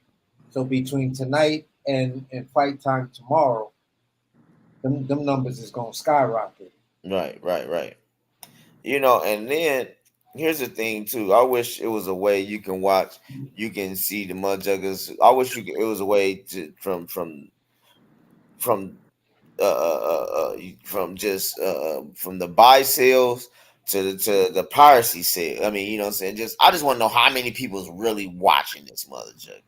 You know what I'm saying? Not just, you know what I'm saying? I know who's putting the money in. We seeing over 1 million people's putting money into it, but you know it's got to be over that's watching it just off the Fire Stick. You said what? I said, you know, it's going to be way more. I'm saying with the Fire Stick, with this being a Fire Stick era, and the pay-per-view buys combined, I'm saying about 3 million easy. Yeah. 1.5, 1.5. Yep. Yeah. I mean, Wilder and Fury 1 did damn near 13 million worldwide. See what I'm saying? So, to me, you know, this passes that. Huh? To me, this passes that. I think there's like a lot more to go when it comes to like, to me, you know, this is like one of those fights where fuck a heavyweight fight. You know what I'm saying? This is like one of those fights where like, man, but no matter what weight class you in, this fight is the biggest fight. This is like one of those type fights. You know, because I know that normally they say the heavyweights, they make the most money, this, that. But it has that Floyd Mayweather effect where it's like, fuck about what weight class you were in. Who cares? This is the biggest fight. You know what I'm saying? And this is one of those fights that will pass all the heavyweights. You know what I'm saying? No matter what fight, to me, this is the fight. I'll say this: the Bud and Errol fight is what we wanted, right? The Usyk Fury fight is what we need. You know what I'm saying? That's how I'm gonna put it. I'm gonna put it like that. The Bud and Errol fight is what we want. The Usyk Fury fight is what we need. That's what I'm saying. Yeah. I wish they would have had that tournament that they was talking about. But then that would have gave us everything that you know. Bro, if we could see, like, if Wilder is not gonna fight Ruiz, you know who I would love to see AJ fight at the end of the year? Why not? Why not fight Ruiz for the third time? What do y'all got to lose? What do y'all got to lose? That will be great for both of y'all. Ruiz will take that fight. Huh? He'll take that fight because I think he has a better chance. And you know what? And you know what? This time I see AJ knocking Ruiz out. That's just me. I see Ruiz getting knocked out. I feel like where his whole weight situation, his chin has been getting tested. You know what I'm saying? His chin's been getting tested. Think about it. Because he's been stepping up in competition and actually fighting. He fought Chris Arreola and got knocked down 2 times. Chris Arreola is a 40-year-old man. He has not been stepping up the competition. I'd say this in stepping up in competition. I wish he would have fought Ortiz earlier, but even an old ass man like Ortiz sat him down. And that's what I'm saying, right? But to me, Ortiz just got that power, bro. Like, he just got that pop. Like, yeah, he's got that. He's a problem child, even though he's old as fuck. It's like what they say. The last thing that goes is the power. You know what I'm saying? So I mean, a good fight for me. A lot of people may criticize me on this. I don't know if they actually did fight or not, but maybe Ruiz and Kornacki. I don't know how I feel about Kornacki. Ain't that the babyface guy? Yeah, bald dude that lost to that lost to Wilder's sparring partner. Yeah. So he's the babyface assassin from Brooklyn, right? The Polish dude. I know you're talking about. Yup, I know exactly who you're talking about. He's a fight. Hey, I'm gonna give him his respect in the sense of, bro, you don't see no heavyweights that's just throwing a lot of punches like that, bro. And that's why I think Ruiz and Kornacki is a good fight. It's an entertaining fight. Is that a fight I really want to see though? No. It's not a pay-per-view fight, not by a long shot. No. And I'll say this. If Kornacki or whatever his name, the Poland dude, if he beats Ruiz, they'll boost him back up in the game. I'll say this. If he beats Ruiz, he needs to fight Jared Anderson. I'll say that. He beats Ruiz. He fights Big Baby. That'd be great for both fighters. But I think, shit. If Wilder wants all this money and Fury wants all this money, let AJ fight Ruiz. Like, you know what I'm saying? Why not? I always wonder why they never fought for a third time. You know what I'm saying? I always wondered that because it's not like they're scared of each other. I never knew why they never fought each other for a third time. It'll come down to whether or not the third fight could generate a decent payday. Because the second fight had to go to the Saudis. So I think it will. Make money. I think it will.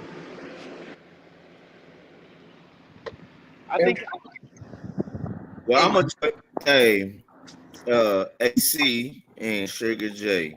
Yes, sir. I'm gonna let y'all do your final throws. Okay. We've been on almost 4 hours.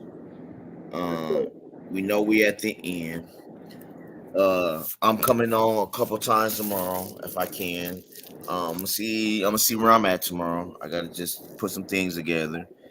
If I'm not in ATL, I will be in Abbeville County. I'll be letting people know for sure. But my whole goal is to go to ATL, so hopefully y'all can make something happen.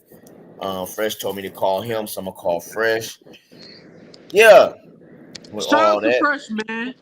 Shout out to Fresh, shout out to EXO, shout out to Magma, shout out to all the channels, all the content creators and content haters. Look, man, we at the end, as my guy Bill's Bootcamp said. And tomorrow will show who is the best pound for pound fighter in our era. Yeah. The Bud is saying it's his era.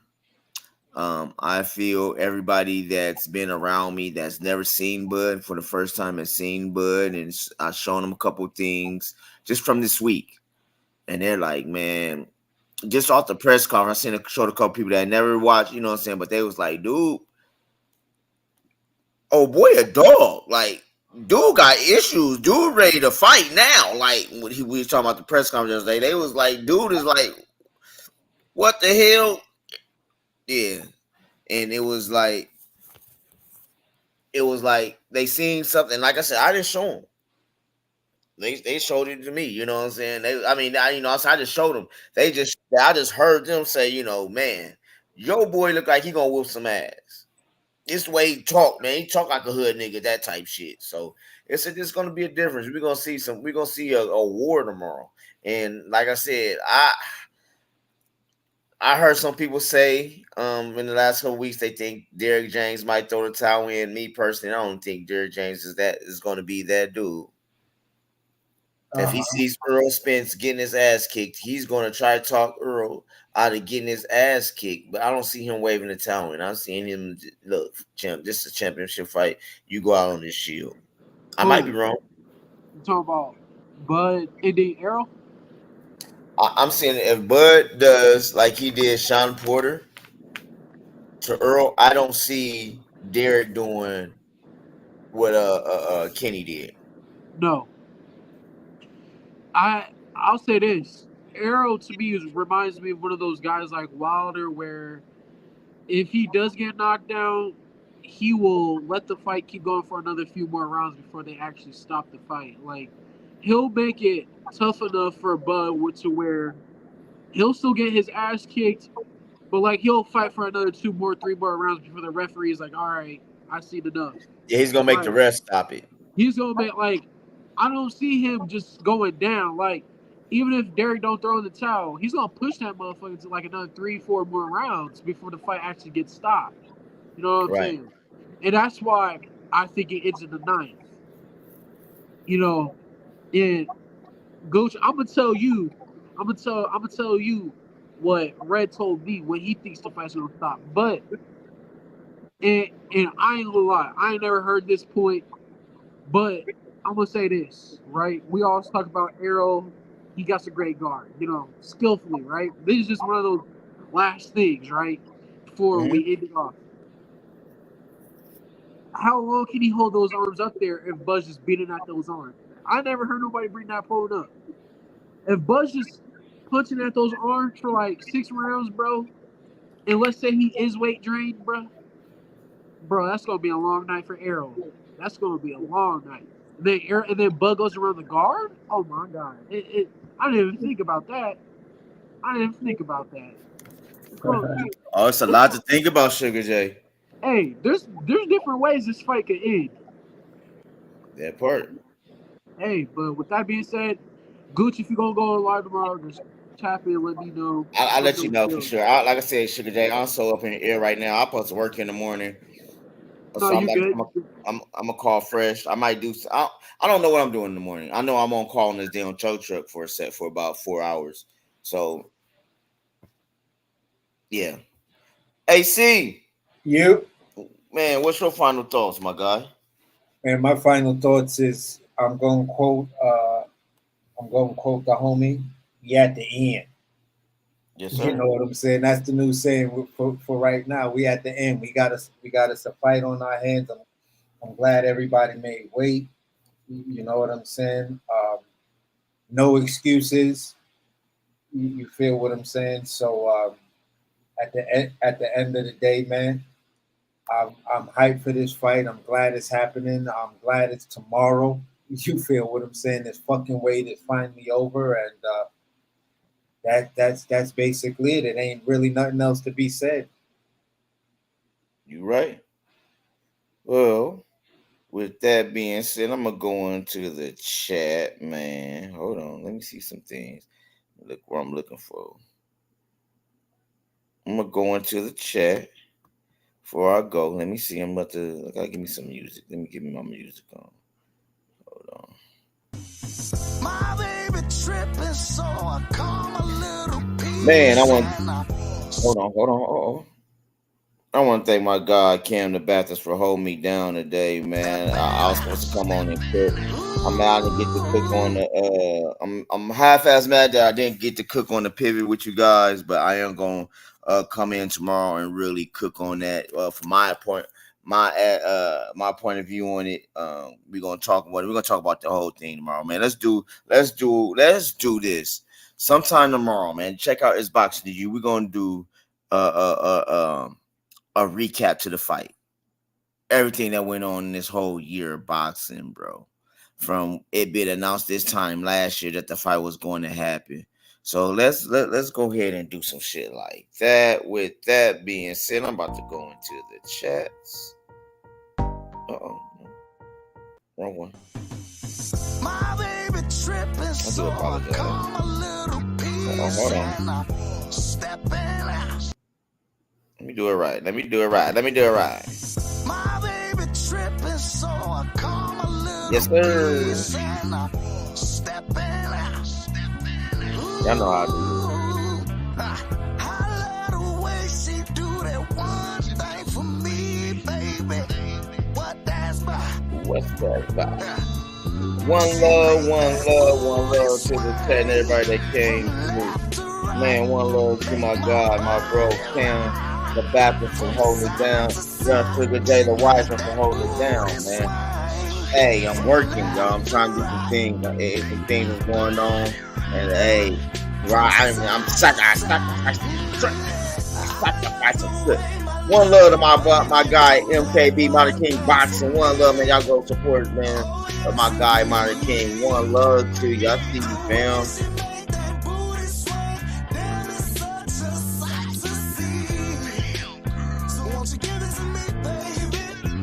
Mr. Gold, be back in King, Mr. Gold. One love to you, man. Thank you for coming through, man. Yeah, Cam held it down. Thank you, AC, for coming on the chat, man, and the panel, man. One love to my Brooklyn guy, the chef.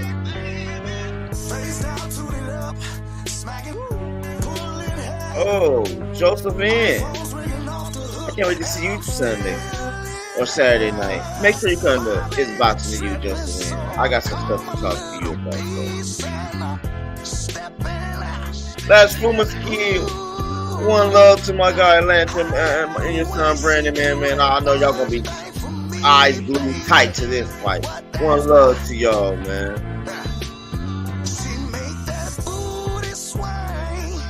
Detroit, BC. I'll do another one. Come holler at me Sunday, Phil. Come holler at me Sunday.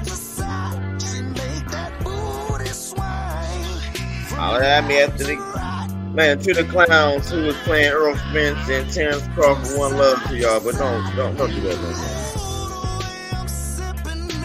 more. My guy Bill's boot camp, man. That's another reason why I might not go to that. I heard you say you trying to find somewhere, man. So we in Abbeville, bro. I'll let you know. I'm gonna do a show. I'm gonna let you know where you at, man. We are only an hour away, bro. I was just in Greenville and didn't have your number.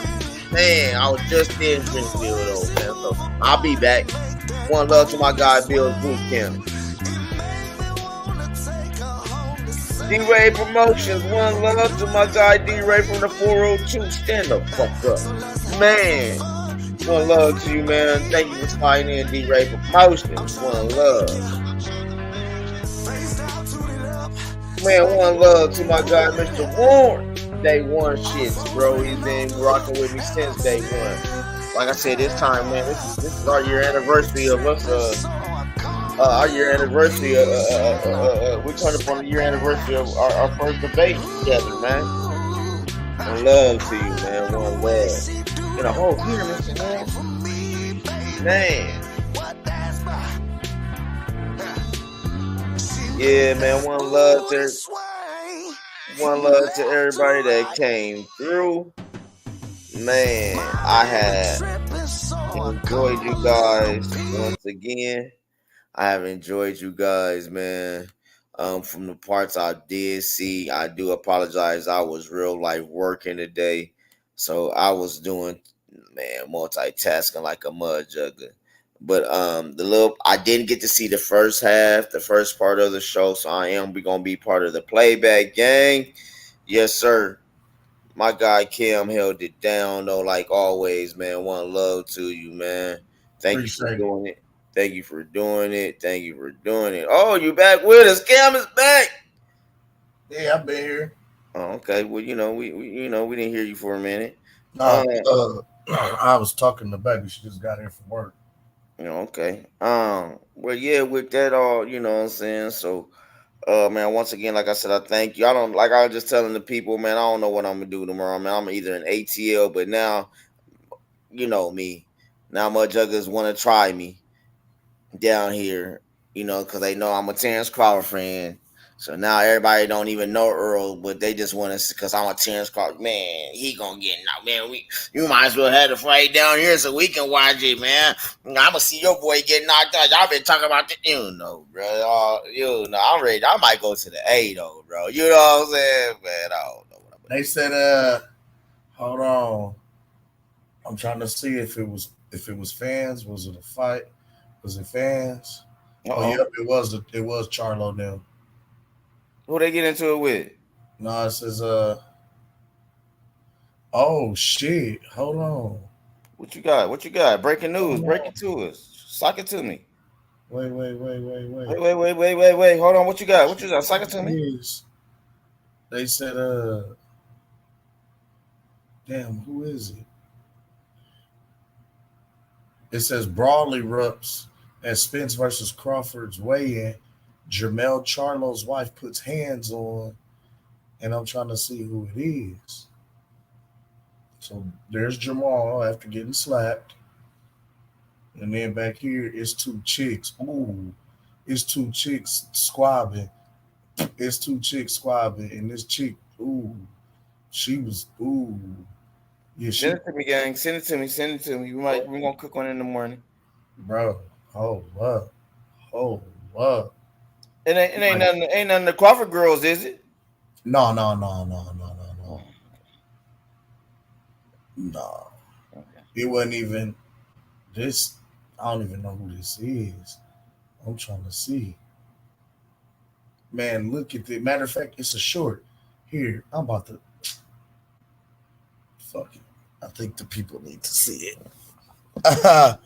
I think. Dang, I was about to. Okay, I got it. Do What you your about to? thing. Huh? Do your thing. Do your thing. Oh my. Let me stop mine. Let me take mine down. You bring No, that up. go ahead. What you got? What you Oh, got? I was about to end the show. Oh. Yeah, we was at the end. Talking about tomorrow.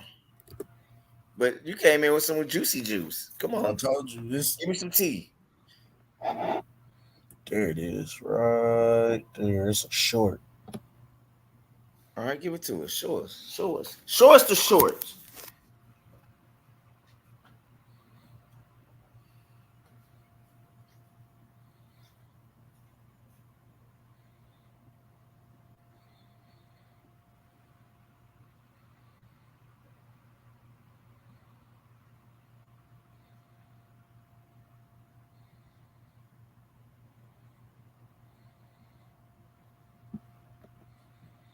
You got it up?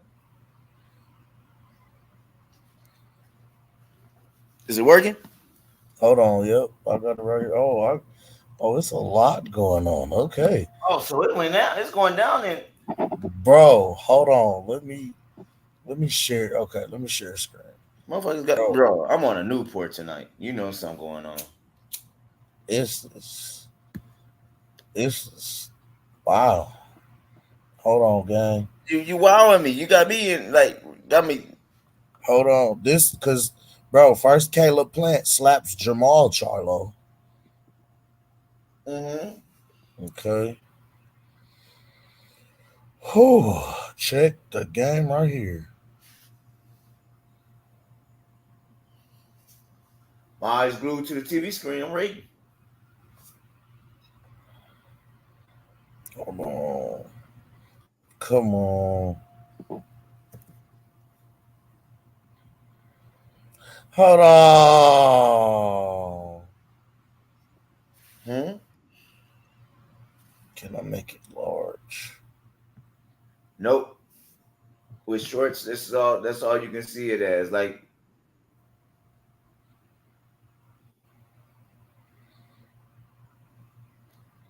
Bro. Oh my god, it won't it don't show like they showed on the phone. Look, oh my god. Okay, this is the shit that happened after Jamil, but right here out the back window. but Female. hold She on. got her back. She was working her like a Hold on, job. Bro. Hmm? Huh? Huh? Who team is cutting up though? That's you might as well say that's Spence Camp. They are that's them the But Charlo boy, them the Charlo brothers. hold on, it said Jamel Charlo and Jamal Charlo's wife. They said Wait, this is Jamel Charlo's girlfriend.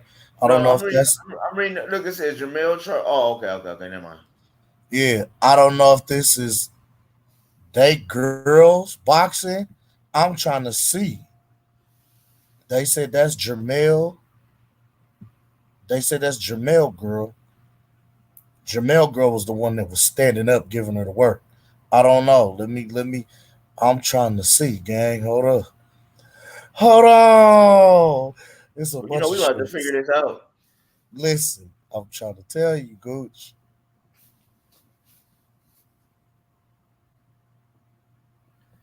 Oh wow.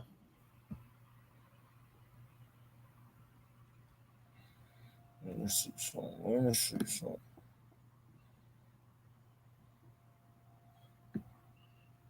Well, damn. Well, while I got you here, I was gonna cook on it in the morning. I could cook on it for a second while you doing all this. The Pivot Podcast. How did I'm gonna go on the playback game and I'm gonna watch it and I'm gonna cook on it with y'all tomorrow. Some more, I might just do a cook session in the morning. You can come in with me, you know what I'm saying. But I'm gonna talk about what y'all talked about. I'm gonna check it out, man. But how did you? It was it what I said it was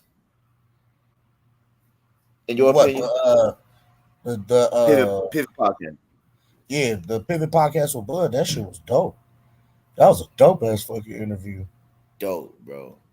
That was a dope interview. Dope, bro. No, this ain't it. I'm just looking at everything that got something to do with man. Well, don't get us, don't get us 2 flags. Look, you know what I'm talking about. Matter of fact, hold on. Until you get it right. See that line playing on what? Yeah. Oh yeah, you're not playing on audio. Playing? Yeah, you're not. Okay, I can go back to that. Is right. You're not playing audio. Okay, good. There you go, Kim. There you go, Kim. I'm trying to see what he said. Oh, that was nigga. That's Jermel Charlo's wife, and that's Jamal Charlo's ex. That's who that was. Oh, so she got her for the family. Nigga, that's Lil Charlo's girl whooping on Big Charlo's ex. That's what this short is. Of the 2 chicks that we seen fighting. Oh.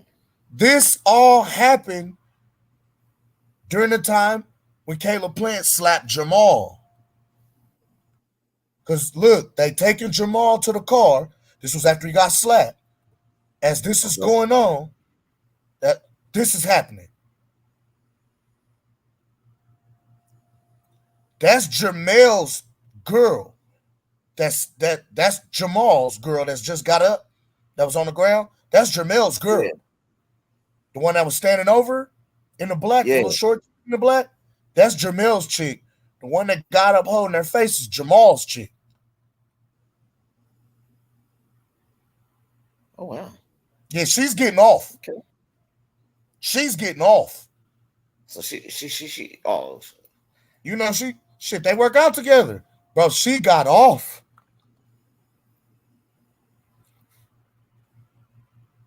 But here's the thing. Your holy mind. Look.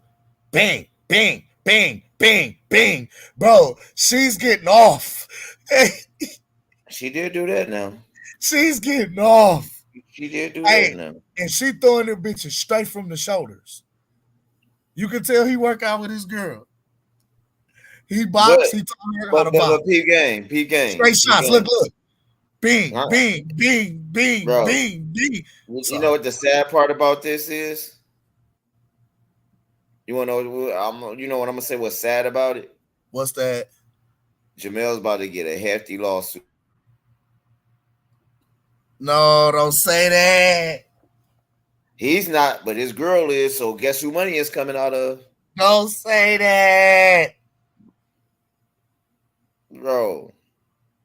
See, one thing about this fight, I'm learning too. A lot of animosity from people is gonna come ahead tomorrow night, right? It's coming to a head right now. But it's coming right now. I was saying tomorrow, but it's coming like these last couple of days. It's just been heated. So tomorrow's gonna be a volcano.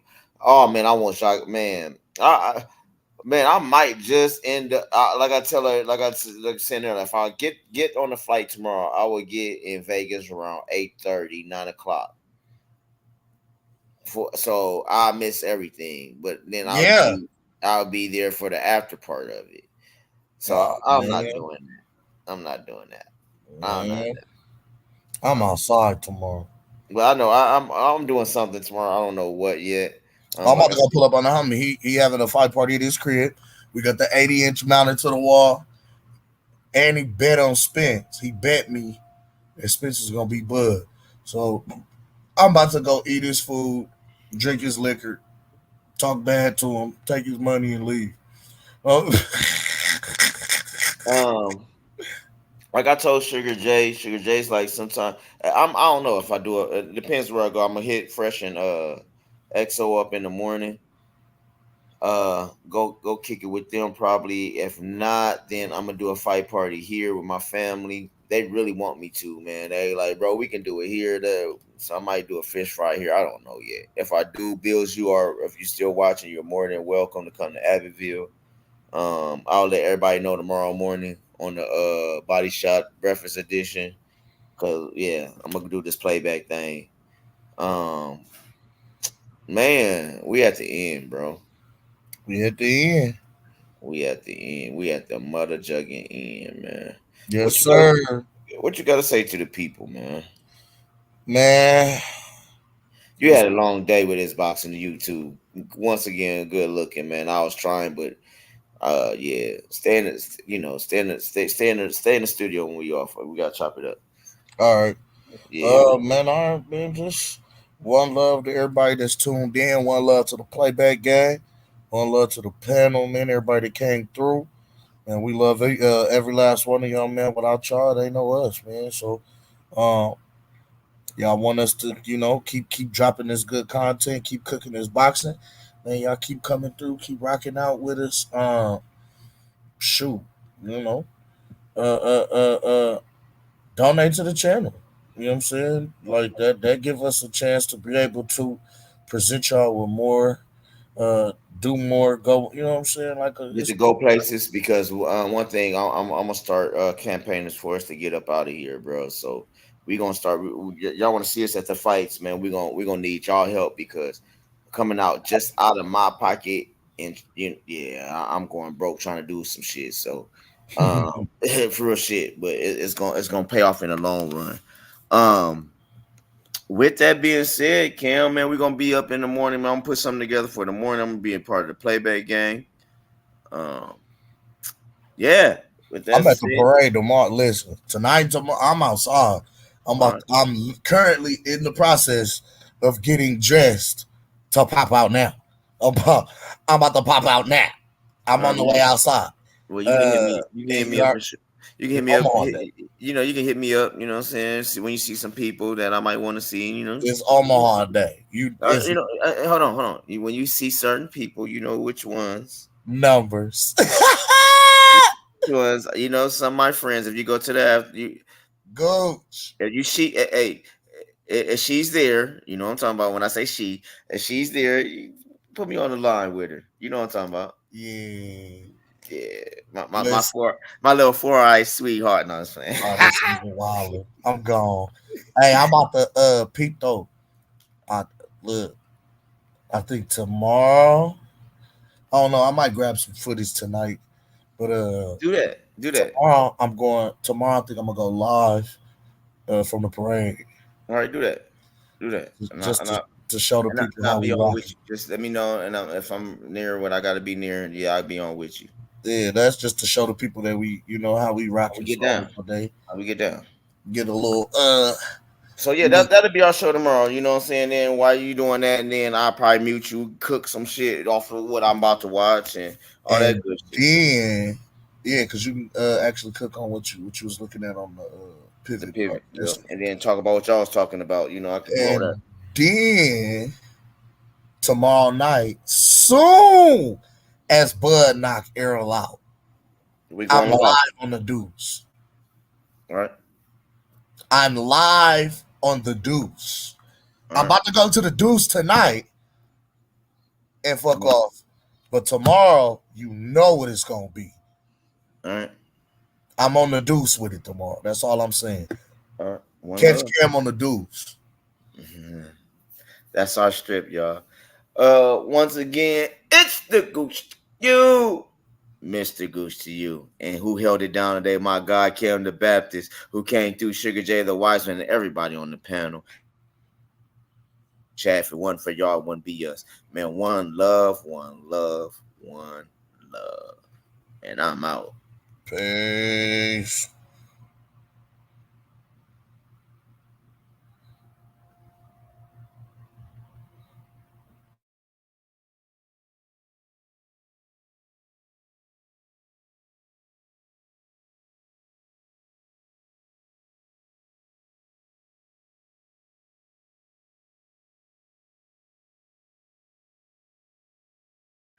My bad, y'all.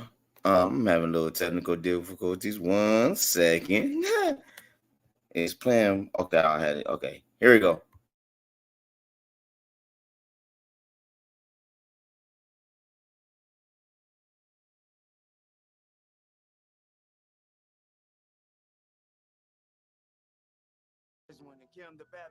We are the apostles of the YouTube boxing community. Sugar, it's the Goose to you, Mr. Goose to you.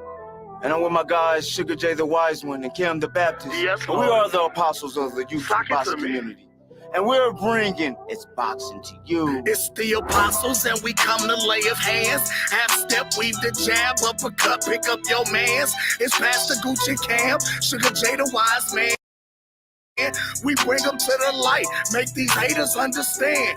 Northside is where I stand. Nebraska, that's the land. We cancels out the jab from a southpaw stance. We beat the competition, knock it out with either hand.